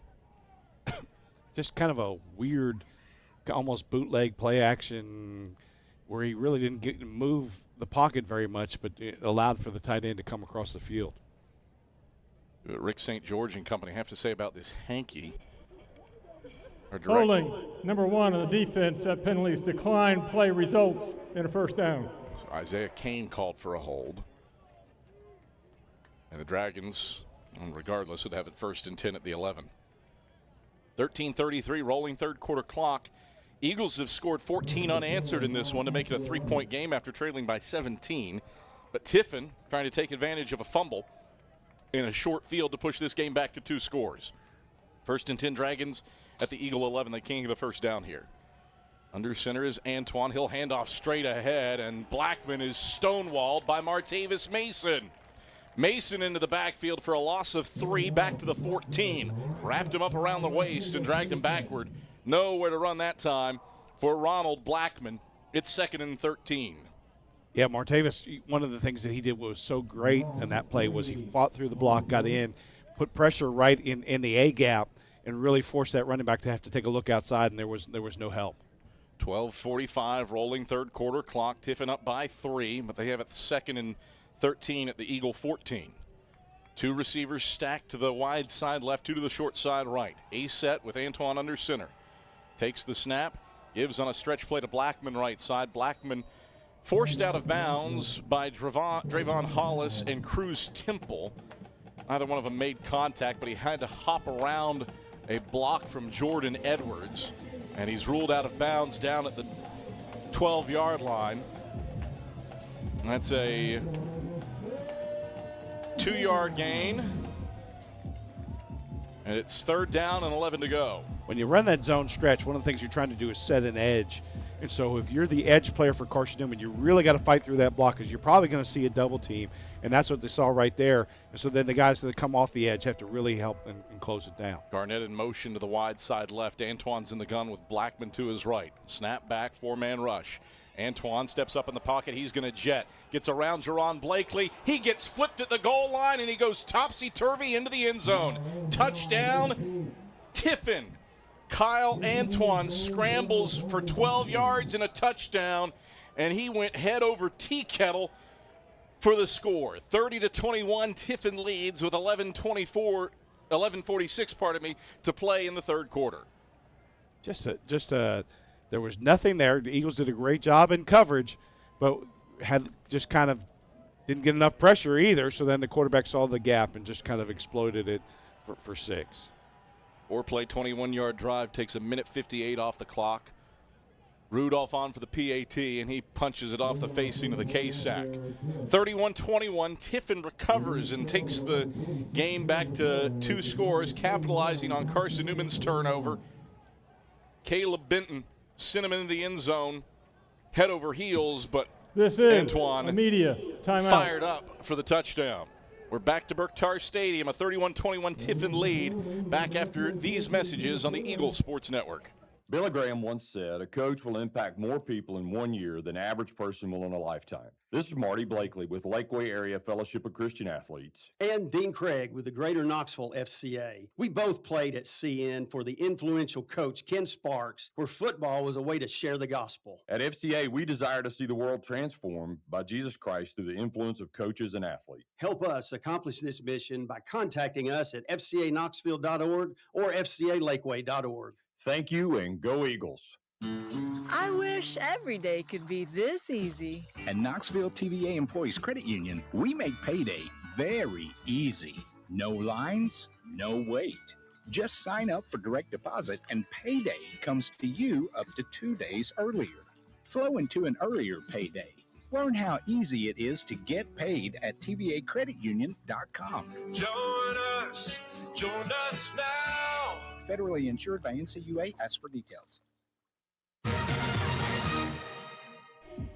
Back at Berktar Stadium, Adam Cavalier alongside David Needs. Tiffin forces a fumble on Carson-Newman's opening possession and then takes advantage of a short field. 4 plays, 21 yards, minute 58 off the clock, and on 3rd and 11, Kyle Antoine scampers 12 yards and flips into the end zone for a Tiffin touchdown to make it a 31-21 ball game. First time that the Eagles have given up 30-plus since the SAC title game against Wingate 2 years ago. You know, Adam, the last play, too, where they did score, was just a little bit of a twist. And when you twist in there and if they can pick it up with somebody, it does leave a gap because that linebacker that would have been dropped to kind of spy the quarterback is now involved in your rush. If there is a lane, the quarterback can go because you're probably in man coverage down near the goal line. Leal is on to boot it away. McCoy and Dowell back to receive this kick. Leal strides forward, right boot to ball, an end-over-end kick splits the hashes, and McCoy races forward to field it at the 10. He moves left across the 20, a stiff arm to the 25, and he cuts loose across the 30 and 40. McCoy to the left sideline across midfield, and he's shoved out of bounds by the kicker Leal with assistance from Jordan Anderson in Tiffin territory down at the 47-yard line. Caden McCoy having a quality day on kickoff returns.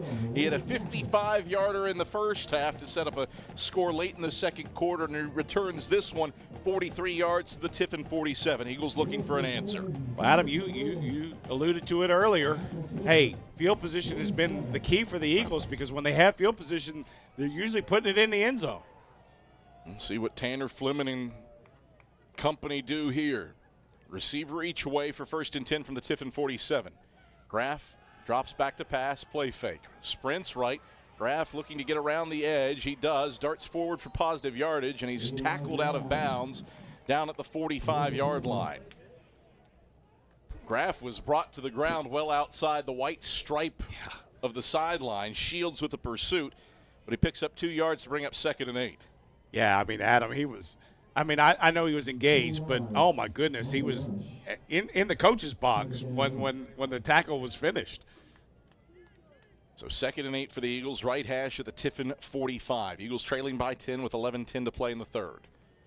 Graff takes, gives dive Adams. Adams good head of steam, has first down yardage splitting the hashes as he totes it down to the 35-yard line, and Foster knocks him down at the knees. 10-yard tote for Josh Adams, 1st and 10 for the Eagles. So as the former quarterback coach, I would tell you that sometimes it does take a pass even incomplete on first down because what it does is it spreads out the defense and allows you to hit the dive that much easier. Adams, 5 carries for 28 yards now. 1st and 10 Eagles, middle of the field at the 35 of Tiffin. Graff pitches left side. John Celestin spins through a tackle at the 30, stays on his feet for first down yardage, and motors inside the 25 down to the 22 along the left sideline. Jacob Tuamea with the stop, but he made somebody else lose a little laundry earlier in the play. Nice spin move by the Tusculum transfer to pick up 14 down to the 22 and a first down. You know, got some good perimeter blocks. Safety was the one that had to make the tackle, made him miss. And so when you can make the safety miss, you can get a play. First and 10 Eagles from the Tiffin 22. The give is off to the left side, bounced for Josh Adams, and Adams makes something out of nothing. He picks up a first down to the left sideline, down to the 11-yard line. Isaiah Funches Foster with the stop after another 11-yard gain. Eagles with some gash plays on this possession. Yeah, it's because, again, the throw on first down has forced Tiffin to play a little bit wider, and which is open in the dive lane. So a great call by Coach Fleming on first down a few minutes ago to kind of open up things for the offense. 9:35 rolling third quarter clock. Eagles down 10. They've got it first and 10 from the 11. Graff will hand off to Trey Gunning straight ahead on the dive. Not much there for him. A couple down to the 9-yard line. Popeye Williams popped him. It's a 2-yard gain. Second down. And 8 to go for the Eagles from the 9. Yeah, as a quarterback, you gotta be in the situation here. Like, you think it's a dive, you know it's a dive, you got to take it, but you got to be willing to carry out your fakes because it'll open up something later. Second and 8 for the Eagles. Graff, option to the right, keeps, and is hit at the line of scrimmage off right tackle. Maybe a yard down to the 8. He was hit quickly by Lennox Williams as he committed to the quarterback. Just a yard for Eli Graff. Third down and 7 to go. Eagles can get a first down here down at the 1, trailing 31-21 with 8:34 to play in the third quarter. Graff under center in the flex bone. Single receiver Jordan to the left. Option left, pitches to Dow. Dow has the 5. Dow has the edge. Dow has the end zone. Touchdown, Carson-Newman. The Austin P transfer. Malachi Dow, one of the most prolific rushers in Tennessee high school football history, has dented the scoreboard for the first time as an Eagle. 31-27. Eagles make it a 4-point game with 8:21 to play in the third quarter off the 8-yard touchdown run. Hey, quarterback keeps it. It does draw the defense in, and then when you do pitch it and get it on the perimeter with great blocking, you can turn it into 6. And it's Smith on for the PAT, looking to make it a field goal game again.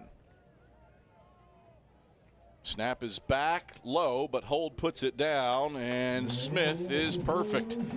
31-28. We got a track meet on opening night. Game was delayed an hour due to lightning, but it has been well worth the wait.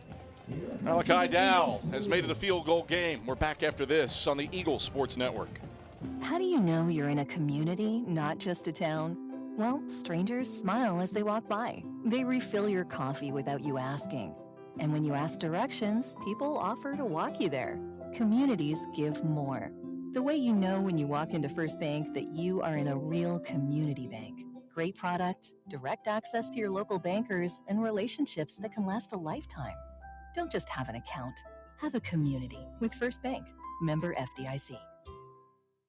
At InterDigital, we strive to be a leading provider of cutting-edge digital and marketing solutions. At InterDigital, we want to help our clients find success. Our team of technology gurus work together to ensure InterDigital continues to progress forward as technology advances. At InterDigital, we make technology work for you. Visit interdigital.com for IT support, web development, virtual tours, graphic design, internet marketing, mobile app, and film production services. InterDigital, laser focused on your success.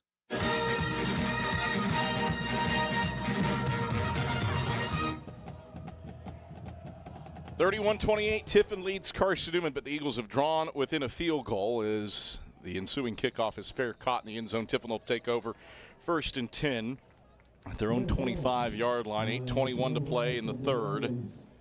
Fair catch. The ball will be placed at the 25-yard line. First down. 7-play, 47-yard drive. Malachi Dow, an 8-yard touchdown run on an option pitch, completes a 3-minute, 16-second drive. David Needs, when the Eagles have had quality field position, They are batting 1,000. That's right. You spoke it into existence, Adam. It is become a field position because it does give the offense a little bit more confidence. It does let you try a couple other things to do and be patient, kind of punch, counter-punch with the offense when you have field position. 1st and 10 for the Dragons, left hash at their own 25. And flags fly. Play clock, it was at 2, but movement. False start, number 22 on the offense. 5-yard penalty remains. First down. Well, and Tiffin may have brought in, was running a wildcat. Ronald Blackman was in the backfield to start that. So trying some trickeration, it doesn't pay off. Back it up to the 20. And now Antoine is in the game. And he'll hand off to Blackman right side. He's got numbers across the 25, picks up a block to the 30, and he's forced out of bounds by Isaiah Kane up at the 34-yard line. The penalty doesn't matter. That's a 14-yard gain for Ronald Blackman, who's up over 100 yards on the day. It's just a yard short of the first down, Adam. And, you know, I think that the thing that the Eagles have to be careful with here is that when they run that zone stretch, they are sealing that edge. And so when you're that next guy, you got to funnel that back inside, or you're going to create an alley for them to be able to run. 2nd down, a yard to go for the Dragons. Right hash at their own 34. Antoine in the gun. Blackman to his left. 2 receivers, short side right, 1 wide side left. Sidecar to the left side of the line. It's a reverse to the left side to West, and he has 3 men clearing the way. West has a first down across midfield, picks up a block across the 40. Drayvon Hollis trying to chase him down, and he does inside the 20, down at the 11. The reverse to West flips field for the Dragons and gobbles up 65 yards. 1st and 10, Tiffin knocking on the doorstep of Carson-Newman's end zone with a 31-28 lead and 7:25 to go in the 3rd quarter. Yeah, and the Eagles had a slant to the short side of the field on, so it was the perfect call because now both of those defenders who would normally stay at home were coming on a slant call, and it just put the Eagles in a bad position. 55-yard run, not 65-yard run for the record, but regardless, big chunk yardage for the Dragons to get it down to the Carson-Newman 11. Out of the pistol comes Antoine on 1st and 10. They give us to Blackman this time left side. He's popped initially by Cruz Temple and then finished off in the boundary left side by Terry Lemon down at the 10-yard line. A rare 1-yard gain for Ronald Blackman, who's averaging 6.4 yards a carry and has 103 yards on 16 touches. 2nd and 9. 2024 GMAC Player of the Year, as good as advertised. Out of an ace set, the handoff will go to Blackman left side, and he is hit at the 5-yard line, and that keeps him out of the end zone. DJ Thornton spins him down at the 5. He lands down at the 4 with a 6-yard gain, and it's 3rd down and 3 to go. Tiffin can get a first down with 3rd and 3 at the Eagle 4. Tiffin's 4 for 10 on 3rd downs so far tonight. How huge would forcing a field goal right here be, Adam? Because with the Eagles can put them in a situation where, all right, now you're up by 6 as opposed to 10, and so you want to be able to respond to that. Yeah, you'd love an opportunity to take a lead. Mack is into the game at quarterback. He's been the running back in these situations, and he does it well here. The Red Sea parts for him, and Mack strolls into the end zone. Touchdown, Tiffin. Untouched. He splits the middle of the field inside the left hash. A 4-yard score, and Mack puts Tiffin up 37-28 with 5:39 to play in the 3rd quarter. It's kind of that quarterback follow that you probably saw a lot more from the Eagles last year out of the shotgun. Just snap it, let it kind of set itself, and then follow through whatever gap looks like you have the advantage in. Rudolph on for the point after attempt, looking for a 5th made field goal. This one's a whirly-gigger, but it goes through anyway. 38-28, Tiffin by 10, 5:39 to play in the 3rd quarter, a game in which the Dragons have never trailed. Mack calls his own number on a 4-yard touchdown run over the left hashes. We're back to Berktar after this on the Eagle Sports Network. Bob Bell here for Fleet Tire. Drive safer longer when you visit your local Michelin dealer, Fleet Tire on Woodland Avenue, with a set of Michelin Defender tires. Based on internal wet braking results versus Goodyear, Assurance Comfort Tread tires, and third-party wear test results versus Continental ProTrack tires with Eco Plus. See manufacturer's limited warranty for details at Fleet Tire, Woodland Avenue. As a matter of fact, when it comes to service after the sale of your tires, they take care of you at Fleet Tire.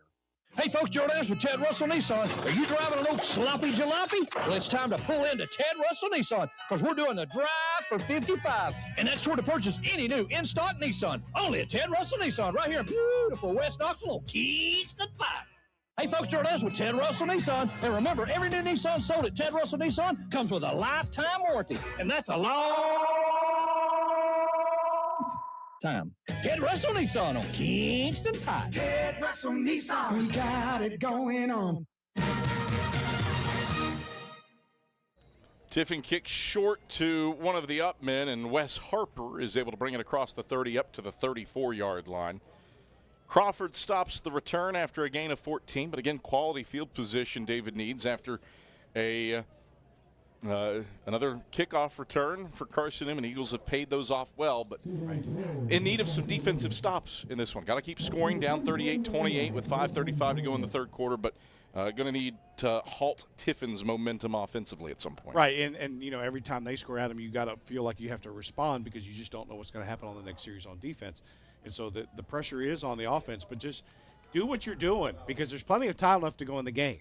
Bradley slot left, Hester slot right. Option keeper to the left side for Eli Graff, who's spun around in the boundary left side up to the 39-yard line. Quality little 5-yard gain, 2nd and 5, as he was upended by Braylon Gabes.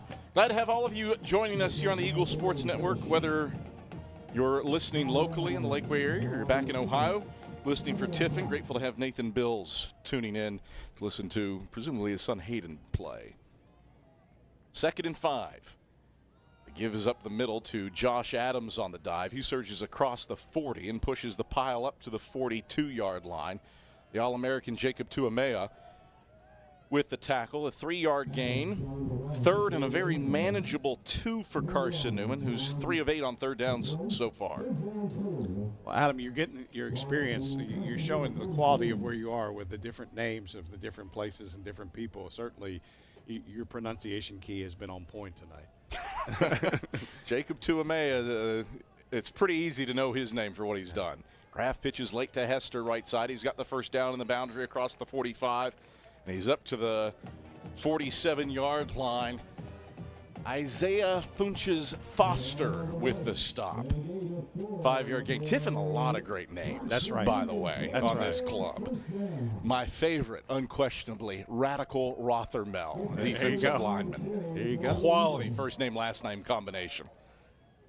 1st and 10 Eagles, right hash at their own 47. Graff drops back to pass.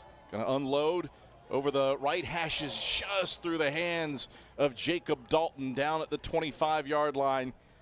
He was in single coverage with Kyle Johnson, inches away from a spectacular grab from Jacob Dalton, who's grown his hair long and added about 25 pounds of muscle in the offseason. 2nd and 10. And just tried to set it up, a little play-action pass. Went down the middle, just defensive back was kind of on him a little bit, but just couldn't get it. Play clock at 15 as Graff comes set under center in the flex bone. Brings Hester in motion. Graff going to pitch low. Got it to Jones, and Jones has first down yardage along the right sideline. He's inside of Tiffin territory, inside the 40, and pushed out of bounds down at the 38-yard line by Frank Bertram. Double numbers swallowing me up there. Regardless, good enough for a first down to the 38 and a 9-yard gain. Remember my theory that I told you earlier, Adam. If you're willing to throw it on first down, it opens it up for a run on second down because of the way the defensive backs play. 1st and 10 Eagles, right hash at the Tiffin 38. Graff, speed option to the left, keeps it, spins around, and is brought down between the hashes down at the 36-yard line. Tackled by Derek Weems out of Chicago, Illinois. Gain of 2 down to the 36. Second down, 8 to go for the Eagles, trailing Tiffin 38-28 with 3:07 to play in the third quarter. Want those lead blockers to get out on the perimeter. As the quarterback was going there, he wanted to pitch it, but the lead blocker was kind of in the way. Single receiver each way. Eli Graff under center of the flex bone. Takes the snap, fakes the dive, keeps it himself. Graff powering in the boundary right side, inside the 35, down to the 31, where he's stacked up and spun around by Nico Bowler, transfer from New Mexico. And it's a 5-yard gain down to the 31. Third down, manageable 3 for Carson-Newman. Just being patient right here. Ideally, when the quarterback pitches the ball, what you want to do is have somebody tackle you because you've made the right read. And so the quarterback's been patient.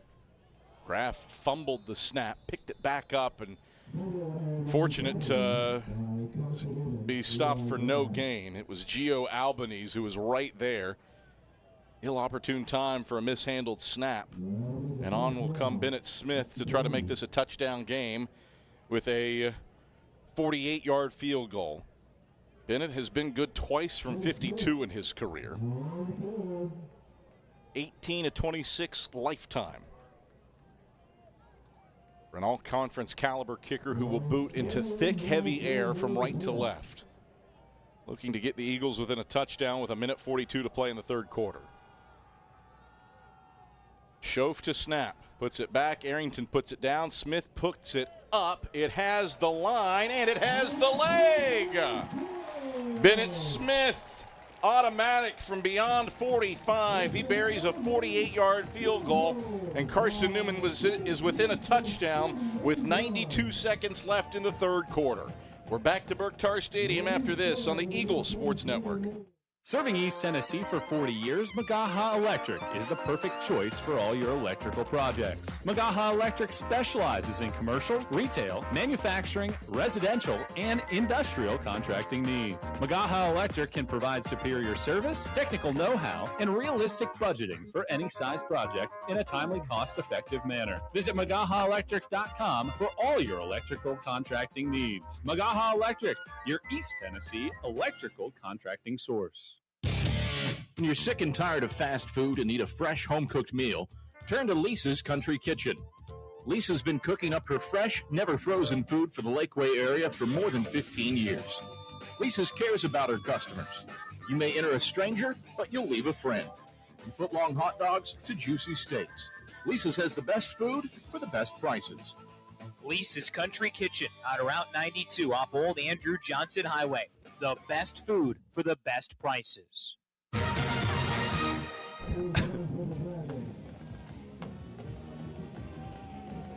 Back at Berktar Stadium, 38-31, Tiffin leads Carson-Newman after a 9-play, 35-yard drive and ends in a Bennett Smith 48-yard field goal. For 4:03 Carson-Newman, off the clock. number 9 has changed his uniform to number 99.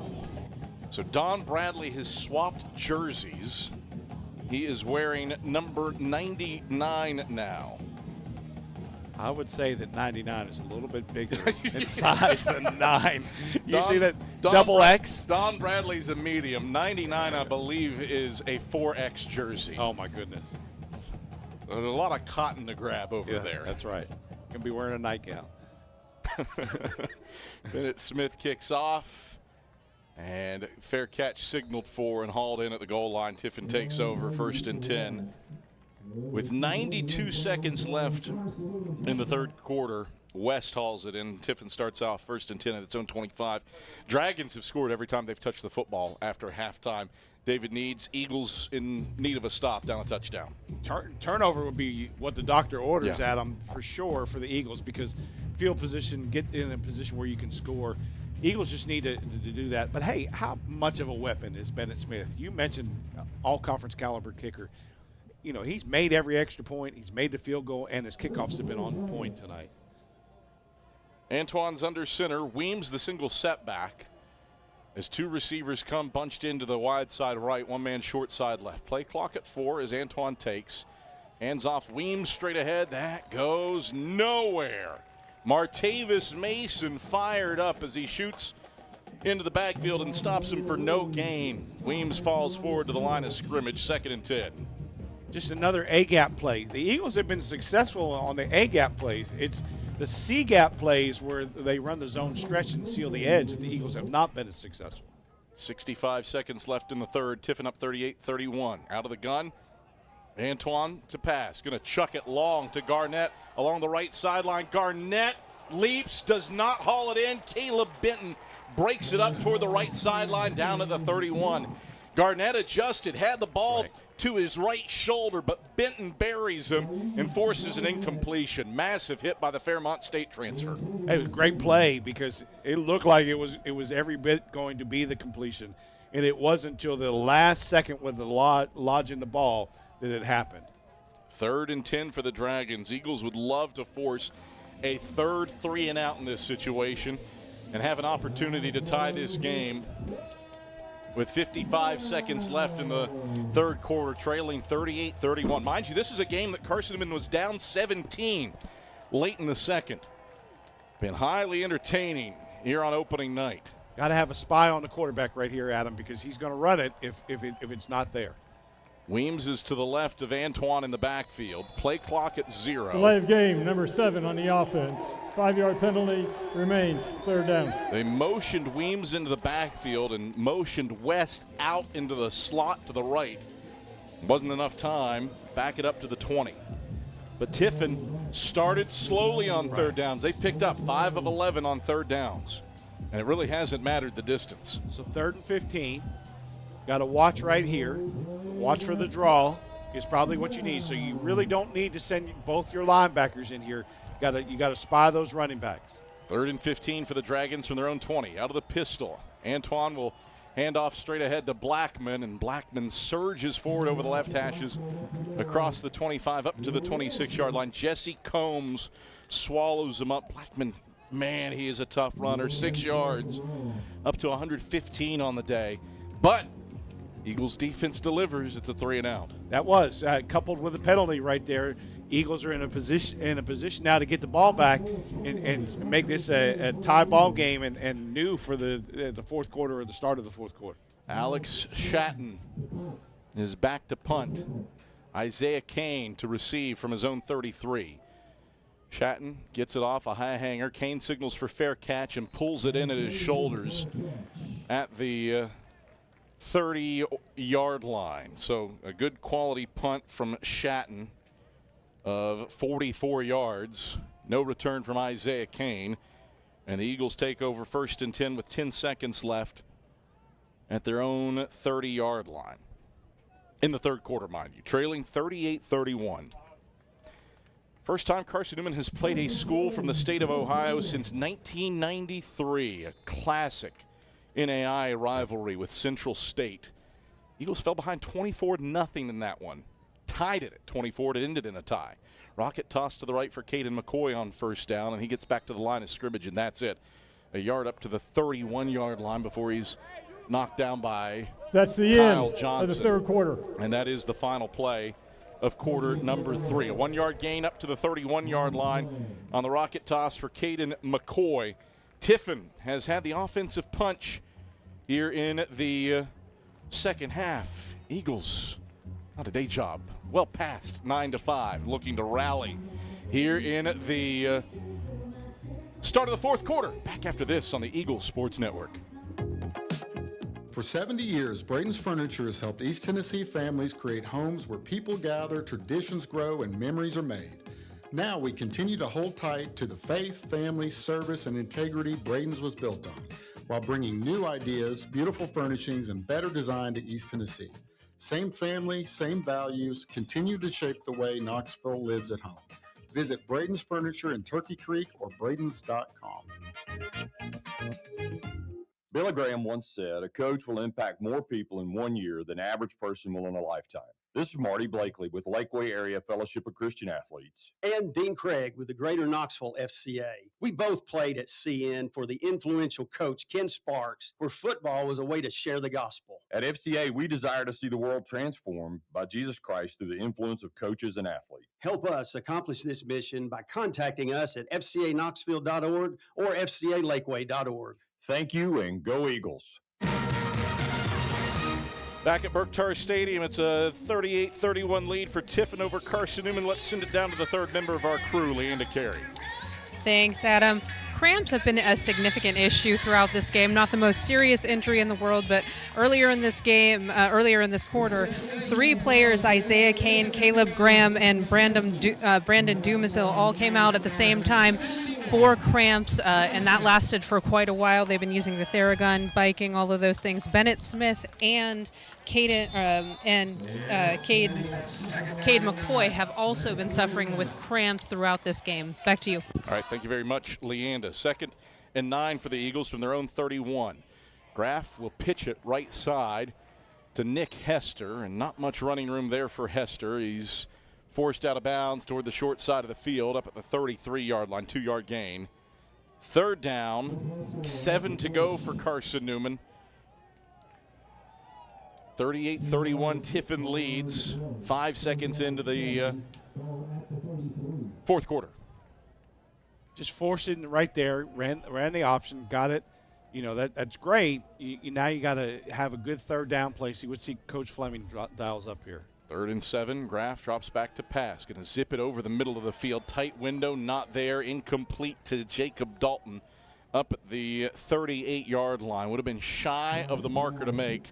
4th and 7, Eagles go 3 and out. Really has been feast or famine today for Carson-Newman. The Eagles have punted now 5 times. Only one of those drives that they punted did they have a first down. Everything else has been 3 and out. They've either scored or gone 3 and out. You know, Adam, one of the things that you're looking for is you're looking for that hot read that you can get the ball into your hands, but at the same point, you're trying to move defenders with your eyes at the same point. But when you have a primary like that and you're just trying to get it to them, the defenders can close in on it fast. Campbell to punt it away.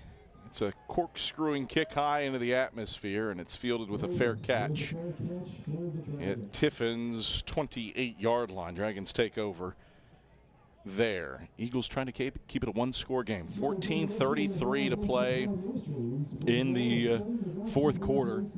Tiffin takes over, 1st and 10 at their own 27-yard line.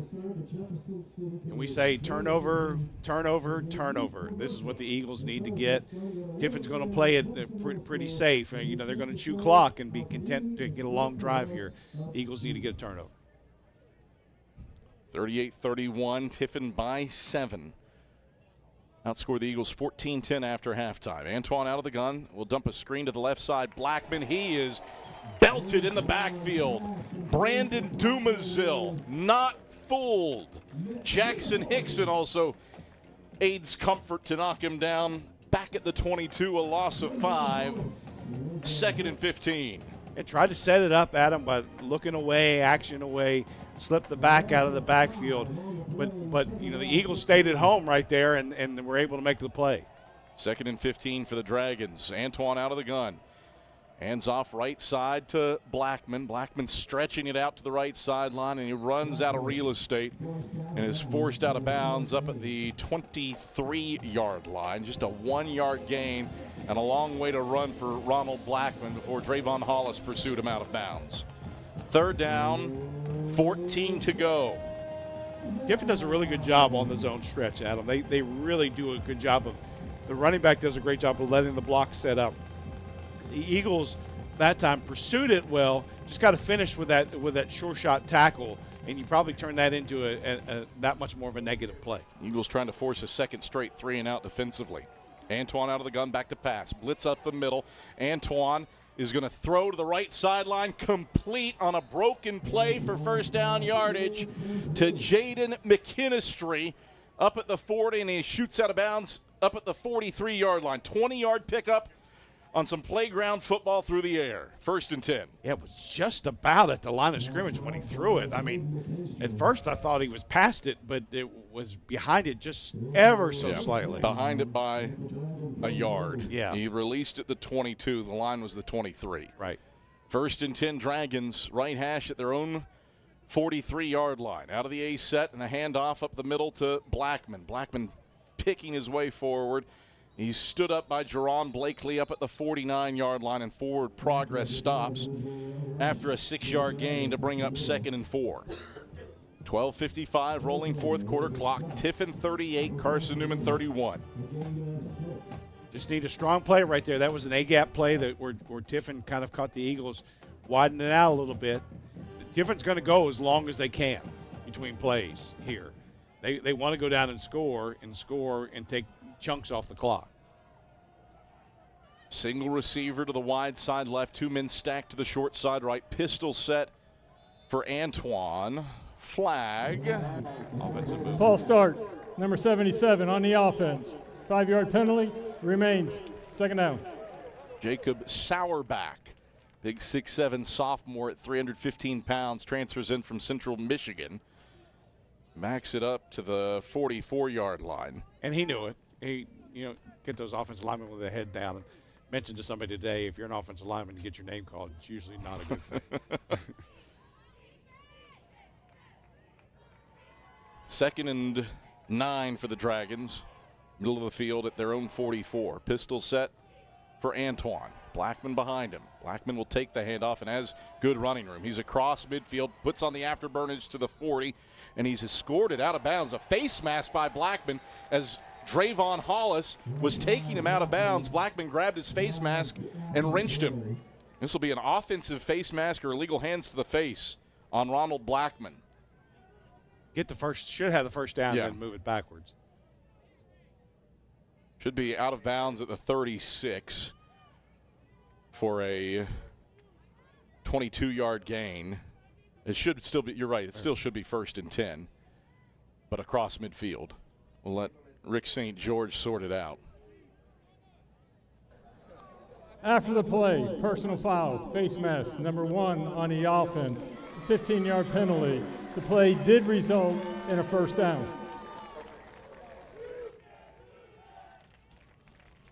So it benefits Tiffin in the fact that they still have it 1st and 10, but lost yardage. You're back across midfield. It's not like it's 1st and 25. Right. Still 1st and 10 for the Dragons. Yeah, they haven't moved the chains yet, but they need to move. There we go. Stick around after the game for the Domino's post-game report and the selection of the premier player of the game. Excellence doesn't happen by accident. The premier team delivers service with pride. 1st and 10 Dragons. Left hash at the Carson-Newman 49 after the penalty. Leading 38-31 with 11:35 to play in the fourth quarter. Shotgun snap back, play fake, keeper for Antoine, and he slides down to the boundary left side across midfield down at the 49. Pressure came from Jinez Davis and Luke Scott, but Antoine gave himself up there from 149 to the Illegal other. formation. 5 players in the backfield. 5-yard penalty. Remains. First down. Yeah, I thought earlier that they did something similar, that I was kind of scratching my head a little bit and thought, maybe is it me? But that time it was them. So 1st and 15 now. Tiffin with a couple of self-induced wounds to the foot off of gunshots on this drive. Out of the gun. Antoine rolling to the right. Luke Scott hits him as he throws. The ball's batted in the air and incomplete along the right sideline. The target was West down at the 45. Isaiah Kane blanketed him along the right sideline, knocked it away, and it's 2nd and 15. And Tiffin's a big team as far as trying to get people across the field, buying time for the quarterback and letting them get outside the pocket and seeing those plays as they develop and really finding them with their eyes, trying to take advantage of Eagle coverage a little bit. And so the Eagles just got to keep that pressure and force the quarterback to look at the pressure instead of looking at his receivers. 2nd and 15 for the Dragons. Left hash at their own 44. Shotgun snap back for Mack. Mack picking his way forward. He's flipped by Richmard Melian and gets a yard up to the 45-yard line. 3rd down, 14 to go for the Dragons. If nothing else, they've moved the ball a little bit and can flip fields. And Carson-Newman, when it has had long fields, has struggled to move the football. They've scored very efficiently when they've had short fields. And Tiffin, this plays to what Tiffin wants. They want to chew chunks off the clock here, right? And this is, they'd love to get the first down every time on 3rd down. 3rd and 14, Eagles showing pressure. They back off, 3 and 2 on the play clock. Now a high snap is over Antoine's head. He rushes back, it's loose, and the Eagles scoop it up! Holy free holy! Chaos in the backfield. A snap flies over Antoine's head, and Luke Scott has it. Second turnover of the day for Tiffin. And the Eagles have it 1st and 10 in Dragon territory at the 26. Well, my friend, you called it. You said, hey, Eagles need field position, and this is the field position that they need. They needed a turnover. They got it. And now let's see what the offense does. I wouldn't be surprised if there's a little play-action pass right here just to test the resolve of the defense. Eagles have gone that way to Don Bradley twice today for a pair of touchdowns. He's lined up in the slot to the right. Graff under center, takes the snap, gives on the dive to Trey Gunnings.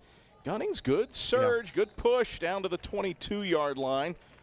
Lennox Williams with the stop. 4-yard gain for Trey Gunnings, 2nd and 6. The Eagles have had to move the ball and be back, especially well. And it's really now what they're going to try and do by running the ball with their beat back is condense the defense here. 2nd down, 6 to go for the Eagles. Graff out of the flex bone will take it and keep it and backpedals across the 20 in a deceptive little run for Eli Graff. He backpedals down to the 19-yard line. Bubba Bangura with the stop. Wow. It's either Bubba or Booba. I'm not sure which one.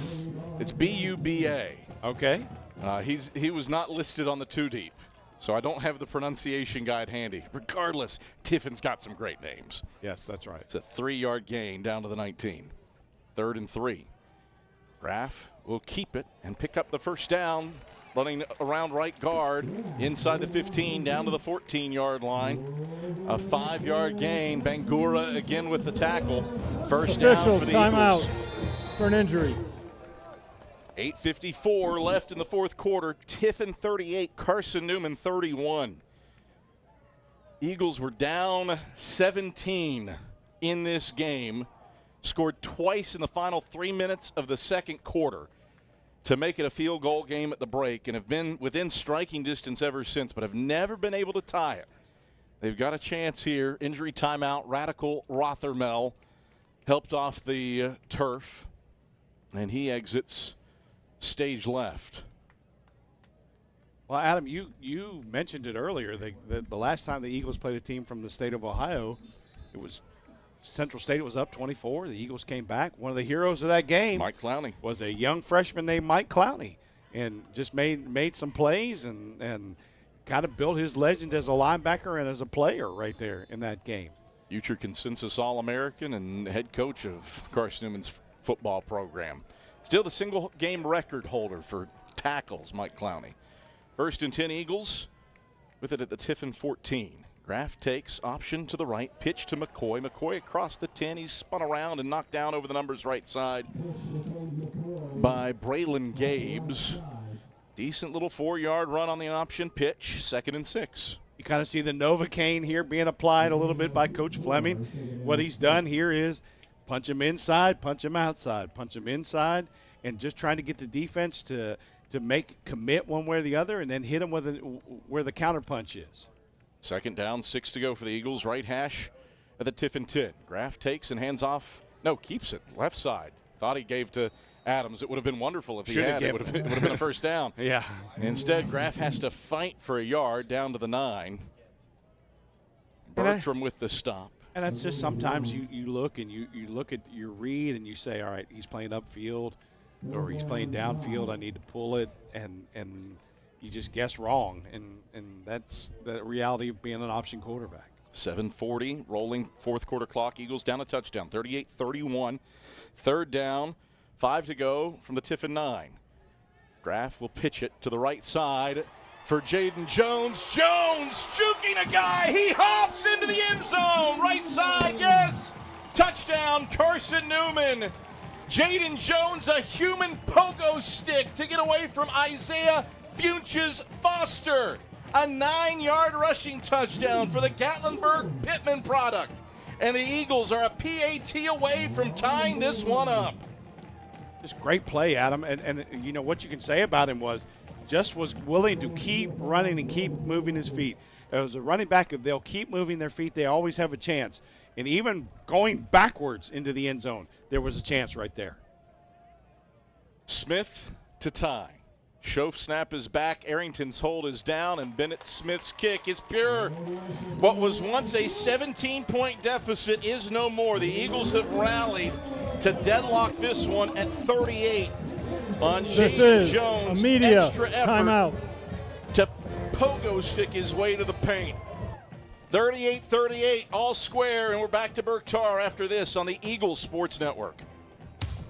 There's new fresh ideas on campus. From Chick-fil-A to Maples Coffee to Saborijos, Fresh Ideas has tons of high-quality dining options for whatever taste you may need. Saborijos is open Monday through Friday for lunch and dinner in the Health Sciences Building. Saborijos features all your Mexican favorites, from burritos to nachos to quesadillas to tacos to anything you can think of in a tortilla. Follow Fresh Ideas on Instagram at Carson-Newman Dining. Tri-Light is proud to support Carson-Newman Athletics. We salute the student athletes who are working hard to make great things happen on the field, in the classroom, and in the world. It takes vision, commitment, and teamwork, qualities we share at Tri-Light. Our mission is to provide life-changing opportunities by building a world-class fiber broadband network. If you'd like to learn more, please visit trilight.net or call us at 833-847-0824. 7:26 to go in the fourth quarter, 38-38. It was worth the wait to start this game an hour late thanks to a lightning delay. David needs highly entertaining football on opening night to start the Tyler Almond era for Carson-Newman and the Zach Blair era for Tiffin. Hey, Adam, you know, one of the things you would say about the Eagles was inexperienced offense, more experienced defense coming into this game. Hey, how's the young offense going to respond? I think the young offense has responded well, especially like you said. When there is field position, you better watch out because the Eagles are going to get the ball in the end zone. Eagles have had some stops here lately, and so one more would be really nice, especially a turnover again, because with 7:26, we're now starting to look at a time game here where both sides really want to be that last one to score. I mean, look at Carson-Newman's scoring drives. 15 yards, 45 yards, 50 yards, 47 yards, 26 yards. Right. Eagles have gone the short way with field position today. Field position. Tiffin, to be fair, has to a certain extent as well, but the Dragons have had a couple of long drives aided by big plays. Fair catch on the kickoff by West, and the Dragons will take over 1st and 10 at their own 25-yard line. Eagles have been keyed in defensively these last two possessions, though. A 3-and-out, and Tiffin with some issues had a snap over Antoine's head, a fumble that Luke Scott recovered. And that short field is why this game is tied up 38-38. Eagles would love another one. And, you know, Tiffin before was in kind of protect mode because you were up by 7. Now you're kind of in 0-0 mode again. So you got to open the offense up. So the Eagles need to be – they weren't worried as much about downfield. Now they have to worry about downfield again because Tiffin is anxious for a score. Zalewski, the tight end, to the right side of the line, ball equidistant between the hashes. Antoine is in the pistol with Blackman behind him. Play clock at 10. Antoine takes the snap. Nobody there for the handoff. He's back to pass. Going to throw. Zips it. Incomplete. He spiked that one into the turf up at the 30-yard line. The closest guy there was Blackman, who was running a wheel route, and he was 15 yards upfield along the left sideline up at the 45. Yeah, just kind of it was almost like a broken play. It was broken play action. There is no foul for intentional grounding. There was a receiver. I did not see the tight end Zalewski running a drag route. So there was a guy that was pretty close. He was just absolutely bottled up.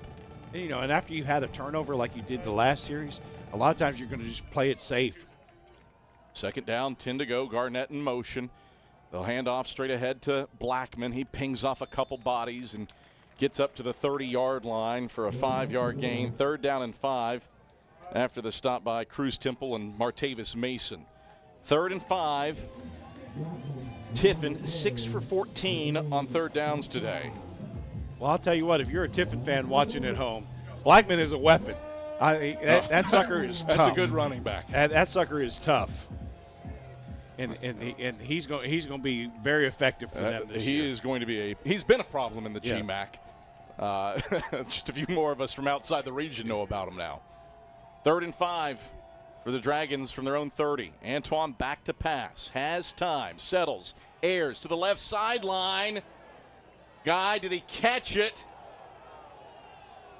No signal yet on Jordan Edwards. His body, the top half was out of bounds. His feet were in the field of play. No signal yet. They're saying that it gets a first down. Catch and a first down. Up to the 49-yard line. Ruling on the field is completed catch. First down, Tiffin.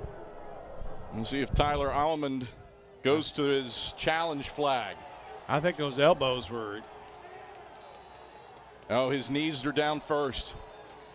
I don't know the ball, but look at the ball, Adam. When the ball is thrown, it's almost underneath of it. See if what happens here. Is challenged in a ruling on the field with a completed catch. Again, here's the thing. The review is done with 2 cameras, and they're not ours. That's right. They are the game film cameras, the high and the tight shots that the coaches use.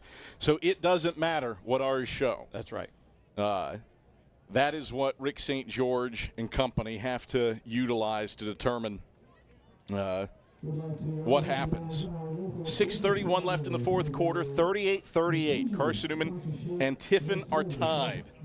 Eagles have rallied from a 17-point deficit to tie this game. Rick St. George all the way down to the replay tent to check this out. A long, lonely run here.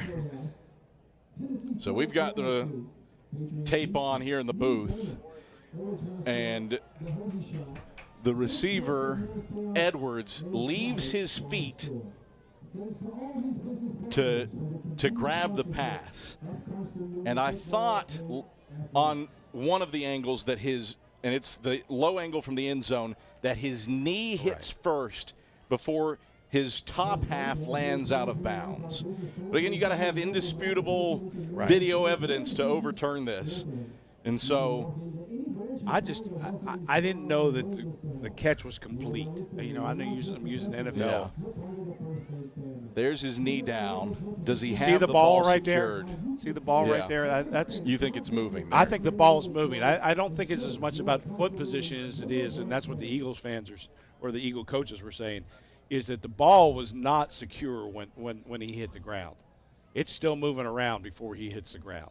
The question is, can they see it? Can they see it? Yeah. And that is a big if. Rick St. George is in the review tent. This is a consequential one. Yes. If it's an incompletion, it's a 3 and out. That's right. So quite a bit. And with 6:30, the Eagles get the ball. It could be pretty much in your offense. Yeah.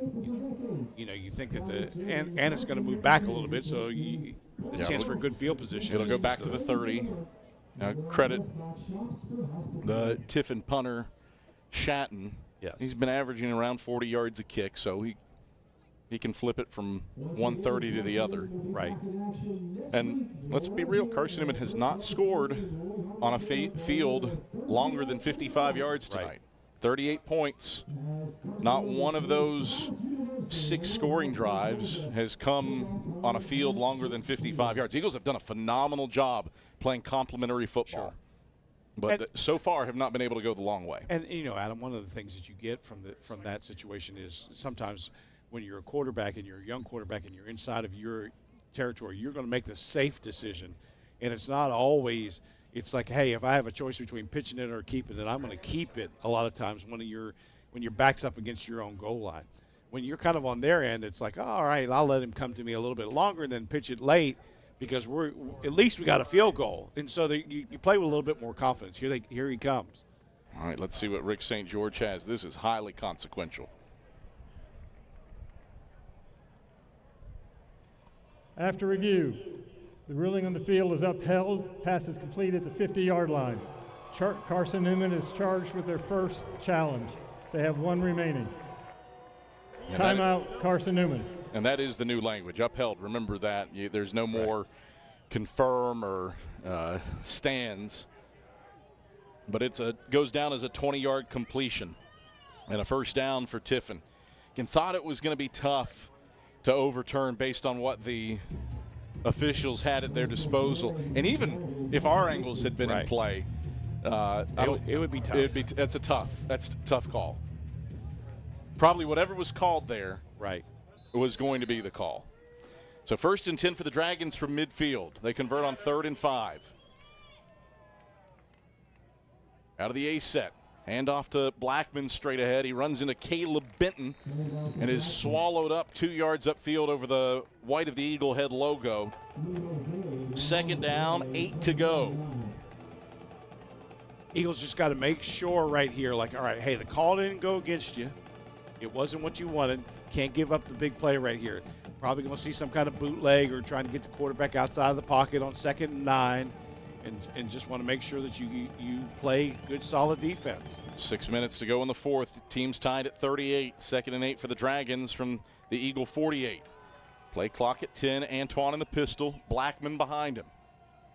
Snap back. Hand off to Blackman with a good head of steam. He trips at the line of scrimmage and falls forward down to the 46. Ball came out, but the officials say that the ground caused the fumble. Drayvon Hallis and Jackson Hickson combined for the stop. 3rd down, 6 to go. 5 minutes, 27 seconds left in the 4th quarter. All of Tiffin's games last year, at least their losses, were close. 4 losses by a combined 19 points. Eagles did not lose a multi-possession game last year in their 3 losses. 2 teams that know a thing or two about playing tight ball games. 3rd and 6 for the Dragons toward the left hashes at the Eagle 46. Twan out of the gun, back to pass. The ball is batted in the air and it flutters incomplete. Rich Martinellian got a fingertip to it, and the ball flutters for an incompletion. 4th down, 6 to go with 5 minutes to play in the 4th. Yeah, remember when we talked a few minutes ago about getting in the quarterback's line of sight. Don't let him have a clear line of sight to his receivers. And that's what the Eagles did right there, and just really took that play away from Tiffin. Now, hey, like you said, their punter is a weapon, so the Eagles need to make sure that you get this and get it clean. But if you can get a return, it would be nice. Shatton on to boot it away. He's back at his own 40. The line of scrimmage is at the Carson-Newman 46. Snap back, no pressure. Gets off a tight spiraling punt. It will bounce at the 2 and roll into the end zone. A touchback. Eagles take over 1st and 10 at their own 20-yard line. 4:52 to play in the 4th quarter of a 38-38 ball game. Good. Eagles had safe on right there. We're ready for any kind of trick play right there from Tiffin. And because of that, just really were able to make sure that they weren't going to get a return anyways with safe. So 1st and 10 for the Eagles from the 20-yard line. Adams is the fullback. Graff's under center in the flex bone. Man in motion, McCoy. Rocket toss his way. McCoy across the line of scrimmage. Jukes one man, bounces off a tackle to the right sideline and rides out of bounds. Frank Bertram up at the 28-yard line. 8-yard gain on the rocket toss, 2nd and 2. Just drew everybody in. I think they were playing heavy to the A gap and B gap, and the Eagles, great call by Coach Fleming to hit the rocket toss. 2nd down, 2 to go for the Eagles. Right hash at their own 28-yard line. Graff under center in the flex bone. Takes the snap. We'll give to Josh Adams on the dive. He fights for 1st down yardage across the 30 and muscles between the hashes up to the 32-yard line where Popeye Williams makes the stop. That's a 4-yard gain. 1st and 10 for Carson-Newman. 38-38, all square with 4:08 to play in the 4th quarter. Eagles were down 17 in the 2nd in this one. They have rallied and outscored Tiffin 17-14 after halftime to tie it up. Graff takes, will option keep it right side. Graff wiggling his way forward up to the 35. Gio Albanese with the stop. That's a 3-yard gain. Second down, 7 to go. Eagles with 2 timeouts left. Tiffin with 3. 38-38, 3:35 to play in the fourth quarter. Hey, gritty the Eagles have been in the second half. Hey, they would love to get the ball in field goal range and kick that field goal with about 1 second left on the clock. Now, they love a touchdown. I don't want to minimize that. But points are points in this situation for the Eagles. Yes, and score with no time left. 2nd and 7. Graff from the flex bone will pitch it to the right. He's got it to Nick Hester. Good gain across the 40 over the numbers. First down yardage up to the 43. Well-run option football for Carson-Newman to pick up 8 yards before Washington brings the play to a halt. And no hurries here.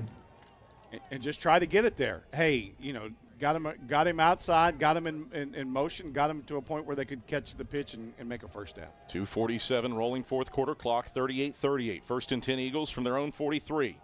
Graff will hand off on the dive, straight forward. Not much there. A couple up to the 45. 2-yard gain for Josh Adams. Brings up 2nd down and 8 to go. Eagles do not need to run a play before the 2-minute timeout unless they choose to. 2nd and 8. I think the Eagles just are content to move the ball. I think they're just in the normal flow of their offense, Adam. If they get it, they get it. If they don't get a play call, they're not going to get a play call. But they're just calling their offense like there's 15 minutes left to go in the fourth quarter. 2nd and 8 for the Eagles. 2-1 before the warning. Graff does not take the snap. And that is the 2-minute timeout. 38-38. 2 minutes left in the fourth quarter. 2 minutes. Carson-Newman has it. Second down. 8 to go from its own 45. Looking for a late fourth quarter winner. We are back to Berktar Stadium after these messages on the Eagle Sports Network. I wish every day could be this easy. At Knoxville TVA Employees Credit Union, we make payday very easy. No lines, no wait. Just sign up for direct deposit and payday comes to you up to 2 days earlier. Flow into an earlier payday. Learn how easy it is to get paid at tvacreditunion.com. Join us now. Federally insured by NCUA. Ask for details. Bob Bell here for Fleet Tire. Drive safer longer when you visit your local Michelin dealer, Fleet Tire on Woodland Avenue, with a set of Michelin Defender tires. Based on internal wet braking results versus Goodyear, Assurance Comfort Tread tires and third-party wear test results versus Continental ProTrack tires with Eco Plus. See manufacturer's limited warranty for details at Fleet Tire, Woodland Avenue. As a matter of fact, when it comes to service after the sale of your tires, they take care of you at Fleet Tire. 2-minute timeout here in the fourth quarter. It is Carson-Newman 38, Tiffin 38. It has been a dandy on opening night. The Eagles trying to win on opening day for a 5th straight season. 35-10-1 since 1980. On opening night, they've got it 2nd and 8 from their own 45-yard line at the 2-minute timeout. Graff under center takes the snap. Rocket toss to the left to Jaden Jones. That doesn't go anywhere. He's locked up in the backfield back at the 43-yard line. Timeout. Johnson leads the charge. It's their first timeout in the second half. And Tiffin will utilize the first of its. Please reset the game clock to 1:53. 3 timeouts, and now Carson-Newman with a tough 3rd and 10. It is tough, Adam, and the thought right there is that they were going to try and get the Tiffin almost like a reverse with a rocket toss, get everybody collapsed in, thinking that they would try and attack A gap or B gap. That's just tough. That's tough right there because the corners are playing hard on the edge. So even by going away, you just don't have it right there. Late night for the kiddos of the Carson-Newman coaching staff, but plenty of Eagles on hand to watch the debut of the Tyler Almond era. And it has been a high-quality, entertaining football game. Eagles have played complementary football, and that's why they're in it, and Tiffin is proving why it's posited to be one of the top teams in the GMAC. Two teams that certainly feel like they have playoff aspirations this year if the pieces that replace some key cogs can come through. Two good football teams. Yeah, absolutely. 3rd and 10 for the Eagles. Ball left hash at their own 43. Tied with Tiffin at 38. Graff under center in the flex bone. Takes the snap, rolls the pocket to the right. Throws right. It's complete to Jacob Dalton at midfield. Dalton, where's he out of bounds? He's out of bounds with first down yardage down at the 45-yard line. Tank Washington had the stop. There is a flag on the play. 12 yards if it stands. What's Rick St. George have to say? Flag was in the backfield. Blake Chenault says it's on Tiffin. Face mask. Is he true? Personal foul, illegal hands to the face, number 11 on the defense. 15-yard penalty will be added on to the end of the run. Wow. First down. Big play there. Didn't see that one, Adam. The dart to Dalton for 12. Tack on 15, 27 yards down to the 30 on 3rd and 10. Minute 48 to go, 38-38, teams deadlocked. Eagles were down 17 at one point in this one.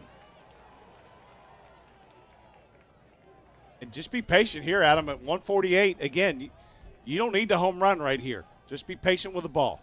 Graff takes, gives on the dive to Josh Adams. He pounds it between the hashes, down to the 26-yard line. Timeout, Tiffin. Their second timeout. Stopped by half. Popeye Williams, and now you're within field goal range because of that penalty. That's right. And here's the smart thing that Coach Allman and the offensive staff are doing. They are running the ball, forcing Tiffin to use their timeouts. So now even if Tiffin gets the ball back, they're doing it with no timeouts. And so there's a little bit of chess going on right here. Force them to use their timeouts, force them to stop you. But, hey, again, you want to score with no time left and win the game that way.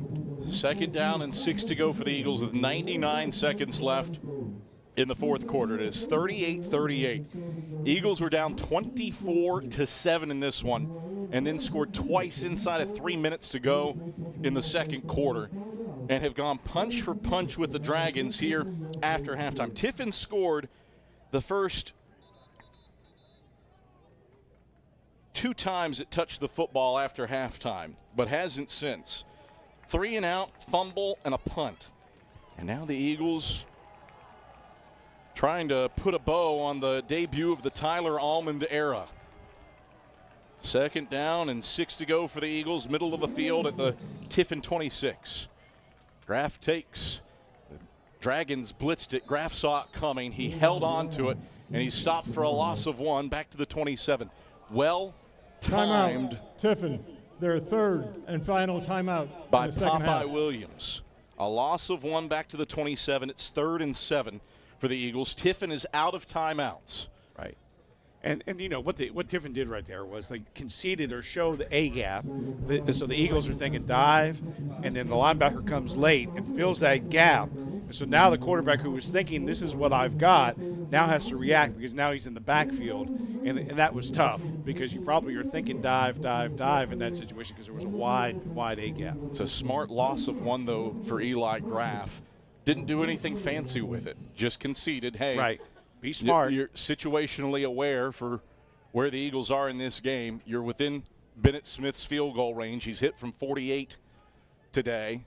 And if he had to take an attempt right now, it would be from 43. 94 seconds left in the 4th quarter, a 38-38 game. Eagles started this drive back at their own 20 with 4:52 to play in the 4th quarter. I think you play it safe here, Adam.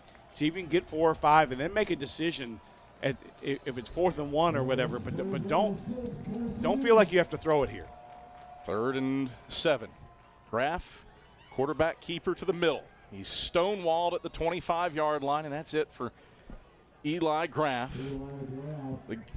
Derek Weems filled the gap. It was 2 yards down to the 25. Tiffin is out of timeouts. And Carson-Newman will bleed this down inside of a minute before Bennett Smith comes on to attempt a 42-yard field goal. Probably thought that the dive was the play. I know it was a called play, but the dive, the shame of it is the dive was the play of the last play. 10 on the play clock. Smith will kick from left to right toward the K-sack. 6 and 5. 4 and 3. There's the snap. It's back. Smith's kick is on the way. Smith's kick. He got it. It's good. Bennett Smith drills it from 42. And for the first time tonight, Carson-Newman has the lead. 41-38 with 43 seconds left. I think one of the Eagles came off a little bit tight. Is it Luke Scott? Yes. And so, not sure exactly what that was, but, Luke Scott's a tough one. The Eagles need him on defense here coming up. 43 seconds left, an 11-play, 55-yard drive, takes 4:09 off the clock, and Bennett Smith drills a 42-yard field goal to give Carson-Newman its first lead of the night on a day where the Eagles trailed by 17. Now Carson-Newman looks for a stop with Tiffin out of timeouts. Just, you got to love the clutchness of Bennett Smith. I'll tell you what, every extra point, kicking those field goals at him, and those have been 2 big field goals for Bennett, and just love it. Carson-Newman has rallied this century from 2 deficits of 17 or greater, looking for a third. They have a 41-38 lead with 43 seconds left, and now look for a stop. Smith will boot it away. Kicking from left to right, fair catch signaled by West. He grabs it in the end zone, and Tiffin has 43 seconds to go 75 yards. So you're looking in a situation like this. All right, so they have been, because Tiffin has now been in the lead, they've been kind of zone stretch dive and everything else. You're going to see the bootleg. You're going to see guys crossing the field because they want to get them out of bounds at them, so they're going to get the quarterback outside the pocket. The Eagles want to do their very best to keep the quarterback in bounds and chew clock. With no timeouts, you can put Tiffin kind of in a rush mode. Berktar Stadium crowd on its feet. 43 seconds left. Tiffin out of timeouts, down by a field goal. Antoine out of the gun, back to pass. 3-man rush. Plenty of time. Antoine steps up, scrambling to the right, evades Jesse Combs. Antoine ambles out of bounds across the 35 up to the 39-yard line. 14 yards in exchange for 10 seconds. Yeah, I mean, hey, ideally you don't want to let him get in field goal range, but you'll take 10 seconds. You'll take 10 seconds. Now just get him in bounds. 1st and 10 for the Dragons. Right hash at their own 39. 33 seconds left. Eagles 41, Tiffin 38. Antoine out of the gun. Takes the snap. Pressured by Mason from behind. Hit as he throws. Fires a completion to midfield to Garnett. He's tackled by Javian Winston in Carson-Newman territory down at the 47-yard line. 14 yards and a first down for the Dragons. Clock at 27 seconds left. Tiffin out of timeouts. Antoine in the gun. Garnett did get out of bounds, so the clock stops. Trips to the wide side right. 1-man short side left. 3-man rush. Antoine back to pass. He's hitting the backfield. Hit as he throws. The ball flutters out. Is it live? It's loose. Tiffin recovers with 16 seconds left. The clock will run. Tiffin can't stop it.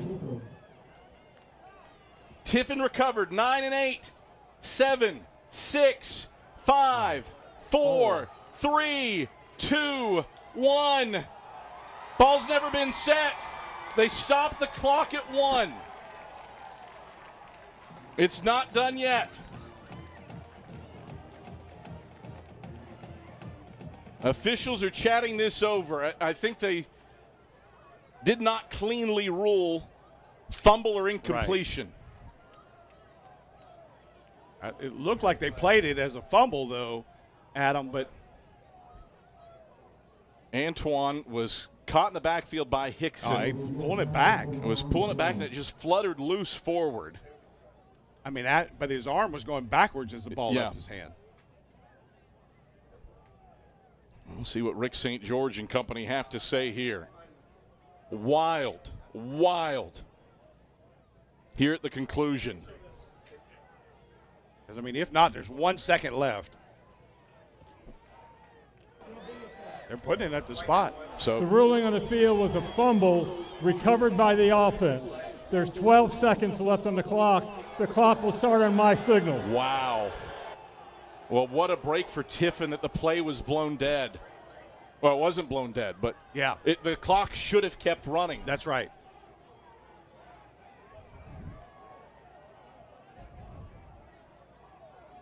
$12 seconds left. Tiffin out of timeouts. Eagles have 3 guys on the goal line. Yeah, and there's 12 seconds, so you don't want that because they can get in field goal position. And the coaches in the box are screaming, move them up, because the 12 seconds, you're not. It's not a victory play yet. No. Because of the official stop, there is a ruling of a 10-second runoff. 10 seconds will be subtracted. There will be 2 seconds on the clock. Right, it will start on my Yeah. signal. Now you play victory. Yes. Now you guard against a Hail Mary. Because even with 2 seconds, Adam, if they catch it at the 1, the game is over. Yeah. So 2 seconds left. 41-38 Eagles leading. Tyler Allman Timeout, Carson-Newman. wants to settle things down. Their And given the second timeout chaos in the second half. that has been ensuing with this fumble and all that's transpired, probably a wise idea to get on the same page here. Right, and hey, what you're doing is what they would practice and call is victory for the defense. So victory for the defense is you play across the goal line, you don't let the ball get in the end zone, you're going to try and get any kind of pressure you can with your front 3, maybe your front 4. But the goal in this situation is to watch that, but also watch the lateral play, right? The Stanford play or things like that, where they're just going to pitch it and pitch it and pitch it. And so you got to play smart here. The thing you don't want is to let anybody across the end zone. You're going to play that ball, not the player. 2 seconds left. Carson-Newman has taken its first lead of the day on a Bennett Smith field goal from 42 yards. Eagles 41, Tiffin 38. It's second down and 6 to go for the Dragons from the Carson-Newman 42. Down and distance don't matter here. No, and you could 2 seconds is all that matters. You could even call a timeout again once you know what they're going to do, just to see how they line up. Berktar Stadium bouncing up and down. Eagles in blue on the near sideline bouncing up and down. Rick St. George chatting things over, conferring with his crew. Long-tenured league official sets the ball ready for play. Eagles have 3 guys on the goal line. Tiffin sends trips to the wide side right, West to the short side left. Snap back to Antoine. 4-man rush. Antoine going to uncork for the end zone. It's a jump ball. It's batted around. It's down. Incomplete. Ball game over. Comeback complete. End of the game. Eagles win. A 17-point comeback for the ages to start the Tyler Allman era with some bananas. Eagles 41, Tiffin 38. It's nuts here in Berktar Stadium. Yeah, it is. Wow, Adam, wow. Hey, great job. Way to finish the game by the Eagles. They got a special kicker, the Eagles do, and great job being patient for this offense. It didn't look like the offense had much in the first quarter, and then the Eagles just really let it come alive and were able to take advantage of turnovers and make the plays happen. The EKG Eagles transitions coaching staffs. Yeah, that's right. David Needs. Down 17. It's the second largest comeback this century for Carson-Newman. The Eagles bat away a last-second Hail Mary. And Carson-Newman wins 41-38 in spite of trailing by 17 in the second quarter. What a comeback for Tyler Almond and his Eagles to start his career here on the banks of Mossy Creek 1-0. Beat a great football team today, too. Hey, if you're a Tiffin fan listening to this game, you have a great football team to come to Mossy Creek and be able to play the Eagles the way that they did. That Tiffin team is going to be a force in their conference. You can see that 100 different ways with what they have. Tiffin, truly, Ronald Blackman is as good of a running back as we've seen from an opposing team in some time.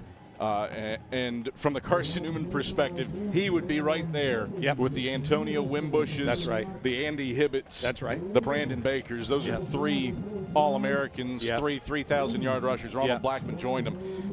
David, good night. This was a good football game. It was a great football game, Adam. And, the thing that you love about what Coach Allman got to experience today was coaching this game under pressure, putting your team in a situation where you had to see guys rise up to the challenge. You want to see your young quarterback have to make plays. You want to see your running backs have to make plays. You want to see where the defense will respond when the pressure's on. And in all those situations, and you want to see your kicker have to nail a field goal with the game on the line. And you feel good about all those things when you come out of that. Down 17, Eagles rally, and David Needs played really complimentary football.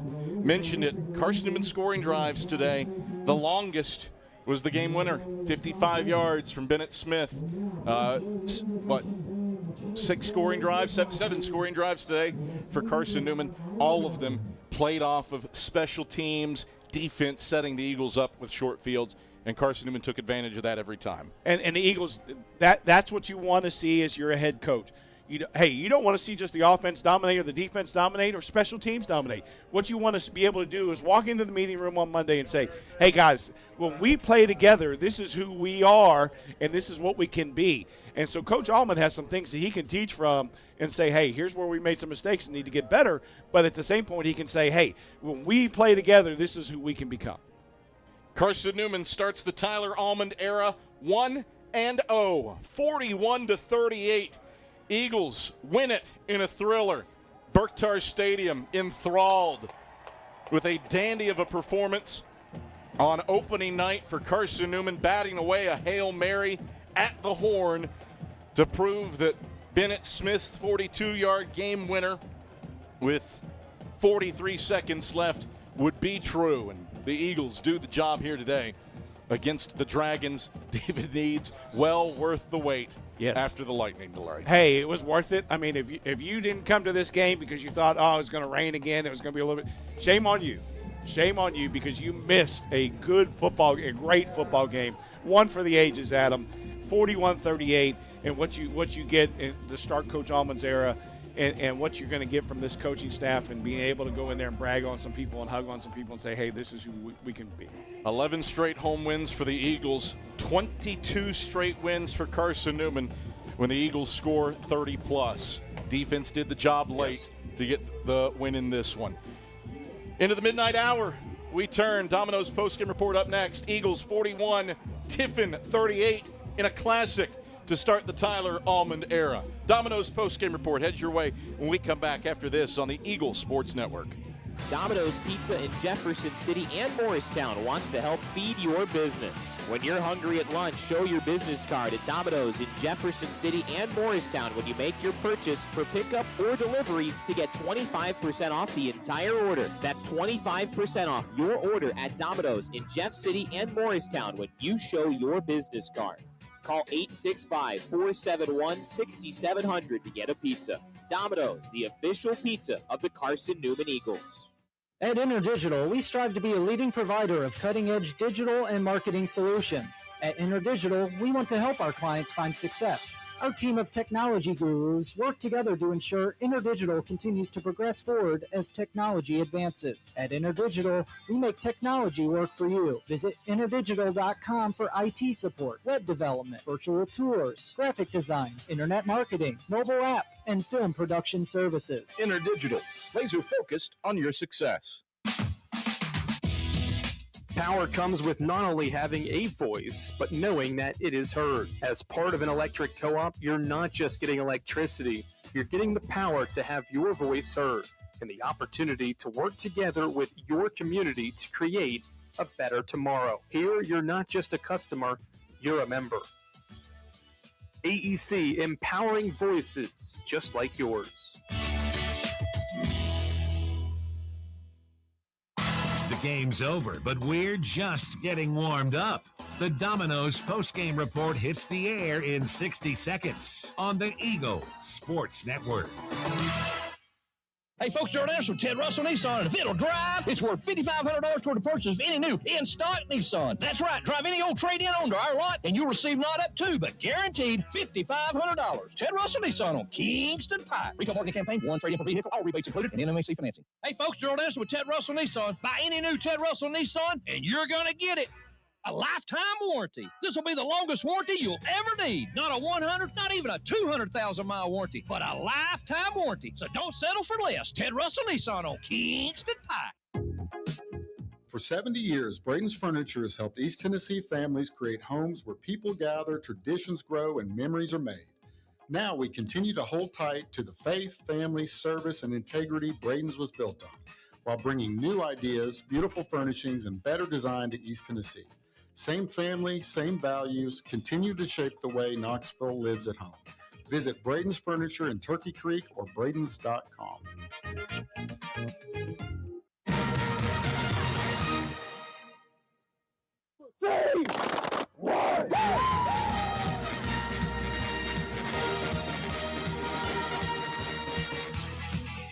This is the Domino's postgame report on the Eagle Sports Network.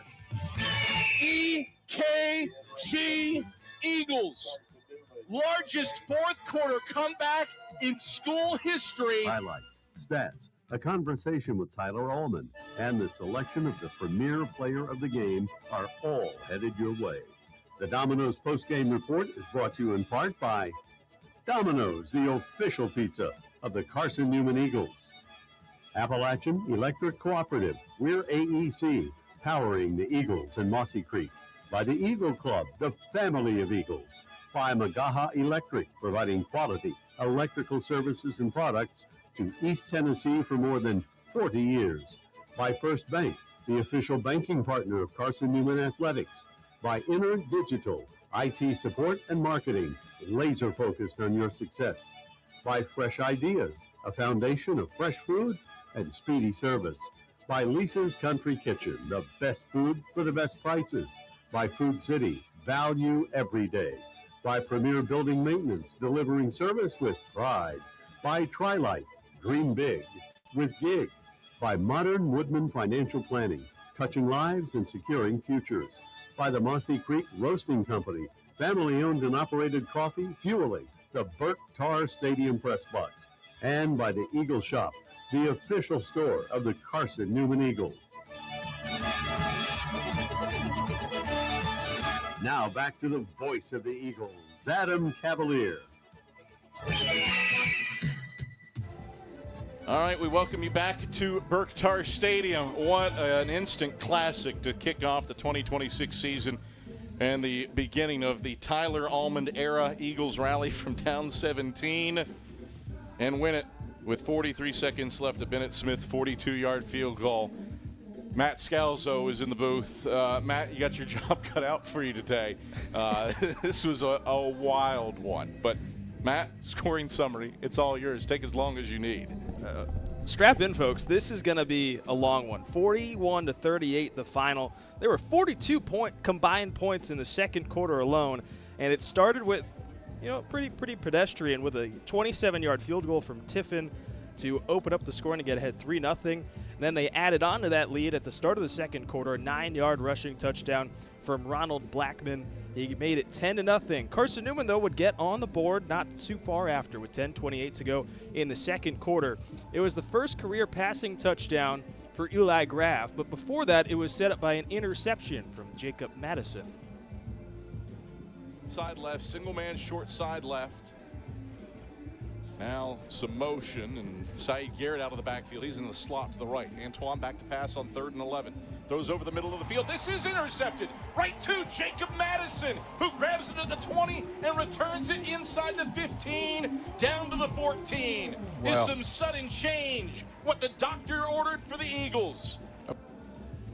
And so then after the takeaway by Madison, just a few plays later, it was a 13-yard pitch and catch from Eli Graff to Don Bradley, and Carson-Newman got on the board. Eagles could really use 7 after the pick. Down 10-0 with 10:35 in the second quarter. Fake the toss, right does Graff, rolls the pocket left, throws left, complete to Bradley at the 5. Bradley wins the race to the pylon. Touchdown, Carson-Newman. First time the Eagles go to the air, they strike for 6. 13 yards from Eli Graff to Don Bradley, and the Eagles pay off the INT with 6. 10-6 Tiffin with 10:28 to play in the second quarter. That is exactly. Tiffin would, though, answer back not too long after. 2 minutes later, it was Blackman again, the second time he found pay dirt this evening. A 54-yard rushing touchdown, capping off a 5-play drive going 75 yards. Exactly 2 minutes after the Graff touchdown.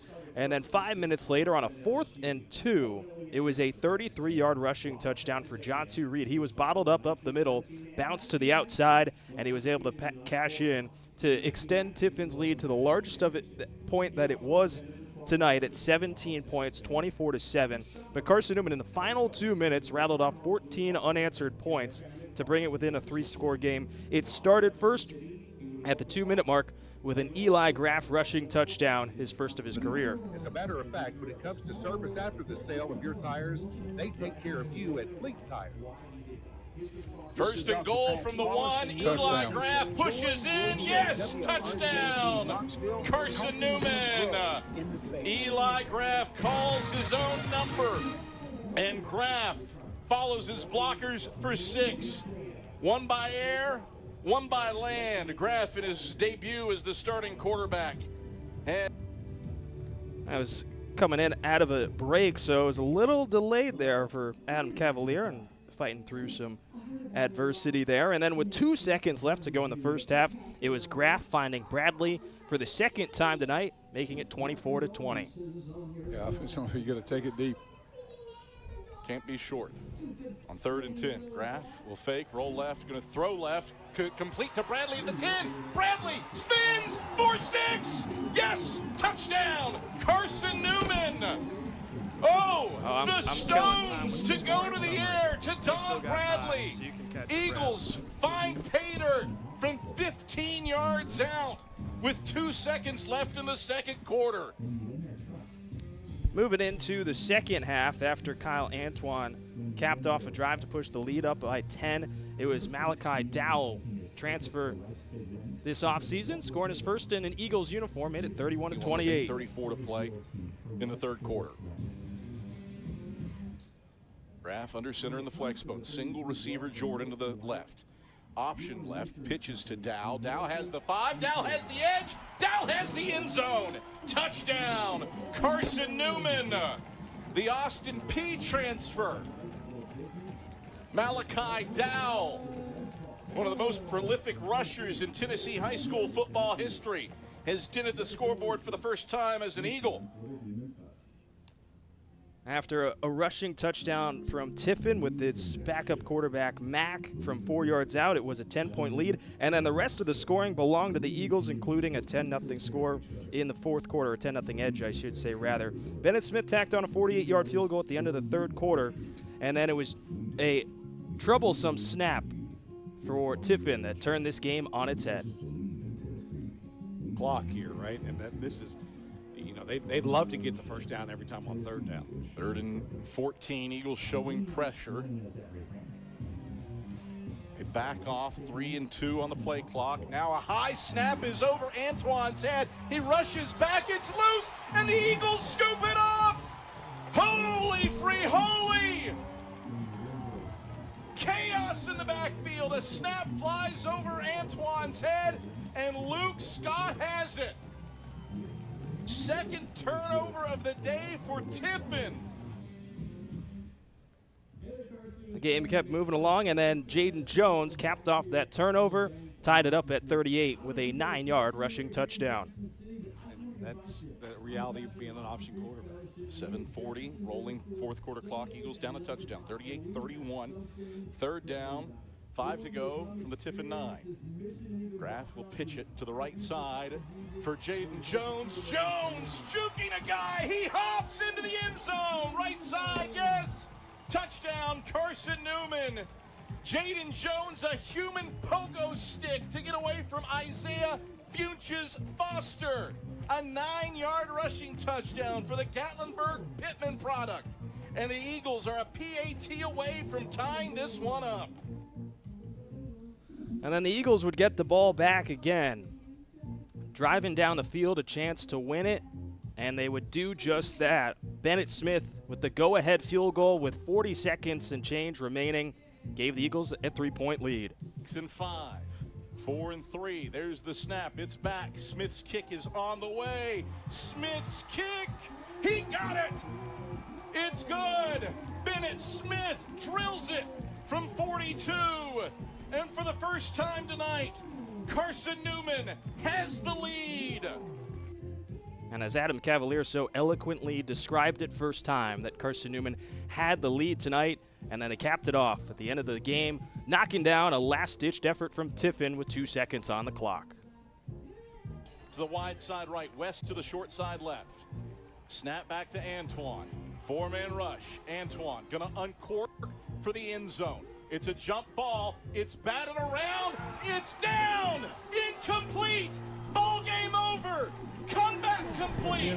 Eagles win.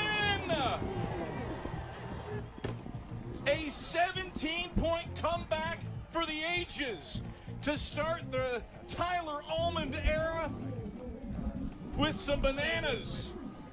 Eagles 41, Tiffin 38. It's nuts here in Berktar Stadium. Yeah, it is. Wow, Adam, wow. Hey. What a way to open up the Tyler Almond era. 41-38, the final. Carson-Newman wins it, scoring the last 13 points of the game. They trailed by as many as 17 at one point in this contest. That was with 3:11 left to go in the first half. They brought it down to within 3, and then they were right there with Tiffin for much of the night. Trailing by 3, then 10, then 7, and then eventually tying it up at 38 with the Jaden Jones 9-yard rushing touchdown, and then capping it off with the 42-yard field goal with Bennett Smith, ice in his veins. He had some words for the Tiffin sideline. He had been hearing it all night, and he delivered when it mattered most. And got to tip our cap to freshman quarterback Eli Graff in his collegiate debut. 3 total touchdowns for the Alcoa, Tennessee native. Grew up about 50 minutes away from this Carson-Newman campus. Went 4 for 7 through the air with 81 yards and a pair of passing touchdowns, a long of 41 yards. On the ground, he led this Carson-Newman team with 20 carries, picked up 41 total yards, 41 net yards, along of 6. He just was grinding and grinding and grinding away. Had a 1-yard rushing touchdown for the first of his career. And elsewhere, Joshua Adams led this Carson-Newman team in terms of rushing, averaged 5.3 yards per carry on 10 carries for 53 yards. Didn't get in the end zone, but he was bruising his way through the middle of the field. Don Bradley, he was a star. Him and Eli Graff, what a connection they got already. Bradley, 2 carries, 28 yards on the ground, a 25-yard carry, his longest. And then through the air, he had 3 catches, I should say, for 40 yards and the 2 receiving touchdowns. Jacob Dalton had the other catch from Graff, 1 reception for 41 yards. He was nearly into the end zone on a drive that set up the Eli Graff touchdown. Carson-Newman collectively ran for 207 yards picked up 81 through the air for 288 total yards of offense. Tiffin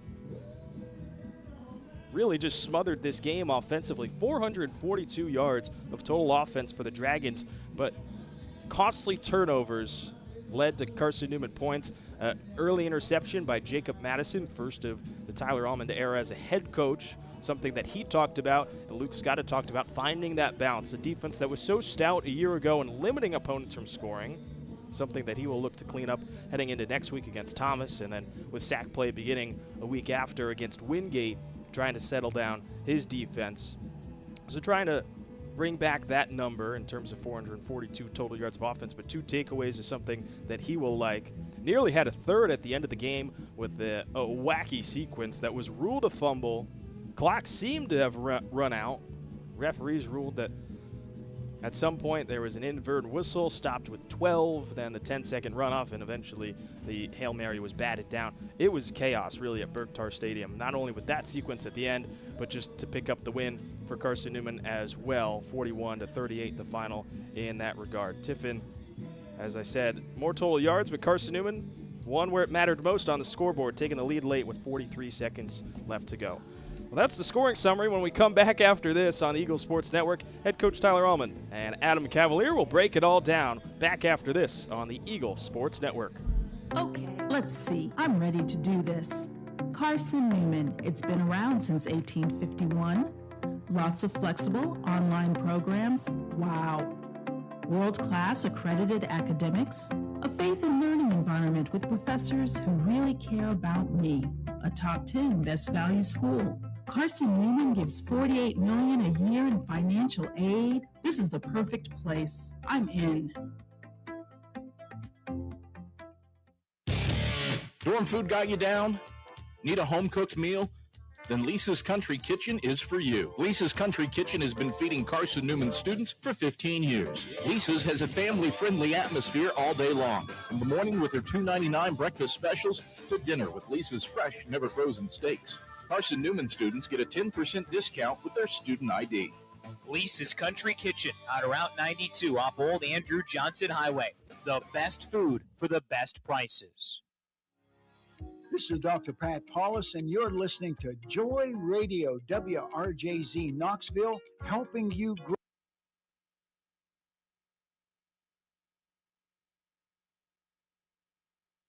Serving East Tennessee for 40 years, Magaha Electric is the perfect choice for all your electrical projects. Magaha Electric specializes in commercial, retail, manufacturing, residential, and industrial contracting needs. Magaha Electric can provide superior service, technical know-how, and realistic budgeting for any size project in a timely, cost-effective manner. Visit MagahaElectric.com for all your electrical contracting needs. Magaha Electric, your East Tennessee electrical contracting source. Back to the gridiron in 60 seconds. One play, 80 yards, and the Eagles are on board first. On the Eagle Sports Network. Billy Graham once said, a coach will impact more people in 1 year than average person will in a lifetime.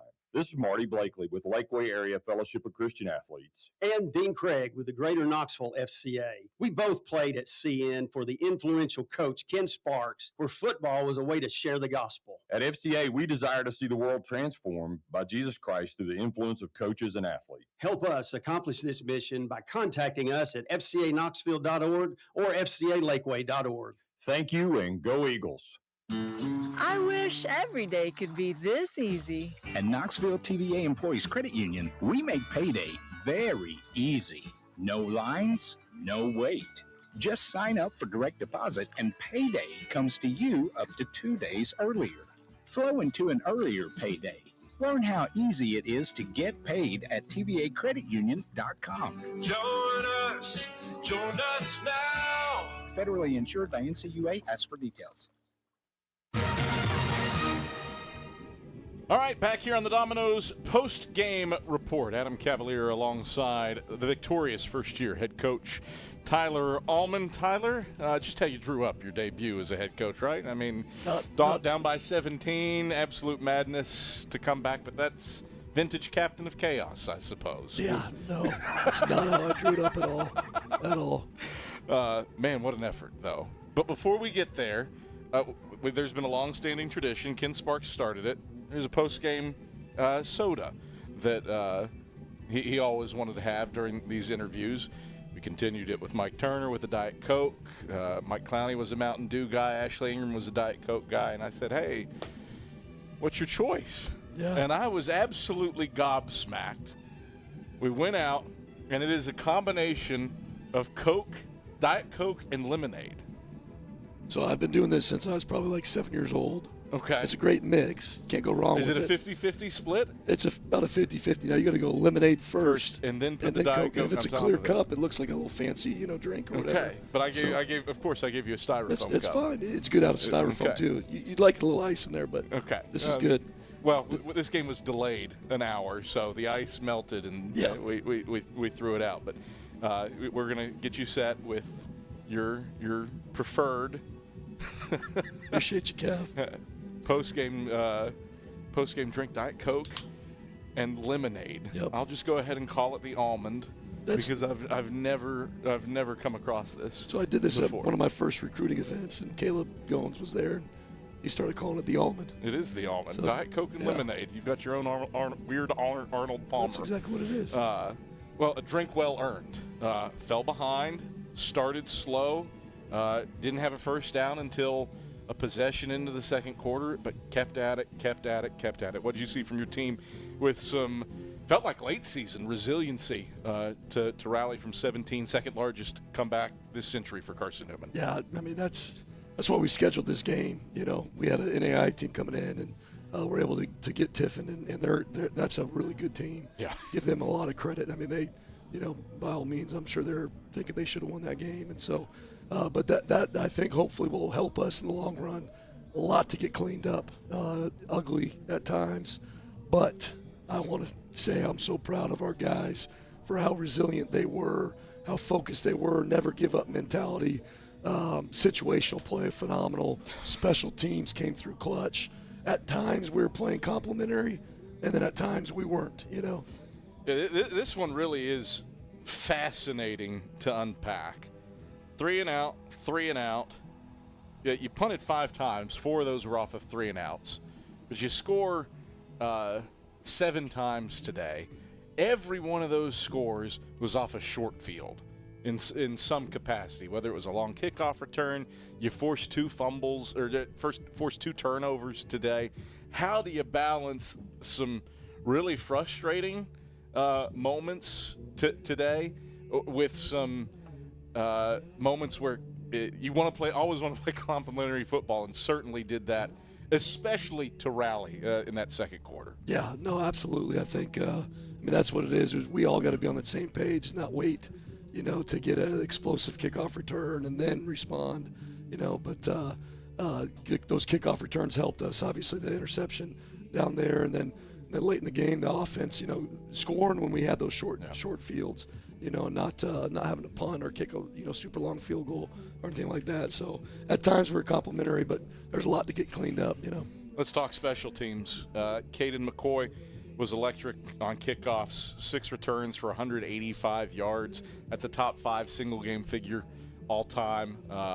And then Bennett Smith, obviously, is as good as it gets, good from 48 and wins it from 42. Let's focus on Caden McCoy first. Yep. Felt like he was a spark plug at times on those kick returns. Yeah, I mean, Caden does a phenomenal job. The other 10 guys on that field, too, are making unbelievable blocks and really buying into that unit, because that unit could change games as it did tonight. And so Caden did a phenomenal job. That whole kickoff return crew. I mean, we had 2 explosives there. We had one that we put on the 35, I think. We had one coming out, the third quarter that we didn't like, but they did a phenomenal job. I mean, I think special teams coach Golliver, shout out to him, did a really good job scheming them up and having some stuff and really creating some buy-in there. And then Bennett Smith, can I jump into that? Yeah, I mean, the kid's just lights out. I mean, we're so thankful and blessed to have him on our team, because you get inside the 35, you're golden, I mean, really, if we had to kick one from the 40, we could do that too. And so just lights out. He's been lights out for all the years I've been here. Really, you kind of felt it turn after the personal foul penalty. You'd thrown the ball to Jacob Dalton for a first down on the final drive. illegal hands to the face, and that put the ball at the 30. And at that point, it felt like you were fully house money. Yep. At that point, because of, hey, if worst case scenario, you're kicking a field goal. Yeah, those are situations too that we spent a lot of time on with a first-year head coach, first-year offensive coordinator, first-year defense coordinator, and so that paid dividends. I think tonight there was great communication from the press box down to the sideline, just in what the situation was. We went out there. I don't know if you saw it, but we milked about 17 seconds off the clock before we kicked the field goal with 3 seconds on it. That's something that we work every week, and so guys just executed and really got us in a good spot. So execution great. Also fascinating tactic. Oh, you don't need the timeout. Yeah. Just let it ride. Yeah. We were able to save those, and we had one left, but that last one too. I just want to make sure that we had the right call in at the very end of the game and stuff. So thankful that we had that. Defensively, I'm sure a little nonplussed, giving up 442 yards. Haven't given up 30-plus points since the SAC title loss to Wingate 2 years ago. But when it mattered most, rose to the occasion. What did you see late third quarter, fourth quarter, pitching the shutout, the final 18 minutes or so of this game? Yeah, guys didn't quit. They just kept on, tacking away, and so. But I'm a defensive guy, so we got to clean up our tackling. That was atrocious. Some of our perimeter run fits, our safety run fits. So there's a lot to clean up. Now give them credit. That running back was unreal. I mean, he's going to be a really good player and have a long career and stuff. But and they do a great job, Coach Blair. But we definitely have to in coming weeks get that cleaned up. Yeah, that is part of it. I think Ronald Blackman, in my 15 years, is as good as a opposing tailback as I've seen in this stadium. What made him so difficult to gum up? He runs for 144 yards on 23 carries and 2 scores. Yeah, they got a really good scheme, and it's a professional scheme. And they do a real good job of seeing your rotation, seeing where your numbers are, and then going opposite and making checks at the line of scrimmage. But when I was surprised, I didn't think he was as fast as he was. And he got out. I mean, if we didn't have a strong edge, I mean, he was around that corner and then getting vertical pretty quick. Threw the ball pretty effectively. Eli Graff, 4 for 7 through the air for 81 yards. Don Bradley, a weapon in the passing game with the 2 scores in the first half. Only 288 yards of offense. Again, part of that owed to the short fields. As it was a slow start, how did the passing game help set things up for you? Well, I think, obviously when you're running the football like we do, the safeties are starting to creep up. So that creates, some opportunities in the passing game, and when we did that, we were, explosive on it. And so, Don Bradley does a great job. Eli does a great job there. Really proud of Eli in that situation at end of half. Yeah. We go down there and score a touchdown, and there's a couple times where he's thrown the ball away just for a freshman quarterback to see the clock and to work the clock and to put 7 points on the board with 2 seconds left. Is unbelievable. Had a veteran play late, too. Tiffin brought a delayed A-gap blitz. I think it was on second down before the field goal. Yep. Completely nuked what you were doing. Yeah. And instead of trying to get cute with it, just surrendered. Doesn't hand the ball off. Fall forward. Just fall forward. Just fall forward with the ball. Yeah. Yeah. No, he's as cool as it comes to. He doesn't get too high, too low, and so he did a really good job. He'll get better too. That was his first game in college, so he'll get a lot better. What'd you see from this team as it battled through the delay? It started an hour later. What was the response like contending with that? Yeah, it was what it was. We're in the South, so those little storms pop up. I think every year I've been here, there's at least 2 or 3 games. This is the first one that has been pregame. So, but we just made it 8 o'clock kick. It timed up perfectly because 7 o'clock to 8 o'clock was an hour delay. So, all right, you welcome in Thomas, new NAI program, playing up a division in a week. The mania of this game. How do you avoid letting it impact things when the Nighthawks come to town for a second straight Thursday night to start the season. Yeah, we're off. It's a full week, so we're off tomorrow like we typically be on a Sunday, and then we'll come in on Saturday and do a typical Monday and go from there. But I think when we watch the film, I think that the high that we're in right now will come down because we'll see all the mistakes. I know that our guys will respond to that and say, that we got to clean a lot of stuff up. So that will be, always the case every week for us is about self-improvement, team improvement, and unit improvement from there. Tyler, pleasure. Congrats on win number 1. Appreciate you, Cav, always, man. That's the head coach of the Eagles, Tyler Allman. Domino's postgame report rolls on. Player interviews, Martavis Mason to the microphone. We come back after this on the Eagles Sports Network. The number one source for Carson-Newman athletics gear is shopseeandeagles.com, where you can find gear from Adidas, Columbia, Nike, and Under Armour. Shirts, jerseys, sweatshirts, shorts, pants, hats, and scarves. ShopSeeAndEagles.com is your source for everything CN. You can even show your school spirit on your smartphone or tablet. All of your game day essentials can be found in one place. ShopSeeAndEagles.com. How do you know you're in a community, not just a town? Well, strangers smile as they walk by. They refill your coffee without you asking. And when you ask directions, people offer to walk you there. Communities give more. The way you know when you walk into First Bank that you are in a real community bank. Great products, direct access to your local bankers, and relationships that can last a lifetime. Don't just have an account. Have a community with First Bank. Member FDIC. We love to cheer for our home teams, like the Eagles. It means more when we're rooting for the people we know. Did you know Tri-Lite is your home team internet provider? We're right here in Jefferson City, serving the people we know with our ultra-fast, ultra-reliable fiber broadband network. And we'd love to serve you. Learn more at trilite.net or by calling 833-847-0824. Go Eagles! More player interviews and stats come your way in 60 seconds when the Domino's postgame report continues on the Eagles Sports Network. Bob Bell here for Fleet Tire. Drive safer longer when you visit your local Michelin dealer, Fleet Tire on Woodland Avenue, with a set of Michelin Defender tires. Based on internal wet braking results versus Goodyear, Assurance Comfort Tread tires and third-party wear test results versus Continental Pro Track tires with Eco Plus. See manufacturer's limited warranty for details at Fleet Tire, Woodland Avenue. As a matter of fact, when it comes to service after the sale of your tires, they take care of you at Fleet Tire. Hey, folks, Jordan's with Ted Russell Nissan. Here we go. If it'll drive, it's worth $5,500. Buy any new in-stock Nissan, and you'll receive $5,500 for any old sled you can drive to Ted. And remember, it has to drive to be worth $55,000. Retail marketing campaign, one trade-in per vehicle, all rebates included, and NMAC financing. Hey, folks, Jordan's with Ted Russell Nissan. Hey, Gerald, if I bring my sled to Ted and buy a new Nissan, do I still get the lifetime warranty? Absolutely. Where can you go and get $5,500 for any old sled you can bring to Ted, and a lifetime warranty, and a free car wash? Only at Ted Russell Nissan. Kingston Pike.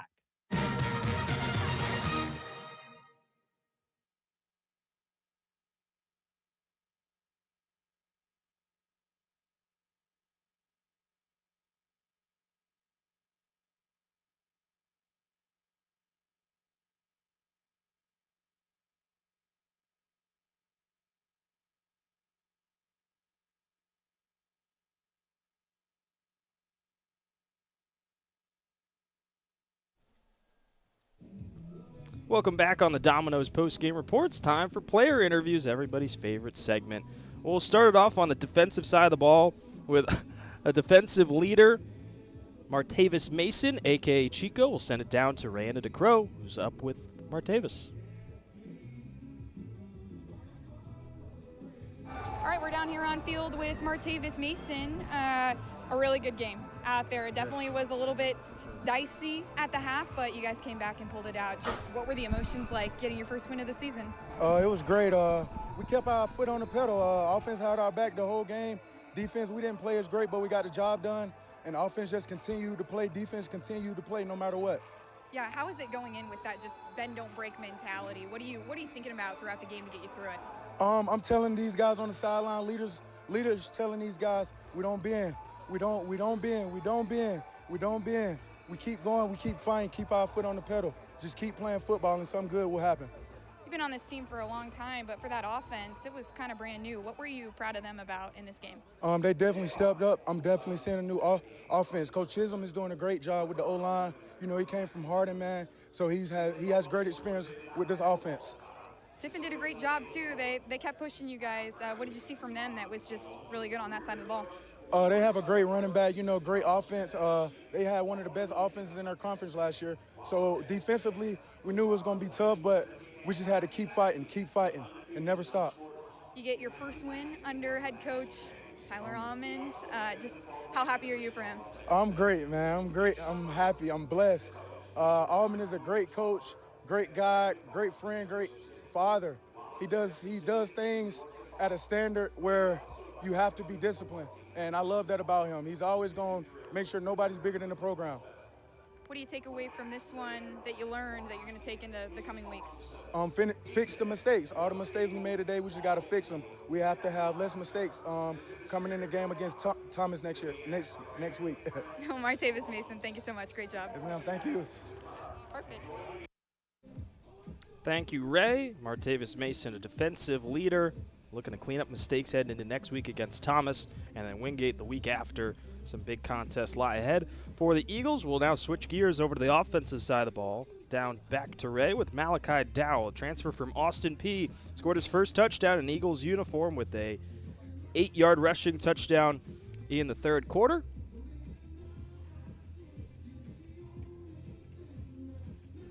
My apologies. Actually, we're going to talk with on the offensive side of the ball, Don Bradley, who had 2 touchdowns, 2 receiving touchdowns from Eli Graff. We'll talk with Don Bradley. Back down to Rayanna DeCrow on the field with Don.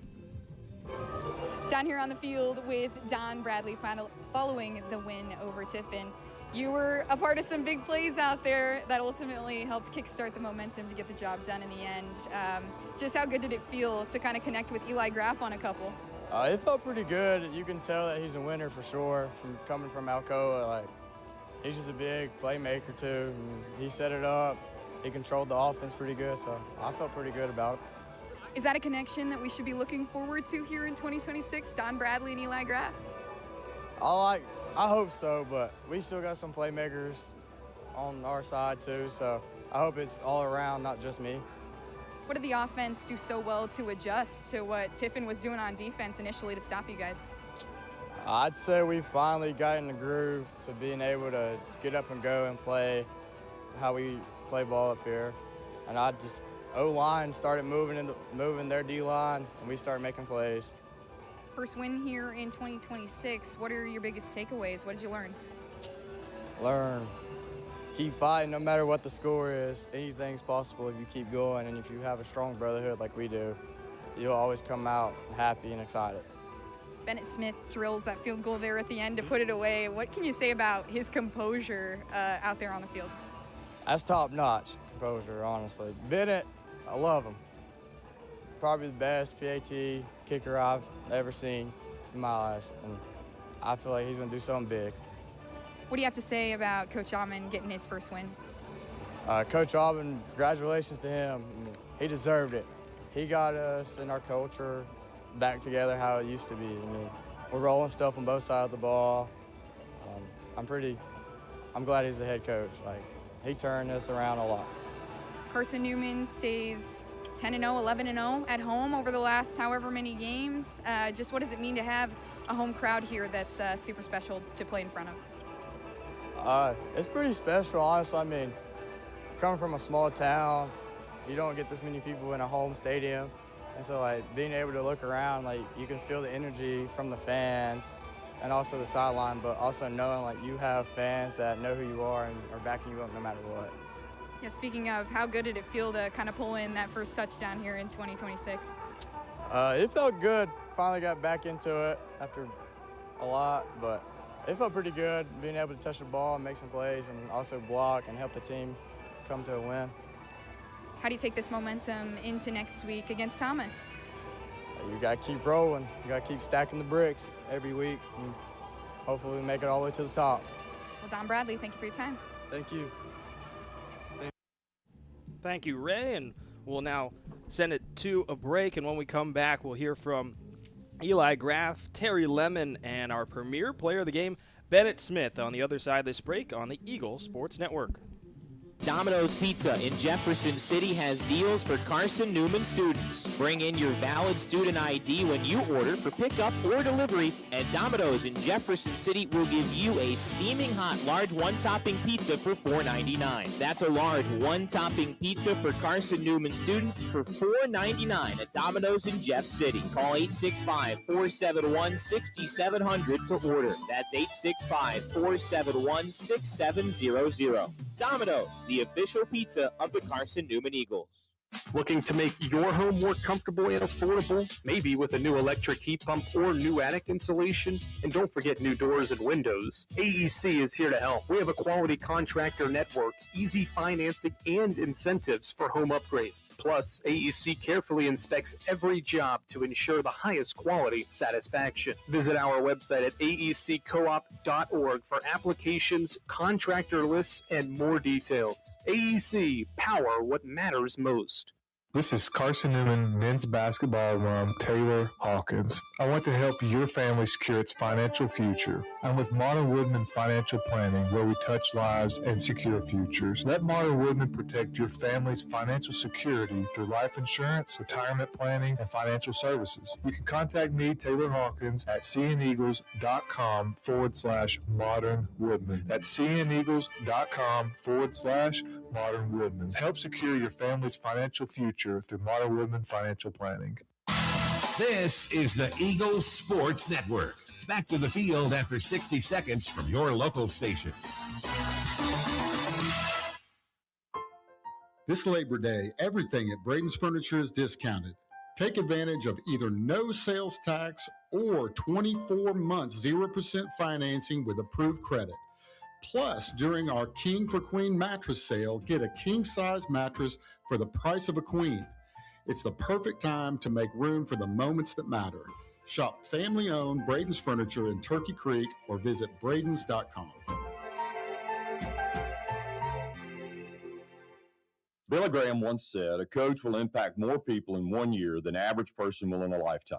This is Marty Blakely with Lakeway Area Fellowship of Christian Athletes. And Dean Craig with the Greater Knoxville FCA. We both played at CN for the influential coach Ken Sparks, where football was a way to share the gospel. At FCA, we desire to see the world transformed by Jesus Christ through the influence of coaches and athletes. Help us accomplish this mission by contacting us at fcaknoxville.org or fcalakeway.org. Thank you, and go Eagles.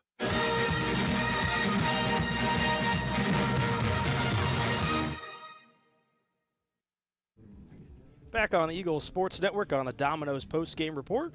3 more player interviews on the way, and it starts on the defensive side of the ball with Terry Lemon, who was tied for the team high with 8 total tackles alongside Cruz Temple and Jerron Blakely. Lemon also racked up half of a tackle for a loss. We'll send it down to Rayanna DeCrow, who's alongside Terry on the field. All right, I'm down here on field with Terry Lemon after the win over Tiffin. Terry, I mean, it was kind of a roller coaster of a game. Just what are the feelings right now getting your first win in 2026? I mean, I'm ecstatic. I'm happy for the team. I'm happy for everybody. I'm just ecstatic. I'm really shocked. Honestly, we played great football, great team ball, and we just got the job done. They knew that, you guys were going to be leaning on your defense in this one. How were you kind of able to rally the troops, especially there at the end, to get the job done? We're a type of defense that bends, and we don't bend and break. When our back's against the wall, we fight. We're going to fight to the end, and we just showed up when we needed to. What was the messaging between the offense and the defense to kind of work off each other and build some momentum? No matter what, no matter if it was a turnover or fumble or they scored on us, we told each other that we had each other's back, and we played great team ball.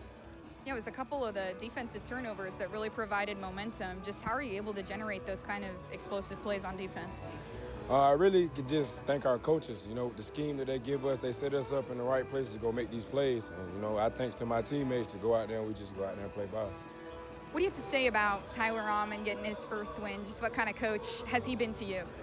Coach Ahman has been a role model for me, honestly. He's been with me since my freshman year. So, I really look up to him in a way, and I'm just happy for him. Yeah, he's obviously a defensive mind. What has he contributed to you over, your years here at Carson-Newman? He's definitely contributed big to my game. Honestly, me developing as a backer and really just the whole defense as a whole. He has a very creative mind along with Coach Goins and the rest of our coaching staff. So I really thank them for the schemes that they give us. Your freshman Eli Graff gets his first win as the starting quarterback. Just what has it been like to share the field with him? Eli has been great, honestly. He's been a leader on and off the field. I love that guy, man, for real.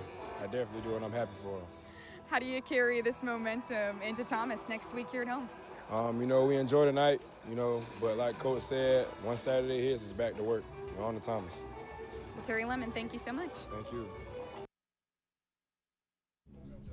Thank you, Ray. And now we'll go back to the offensive side of the ball. We'll talk to freshman quarterback Eli Graff, who made his college debut, a native of Alcoa, Tennessee. 3 total touchdowns in his debut, 2 via the air, 1 by land. We'll send it down to Ray, who's catching up with the freshman signal caller on the field in just a second. All right, we're here on the Eagles Sports Network with the starting quarterback. Eli Graff comes out with the win in his first collegiate start. Eli, just what are the emotions like right now? I'm just glad we got the win, honestly. It was a little rough start there, but I'm so proud of the guys. We faced so much adversity, and that's what we come into all these practices in fall camp and spring and summer workouts. So we know that when we get down like that, we can come back and still win a football game against a very good Tiffin team. You start off a little rocky in that first half, but you finish with 2 scores in the final 3 minutes of the second quarter. Just what was the messaging to get that done and have some momentum going into half? Yeah, Marty Blakely talked to us yesterday. He said respond over reaction. Just to adversity we have to respond to, and I think our guys did such a good job of taking the criticism the coach were giving us, all the game plans that Coach T was doing up in the booth and Coach Chisholm on the field. And the game plan was just awesome, and it was honestly just a team effort. A couple big plays to Don Bradley as well. Just what was he giving you out there, giving you looks to be successful? Yeah, having a guy like him on our team is so great because he's a veteran on this team. He's experienced, so he knew how to kind of get open in space, and he made it easy for me to find him, and he did the rest of the work. How many snaps in did you start to feel really comfortable out there? I'd say the first drive I felt good. We weren't getting a lot of yards, but I still felt comfortable out there. I knew something was going to pop at some point. Yeah, I mean, it was kind of a roller coaster the whole way through the game. How do you stay even keel to come out with, a 3-point victory at the end of the day? Yeah, I think that's just something that I've been taught my whole life is to just don't be a roller coaster and just stay consistent every day. If you make a good play, then just stay at the same level. If you make a bad play, stay at the same level. You gotta be consistent for your guys out there. Really impressive to step in your first collegiate start and get a win. Just what were the feelings like making that start out there on the field and then coming into the locker room and being greeted by the guys? Yeah, I'm just so grateful that all these coaches and all my teammates trust me with this role. It's such an honor, and I'm just excited to get the rest of the season started because this is just the first game. Get to share your first win anniversary with Tyler Almond. How excited are you for him? Man, I love that dude so much. He's done such a great job since taking over. And all of the guys are behind him so much. And we're really I know we wear the brotherhood shirts that say brotherhood, but I swear we really are a brotherhood. And I love these guys so much. What do you take from this one that's going to be consistent throughout Carson-Newman football in 2026? Just that mentality that the game's never over till it's over. I mean, we're losing that whole game down 2 scores, 1 score, but we end up having them have to try and win the game. So that's just huge for us, knowing that we can always come back like that. Eli Graff, congratulations. Thank you so much. Eli Graff, Rana DeCrow, and this is the Eagles Sports Network. Okay, let's see. I'm ready to do this. Carson-Newman, it's been around since 1851. Lots of flexible online programs. Wow. World-class accredited academics, a faith and learning environment with professors who really care about me, a top 10 best value school. Carson-Newman gives $48 million a year in financial aid. This is the perfect place. I'm in.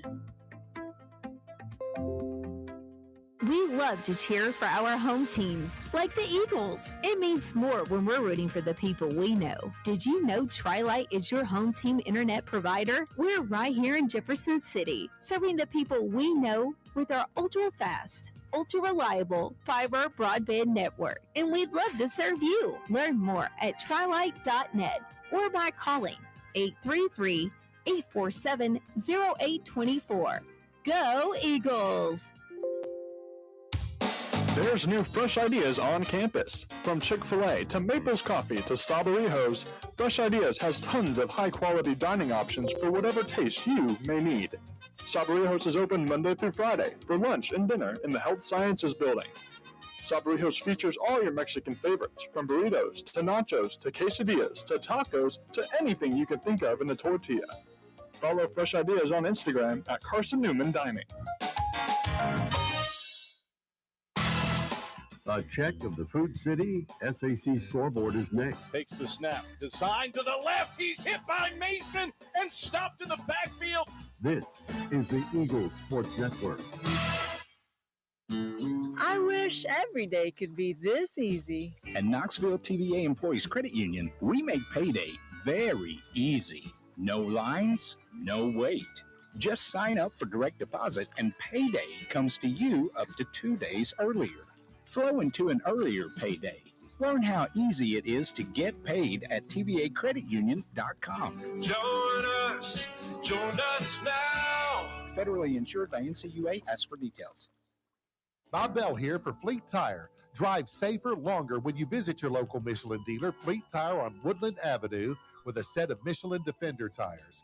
Based on internal wet braking results versus Goodyear, Assurance Comfort Tread tires and third-party wear test results versus Continental Pro Track tires with Eco Plus. See manufacturer's limited warranty for details at Fleet Tire, Woodland Avenue. As a matter of fact, when it comes to service after the sale of your tires, they take care of you at Fleet Tire. Welcome back to Berktar Stadium. We'll take a look around the SAC scoreboard brought to you by Food City, but before that, we'll hear from our premier player of the game, Bennett Smith, the kicker, 2 for 2 on field goals, including the game-winning kick from 42 yards out to pick up the 41-38 win down to Rayanna DeCrow. We're here with Bennett Smith on the Eagles Sports Network after the game-winning field goal. Bennett.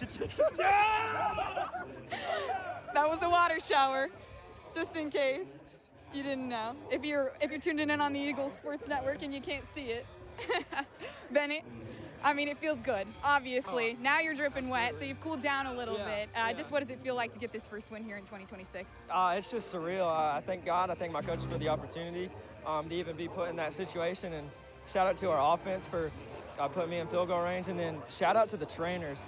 I was cramping that whole second half, and they were just pumping me with Gatorade and all that. So shout out to them. They don't get enough love. The two calls that you get into this game are, they're kind of EKG kind of moments where your heart's going. How do you calm the nerves and just stay steady in those moments?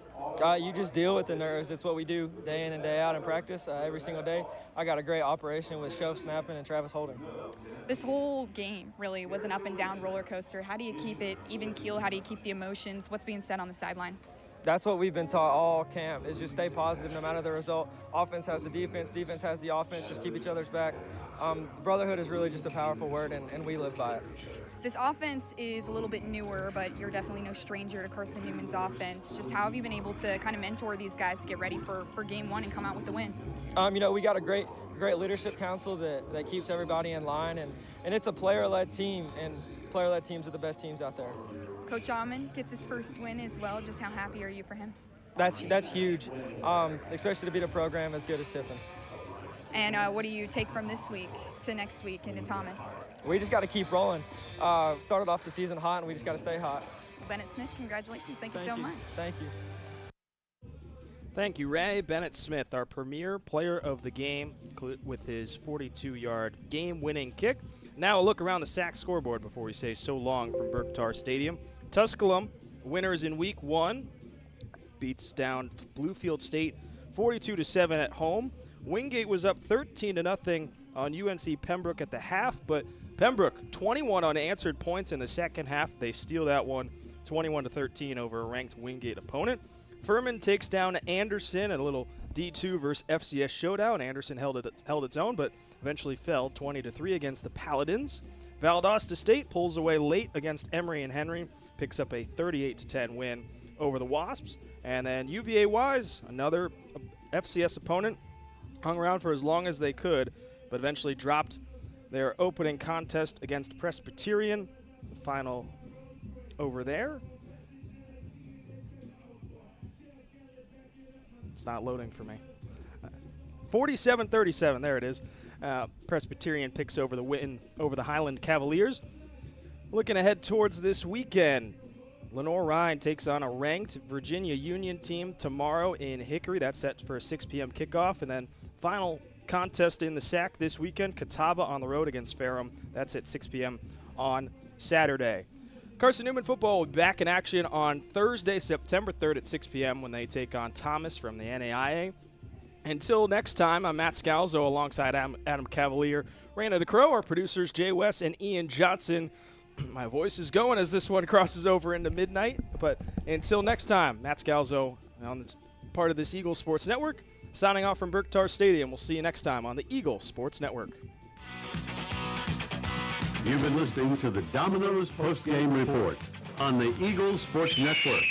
Today's game has been brought to you in part by Appalachian Electric Cooperative. We're AEC, powering the Eagles in Mossy Creek. By Domino's, the official pizza of the Carson-Newman Eagles. By the Eagle Club, the family of Eagles. By Magaha Electric, providing quality electrical services and products to East Tennessee for more than 40 years. By First Bank, the official banking partner of Carson-Newman Athletics. By Inner Digital, IT support and marketing, laser focused on your success. By Fresh Ideas, a foundation of fresh food and speedy service. By Lisa's Country Kitchen, the best food for the best prices. By Food City, value every day. By Premier Building Maintenance, delivering service with pride. By Trilight, dream big with Gig. By Modern Woodman Financial Planning, touching lives and securing futures. By the Mossy Creek Roasting Company, family-owned and operated coffee, fueling the Berktar Stadium Press Box. And by the Eagle Shop, the official store of the Carson-Newman Eagles. The executive producer of the Eagle Sports Network is Matt Pope. Producers Adam Cavalier, Andrew Rogers, Ian Johnson, Jay No-Oro West, Raina DeCrow, and Matt Scalzo. I'm staff announcer Ernie Anderson.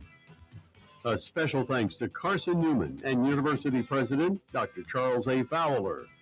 Stay tuned to these stations for information on our next presentation of Carson-Newman football. In the meantime, visit cneagles.com for recaps, highlights, and interviews from today's game. This is the Eagle Sports Network.